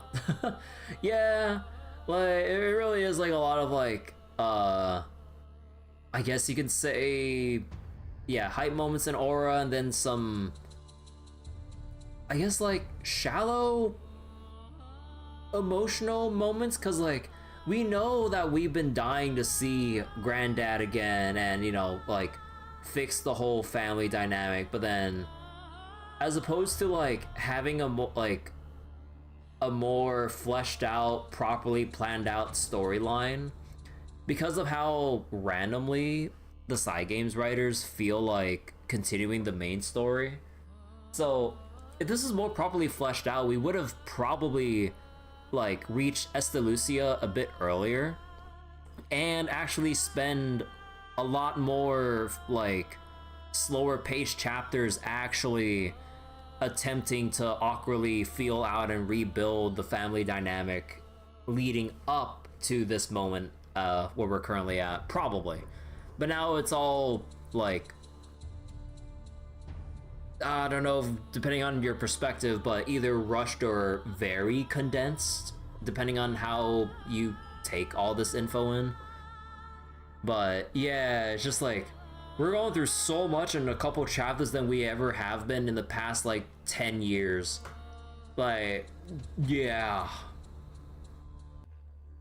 We had to wait for 5 anniversary stories to let it culminate into Estalucia arc. Yeah, actually, wait, when did they announce the whole Estalucia arc during one of the anniversary events? Because, like, I remember, like, they showed that whole teaser about the door and everything. Oh, yeah, and all the other stuff leading up to it. Yeah, the blue power, like, with the boundary. Yeah, the Phoenix Bahamut, like, creation lore reveal. And yeah, the Zodiac with the Dharma jail to entrap the invading astrals during the war or some shit. And now finally, like, we're getting to this point. Oh yeah, there's also the whole Cosmos thing too, or actually wait, oh, they probably had it? Yeah, I would assume it probably had some things, although I remember part of the Cosmos story mentioned, you know, part of the lore with the war, but yeah, it's also scattered in, like, they pace it out too thinly. What makes the sky blue? Cosmos story is completely glazed over for you. I don't really remember much with the Cosmos story. Like, I don't remember how my reaction to it was. I think, like, I liked part 1 and then parts, I think, was it that, like, part 2 dragged, then part 3 was just kind of like, it felt like they threw their hands up with, like, how they wrote it. Wasn't it the whole thing with, like, Zoe and Geo, right? Like, yeah, I don't really recall any, like, positive reactions from that story. Like, I'm drawing a blank on whatever actually happened in the Cosmos story, actually. But yeah, like, if they actually focused from the very beginning, like, to have, like, you know, a consistent storyline timeline for how to develop everything. Because, you know, like with, again, like I said, like some hours ago, like Fate Grand Order, like, you literally have, you know, the initial start to the story and the initial singularity, and then you have their respective, you know, event stories, which stem from, like, lighthearted and silly to more grounded and serious, as it, like, linearly, well, sort of, like, goes from, like, story to story over the course of time until they decide to, like, release the next main story chapters. Like, okay, in between chapter singularities 1 and 2, you had, like, these events in between that certainly did happen, but now we're going into the next chapter, now that we're done with, like, the event side stuff. Okay, thumbs up. But in Granblue, it's like, oh yeah, we have, like, our several different arcs of, like, or several different clusters of chapters with main story. And here we got, like, a whole slew of, like, different event series all going on at once, with a big question mark as to how this fits into the timeline. You know, Fallen Society, Dragon Knights, the Accordance series, like Summer Vacation series, or even like the collabs are their own different timelines or whatever. Because usually in other gachas, like collab events for the most part, unless stated otherwise, would just be considered non-canon, or like a what if that doesn't affect the main story. But now collabs in Granblue are technically all canon, which also means the fucking Attack on Titan event as well. But yeah, and then you have like what other events series like Robami. But then like you have all these events, but now because of how they had that hard pivot with where to change direction with Granblue's story, it's like, oh yeah, the events, instead of figuring out how they all fit into the timeline, oh yeah, no, they're all just separate but connected because like, oh hey, we're gonna introduce like parallel timelines and shit. And I'm just like, we could have had this in a more organic, linear fashion of like traveling to and from, and then during the breaks in between like major crises or arcs in Granblue, then like, okay, we beat the super big bad and now we're trying to like either explore or chill with like other festivities or help like Percival and the other Dragon Knights with like whatever war nonsense is going on, or going back to like Skasaha and Greya with like regards to true dragon event lore, and then like have it like potentially weave into the main story if they actually linearly planned out the order of the events. But no, it's all separate because they didn't plan it out, and now it's like, oh shit, like we don't want to write off these stories as like non-canon. That would kind of like undermine the work we put into these. Oh yeah, we'll make everything canon. Just have multiverse. Just introduce the concept of the multiverse now, so that like we can peer in and connect to other timelines, like with main story Dancho like peering into the various other event stories timelines. And I'm just like, bro, like they dug themselves into this hole, so they got a full commit for it. But like, yeah, the Attack on Titan collabs so pointlessly irrelevant you can forget it ever happened. They were all killed off in the Otherworld attack. The Otherworld Titans ate everything. The entire island is gone. Wait, was that what happened? But oh no, like it was more like you're saying like it's irrelevant or whatever. But actually, I don't even remember what happened in the Attack on Titan event, so that might as well be just what happened. Noah calmly wraps up Fairy's story and she responds with a nod. 情報を整理しようか。そのメフォラッシュもこのグランサイファーもまだイスタルシアの中だろうね。But yeah, that makes me kind of think, like, considering how the story of Attack on Titan has ended and how it kind of, well, already diverges, like, from, like, you know, the very first chapter, establishing, you know, the island as a sky island within the Granblue universe. Like, if they ever, for some reason, did another promo, how the fuck would they even continue it? And even then, like, I don't think anyone would want to see Attack on Titan again. そしておそらくは個々の心象風景が反映された空間がいくつか存在しているんじゃないかな。そしてそのうちの一つに僕たちと分断されたルリアがいて窮地に瀕している。Yeah, there's like, yeah, the sky rumbling. Oh god. そうだ。早く助けに行かないと。けれど相手は星の民なんだろう。僕たちの火星だけでなんとかなるものなのかな。それは。As Fairy starts to hang her head, Noah thoughtfully brings his hand to his chin. 仲間が必要だ。団長さんの気空団の仲間が。Oh, is this how they're gonna bring like everyone back because of the whole restoration and shit of Estalucia, and with Noah Fairy guiding the way, they'll just pick up everyone else that like were split onto their own respective like Mindscape islands, and they'll just essentially will themselves back into existence at this convenient moment. Nakama? Like, will themselves from their dead states to alive again or some shit. Unrelated, what does Fairy do here? Be cute? Show off her armpits and side boob. そう。あのイスタルシアの管理人は言っていた。I know it sounds mean, but no, I still love Fairy because she's adorable. But in terms of story relevance, yeah, I don't know. 会うことはできるです。でも、会えばきっと別れはもっと辛くなるですよ。 Although I will say that apparently from my friends suffering playing Granblue Versus and everything, like for some reason, they've never nerfed Fairy, despite the war crimes she can still pull off.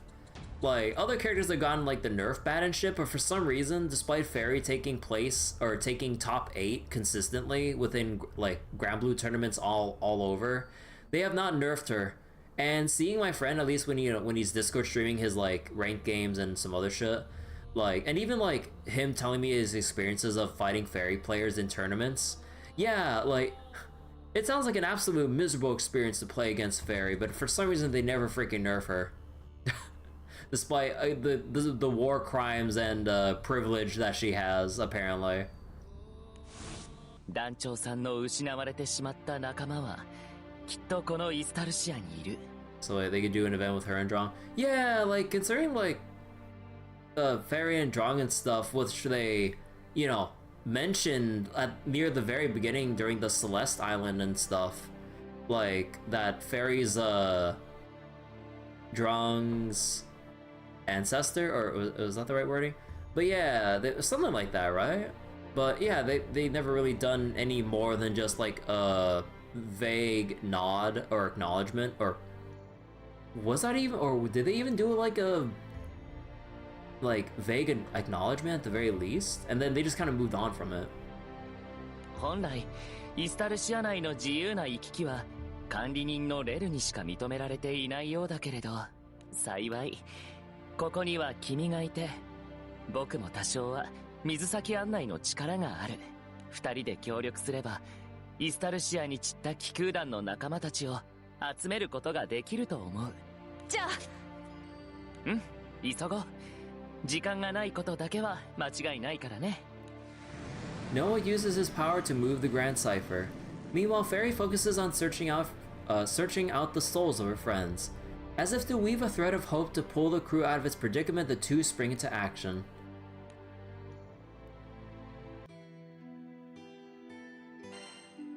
I just realized this chapter has 6 sections to it. Holy shit. As Kirby, Lyria, and Viren were fighting the astro god Estalucia,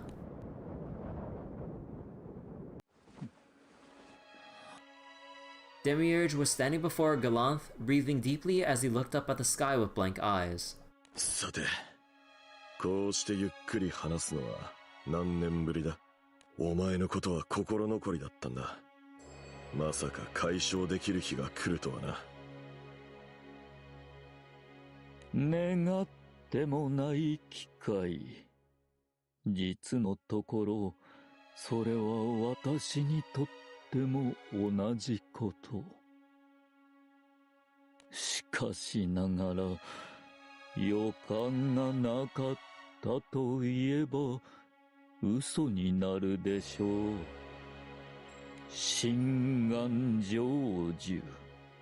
その直前には、きっと、貴殿が立ちはだかる。Demiurge closes his eyes in reminiscence as he begins to speak of the past. 覚えておいでですかな。貴殿との出会いも、こんな夜空の日でした。Oh yeah, on an unrelated note, yeah, like that makes you think about like the whole thing with like the 6 dragons and shit, and like, you know, the whole thing they built up with like Orologia and like the hundreds of millions, if not billions, of timelines to find the one that we can actually survive in without dying to some random stray shot from Sarasa. You know, That truly was like Orologia's like eternal recurrence kind of moment, but instead of like repeating the same timeline themselves, they're trying to like repeatedly find the one timeline we can fucking live in. So what does that make this then, if that's its thing, and then like we have the main story timeline? So then the main story timeline is just something where Orologia and the 6 dragons just don't exist or not present? You wonder if Sarasa would eat the Astro God? That sounds like a Futurama thing. It's like, why doesn't Sarasa simply eat the Astro God? そうだったか。悪いな。15年も前のことじゃ。Astro God stands above the wedges. Oh yeah, yeah. But like, I don't know, like, I always keep thinking back to the whole thing with Orologia, with like picking out the timeline that Dancho can actually survive and exist in. Like, despite the amount and level of meddling they've done to like alter variables, to the point where they're tearing themselves apart in like as they strain themselves to like the breaking point. But yeah, then I'm just like, then what the so that's like that whole thing with the 6 dragons timeline. Then what about the main story timeline then, if it's its own separate thing? And it's like, was it like a different strand of a timeline that Orologia put out there? Or like, was it just its thing that's just always been that Orologia has no influence over some shit? I don't fucking know. Cause yeah, it just gets weird. Cause you literally have Orologia that can literally like alter time, causality, or whatever wording or some shit to like, as the not so invisible hand to just guide things along just for the sake of Dancho's existence. You choose to roughly believe it's all roughly one story altogether. With the way they've designed it, they've clearly shown that it's all just separate, no matter how much we want to cope. 8年です。やはり貴殿は大雑把が過ぎる。 But yeah, unless they want to have like another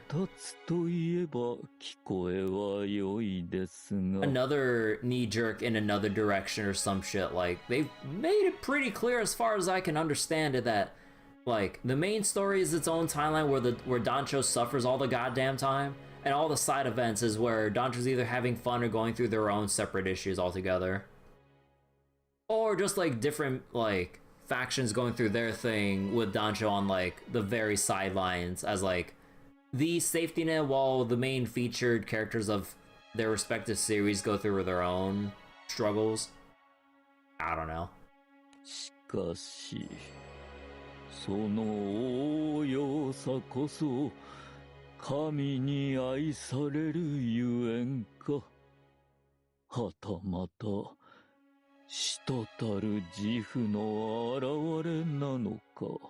Because also, like, what else is Dancho doing in between all the downtime, like, or even during like the little bits of segments in between these like story events? Because like, for the most part, it seems like we're always just on standby to assist, or we're just around instead of, you know, traveling across Skydoms to reach Estalucia. Or, you know, whatever led to Estalucia in this current moment in the main story.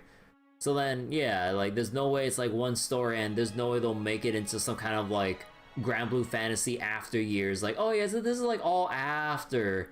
Especially when apparently in chapter 190 plus, there's some like extremely world-shattering lore reveals or some shit.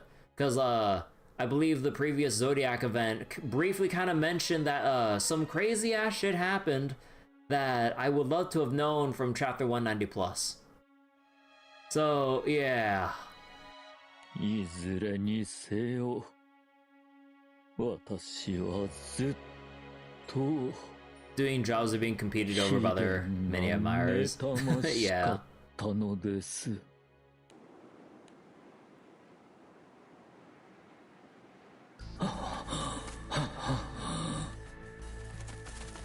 大将は森に逃げ込んだ。第二波迎撃用意。決して取り逃がすな。You know, I keep forgetting that the society is actually involved in the main story. Like, there's like Necessaria, but I don't think we've ever really seen anything beyond like Necessaria in terms of like society mentioned. There was like the phone call to the other higher ups of the society, but I don't think we've ever actually seen like the common ass soldiers, like even in like flashbacks here. Involved? Yeah, involved, but like as loosely as you can imagine. I was like, oh yeah. I mean, like, that felt like such a huge thing at that moment, like when they revealed Necessaria and like their connection to the society and everything. But then, yeah, hence you choose to believe it's all one story. Nah, I just view it as like a lazy way of them like trying to weave in other faction plot elements, but then they didn't really full commit for it. Like, they could have had their Avengers Smash Brothers moment of everyone's here, but no, it's mainly just crew of enforcers, like the select parts of the society, like no Zeta, no Ilsa, Beatrix, Vasaraga, or any moon dwellers by association, no Atomagod shit, no like nothing to help with this whole thing. So yeah, it's too many voices, bullshit. Like you set up like they set up like a story with the they set up a whole world with its whole plethora of different voices and shit. Like, yeah, like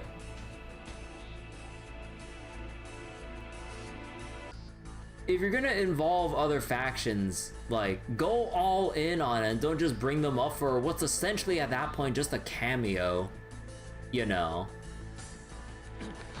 Because otherwise, like, it feels like they're just shown, like, they just show up because, like, it's just to meet a checklist of, like, oh yeah, did we have our society mentioned? Check, alright, done.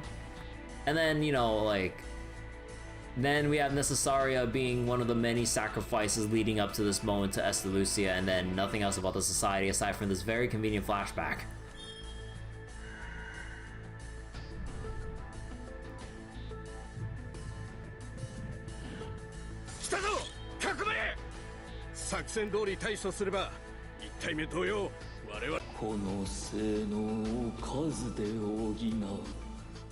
それは私の得意とするところでしたが、単純な数を競うのであれば、空の民には到底かなうはずもない。組織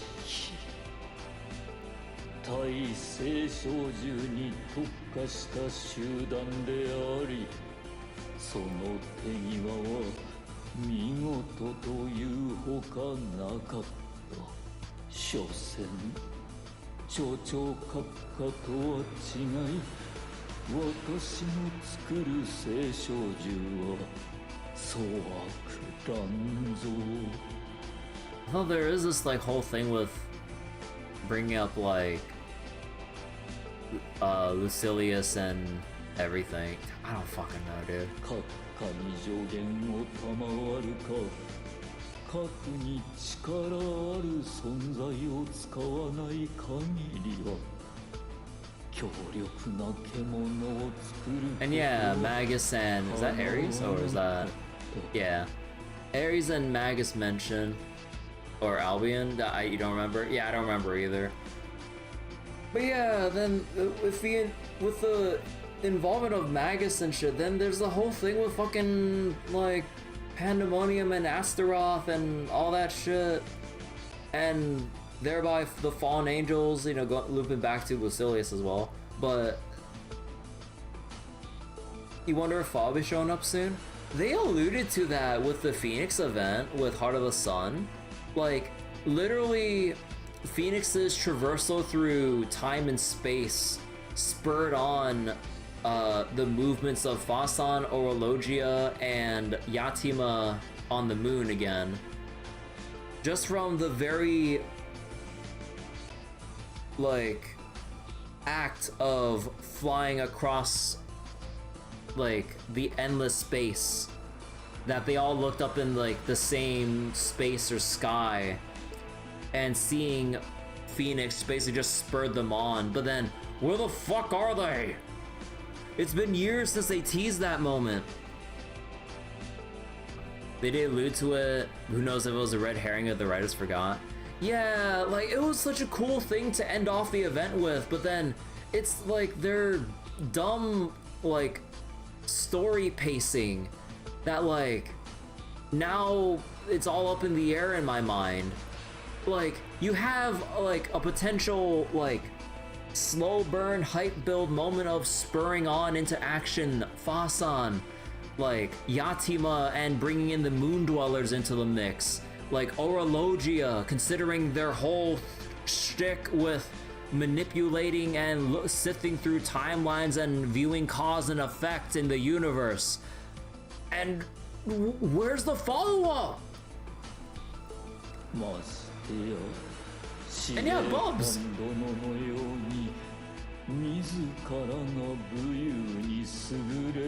So they forgot about so many things on plot threads. Remember the one rare SR Harvard who's always crying for one eye, Saigen sure doesn't?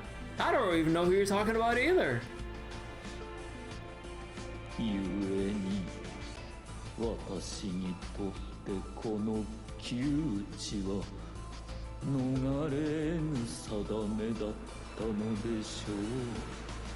Oh yeah, I know there's like, also, where's any other mention of like Shalem and Lucio? Even though, like, you know, we did get some brief things with, like, you know, Lucio's FLB and everything, and like I believe there was an event or two within recent-ish memory. I say recent within like what, the last year, that they mentioned or had Shalem tag along, but it was mainly just them kind of tagging along.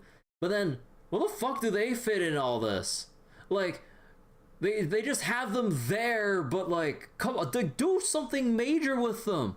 If Shalem is supposed to be the counterpart to, you know, like basically like similar to Beelzebub, like, come on. So if he had a van, I might have remembered him. No. And I love Shalem and everything as a character, but like, they don't do anything. おそらくまだ森からは出ていない。このまま包囲を縮めていけば、いずれは見つけられるはずだ。So one tribal RSR looking for his tribe. You sleep better at night not thinking GBF lore is that deep. The rules are what they are in the moment. Yeah, same with Will Bracelet pretty much. Like, it only just causes more headaches the more you dig deep into it. Which is a shame. Because like, they have all this stuff, but then they just didn't really think through like all the deeper implications of what they set up, or like basically just have an actual proper lore master from what it feels like. Because then, yeah, we just have all these different factions, concepts, power scaling, and all this other shit. Then it's just like, what? You know? You have to take it as seriously as the writer wants for it. Yeah. 聖少獣を狩ることをなりわいとする者たちに正体を感づかれてしまうとは、手持ちの駒も残りわずか。ましてや逆転の一手たりうる者は。 In a dark corner of the forest, Demiurge looks up at the sky.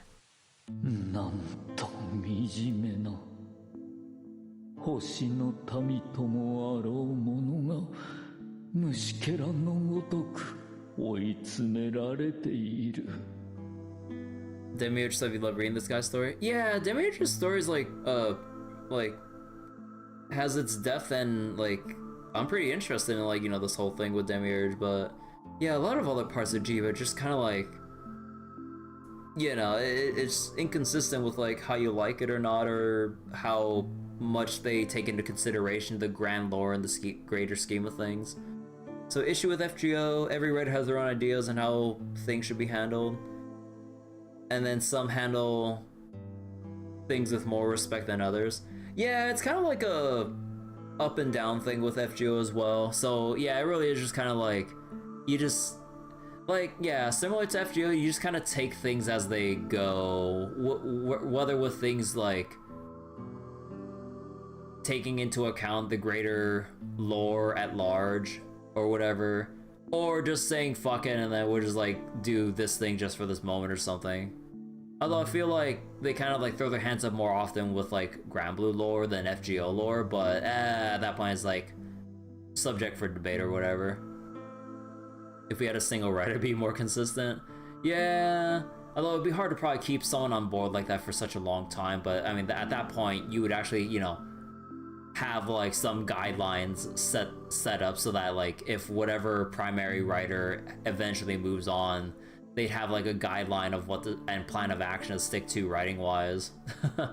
So we'd actually still maintain, hopefully, you know, some coherent string of story events and potential themes and messages and stuff to explore, and then yeah, get a more diverse set of story with multiple writers too. そしてこのまま何一つ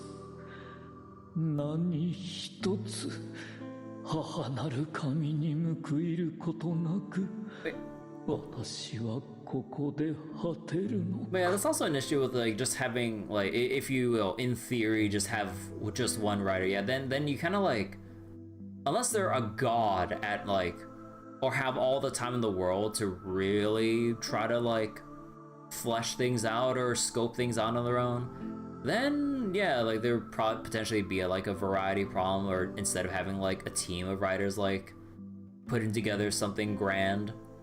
But yeah, no, it's kind of like that balance and how they manage themselves or whatever.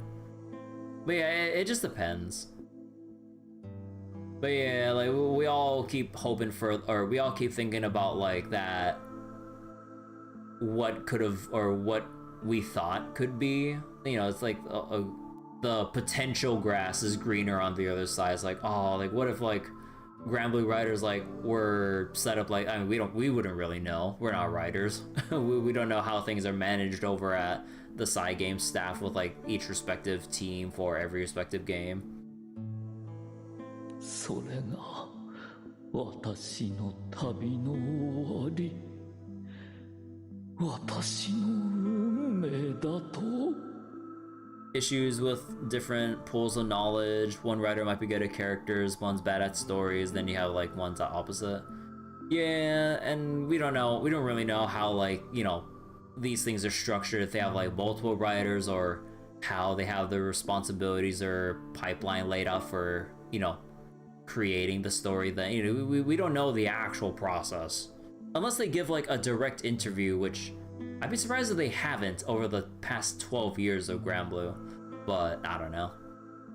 Yeah, like a lot of new things come up from bouncing off ideas from like one another. That's how like the creative process would go. If you just kind of isolate yourself, then you only have your own personal bubble, and then it's like restrictive in a way. Like it narrows down your view when someone could just put in some creative thought in your head. It's like, wait, you're spitting with something here. It's like, wait a second, and then, you know.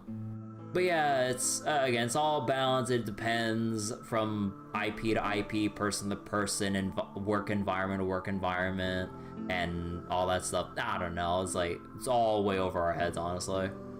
But as us reading shit right now, though, with the story presented right in front of us, yeah, like with the state of things in like Granblue or any long-running franchise series or whatever, yeah, unless like they really have it planned out from start to finish with a very clear and consistent like path with how the story develops without deviating too far from the initial intended scope, yeah, then you kind of have like weirdness like this where, you know, main story pivot in Granblue goes in some wild ass direction, and now it's like, oh yeah, we just introduced multiverse and timelines and shit. I'm like, oh, okay.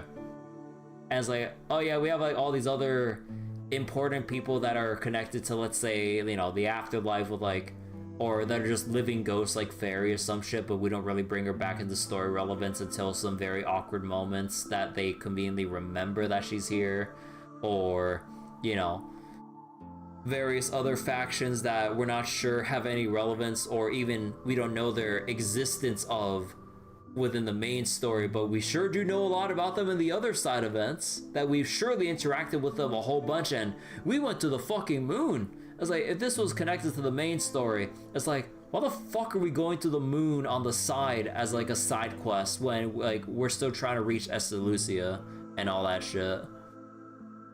But yeah, I think who fucking knows? Hiding himself in the darkness, Demiurge thinks about the meaning of his own life. This is a line of thought he has pondered many times.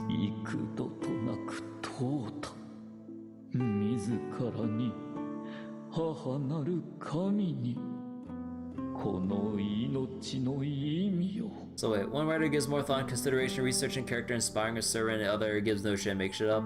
Yeah, like it's always a treat when you have moments like that, when, you know, you have that depth into the character and or the servant and their inspiration or reference or whatever, and then yeah, you just have other moments where they make shit up, or even character assassination or some other shit, you know, like I mean, I don't remember the details, but I remember vaguely, like, you know, Boudica and everything in fucking Septum.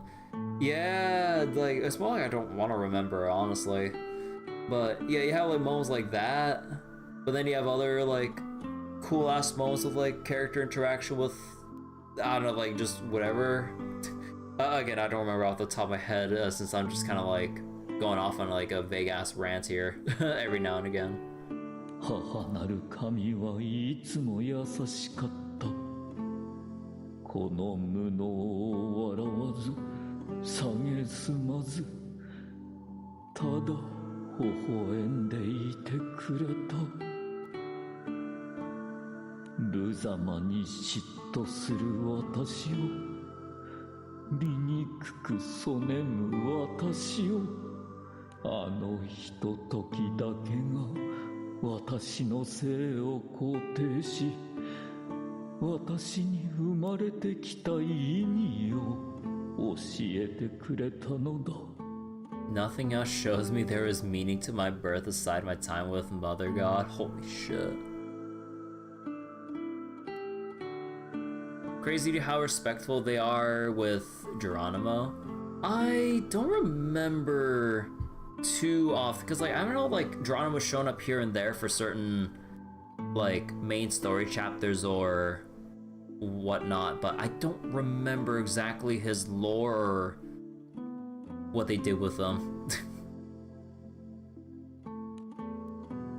Looking on the brightest star in the sky, as if it were his beloved god, Demiurge speaks to her within his own heart. 母なる神よ、我が姉、温かなよりどころよ、我が身の不出来をどうかお許しください。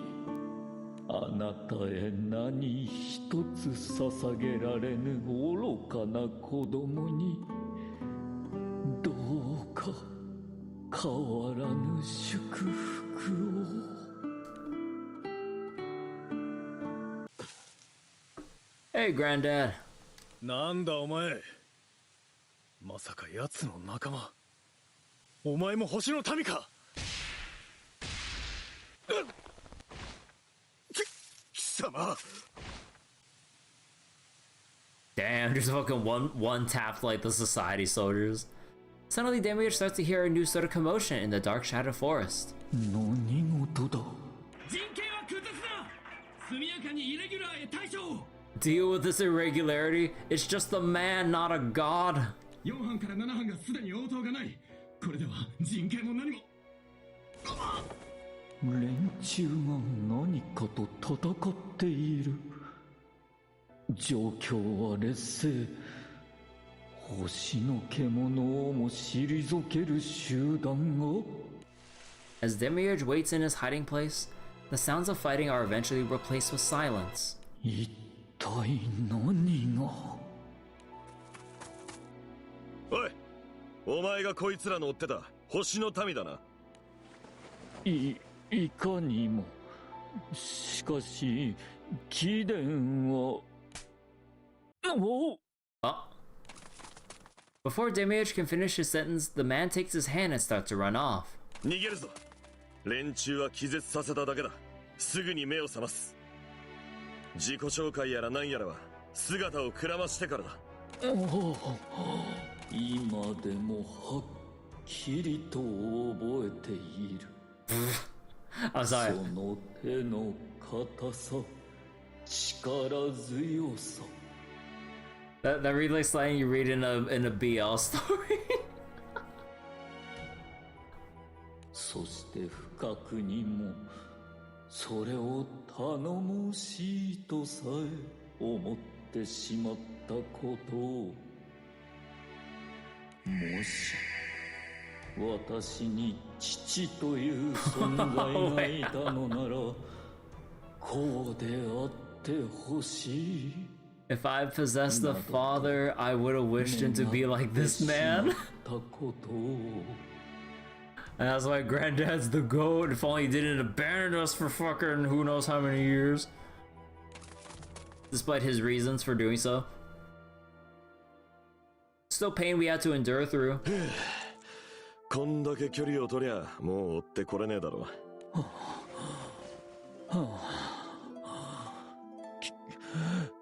貴殿はと悪いな。俺のペースだとしんどかったか。いなやは言いますまい。あの場からは離れることこそ急務。貴殿の力量を見るに連中を皆殺しにもできたでしょうが、連中も貴殿も空の民、同族殺しは荷が重いでしょう。まあな、完全に自分の都合で動いてるんだ。なるべく人は傷つけたくない。しかしながらでは何故空の民である貴殿が星の民である私を助けたのです。 Maybe there was a timeline where he didn't leave, then Sarasa shot down his airship. Oh god. Sarasa's just like a fucking like anti-air menace. I was like, huh, what's that giant bird flying in the distance? Let me slap it down. And then ground zero. I'm just like, oh my god.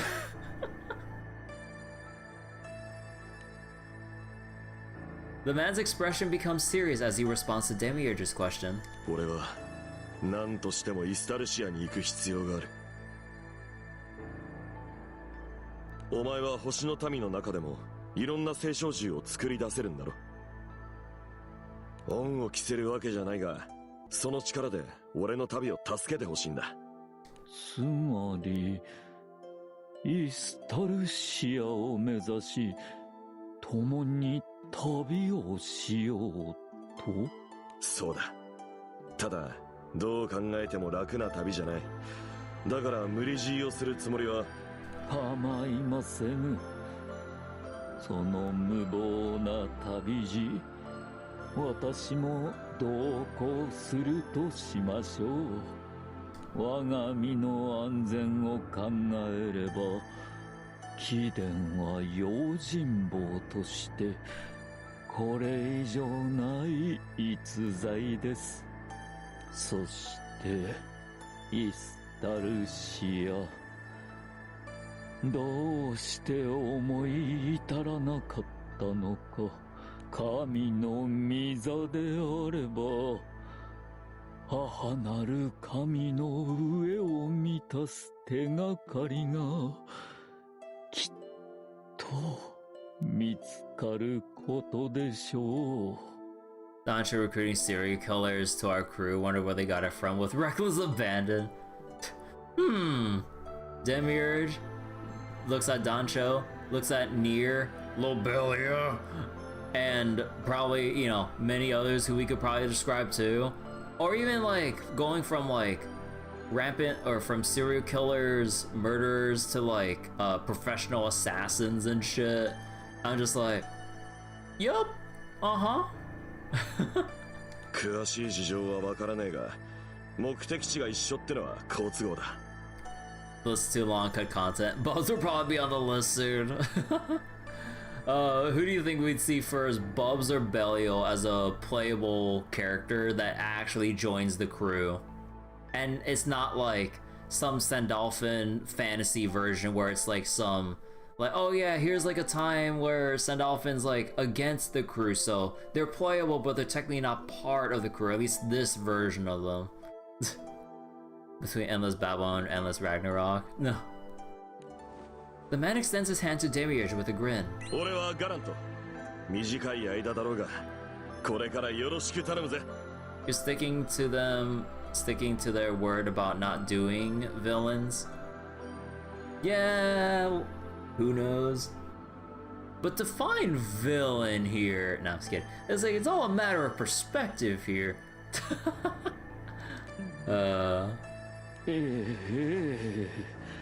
こちらこそどうぞよろしくお願い申し上げます。 Demiurge takes Gallant's hand, and with that, the strange fellowship of an astral and a sky dweller begins.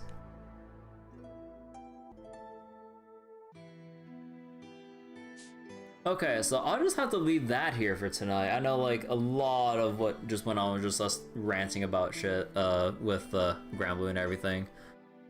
And just long-lasting gacha writing in general, and the state of it, depending on how each series takes their respective plot lines. But yeah, I'll stop it here for tonight, and we'll continue this another time. So, recent Angel event, a crack appeared in Belial's attitude. Oh yeah, that did happen with Belial, and Serial, yeah. So that was like a very interesting crack in Belial's facade that he puts on to everyone. The very rare moment of genuine emotion that we've actually seen from Belial speaks a lot to like how deeply we think about his character, to see that drop in that moment with Serial. Morrow's been falling of late, Battle Pass, so wait, ready for redemption. But yeah, there's a whole thing with like the whole, like, yeah, if you want to like dig into the whole change in monetization direction with Granblue, there's the whole thing about, you know, them just getting even more greedier ever since they changed like directors and shit to I believe KMR Jr., whoever or whatever their actual proper title or name is. But yeah, like the introduction of the Battle Pass, like even more scamchas, even more so out the ass, the reduction in like the freebie pulls during celebration events. Like, we used to have regular amounts of 10 pulls that were just part of, like, the anniversary festivities or New Year's or some other stuff like that at times. Now, it's just gone as just single pulls, which is the most useless fucking thing ever, especially given the diluted-ass gacha pull that we have in Granblue. And only times we do get 10 pulls is when roulette season comes up at that point. So I'm just like, bro. So, biggest change to new management is Lyria not barefoot during this anniversary event. What? How could they do that to Lyria? That'd be like giving Clara shoes in Star Rail. Unbelievable. You know what? That's the final straw. I quit Granblue Fantasy right now. How dare they not make her barefoot? No, I'm just kidding. あなたも一緒にレッツプレミアムフライデー Thank you, Friday. I appreciate the fried shrimp. Remember when Lyria's dress was transparent? Yeah, like it actually was transparent when you actually examine her dress in detail. Like you can see the vague silhouette of her body through her dress, implying that yeah, it is partially transparent, or it's like very thin. Even Matera's first Fate episode brought that up? Oh. God, it's always so freaky seeing Melinda's like tongue stick out as it walks. But yeah, one thing that I appreciate here, although we probably won't see it that much, they actually put the Mastery Trial books here as rare loot. Although because they're rare loot, we're barely gonna see them. But I appreciate that they're on the list. How often they'll come up? Barely. Defetishization of lyric. God, it sounds so bad when you word it like that. But yeah, I don't know, it's kind of weird the direction of like just Granblue overall, because like look at this shit with the fucking battle pass. It's like a whole bunch of extra meaningless effects, except for like just the exchange shit, but then you have to buy multiple battle passes. So then you would have to buy 8 battle passes to get one fucking sunstone. I'm like, no, fuck that greed. Like, just have that as just give us the fucking sunstones through our usual Guild Wars refreshes, although I wish we had more than just that, and through more Pride of the Ascendant content. With like, you know, the optional challenge fights and shit, actually doing the game's content, or letting us farm sunstones and shit in like Arcarum or something. Most battle passes have a free tier where you get some like basic ass shit.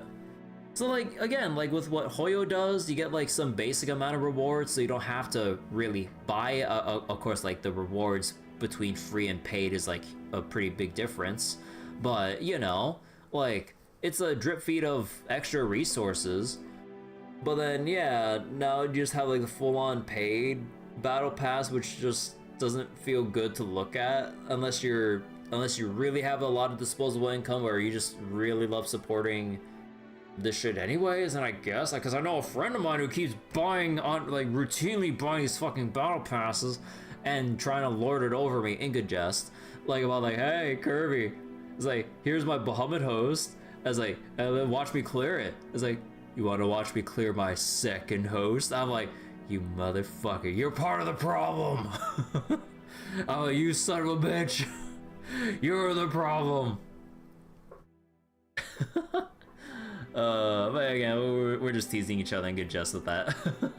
But like, I'm just like, I mean, my point still stands that he is part of the problem. But thank you guys so much for watching tonight.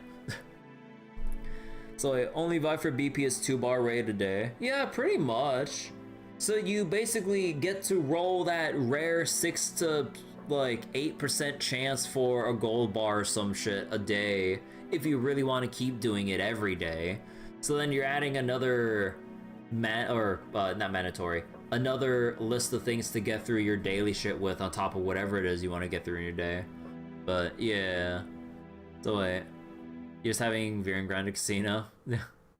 So wait, good news, ODS raid. There's a non-illustrious full auto setup I can use as reference. Oh, okay, I still need to catch up with the story to unlock the ODS raids though. So wait, Pokemon Go has battle passes, free one, rare legendary counter. Okay. But yeah, bye-bye everyone. Just go get some rest and everything, so take care, thanks so much for watching, and part of me is kinda tempted to keep doing Granblue because I feel like I should be able to get through the remaining part of this arc and actually just move on, but we'll have to see how I'm feeling tomorrow. Alright, bye-bye!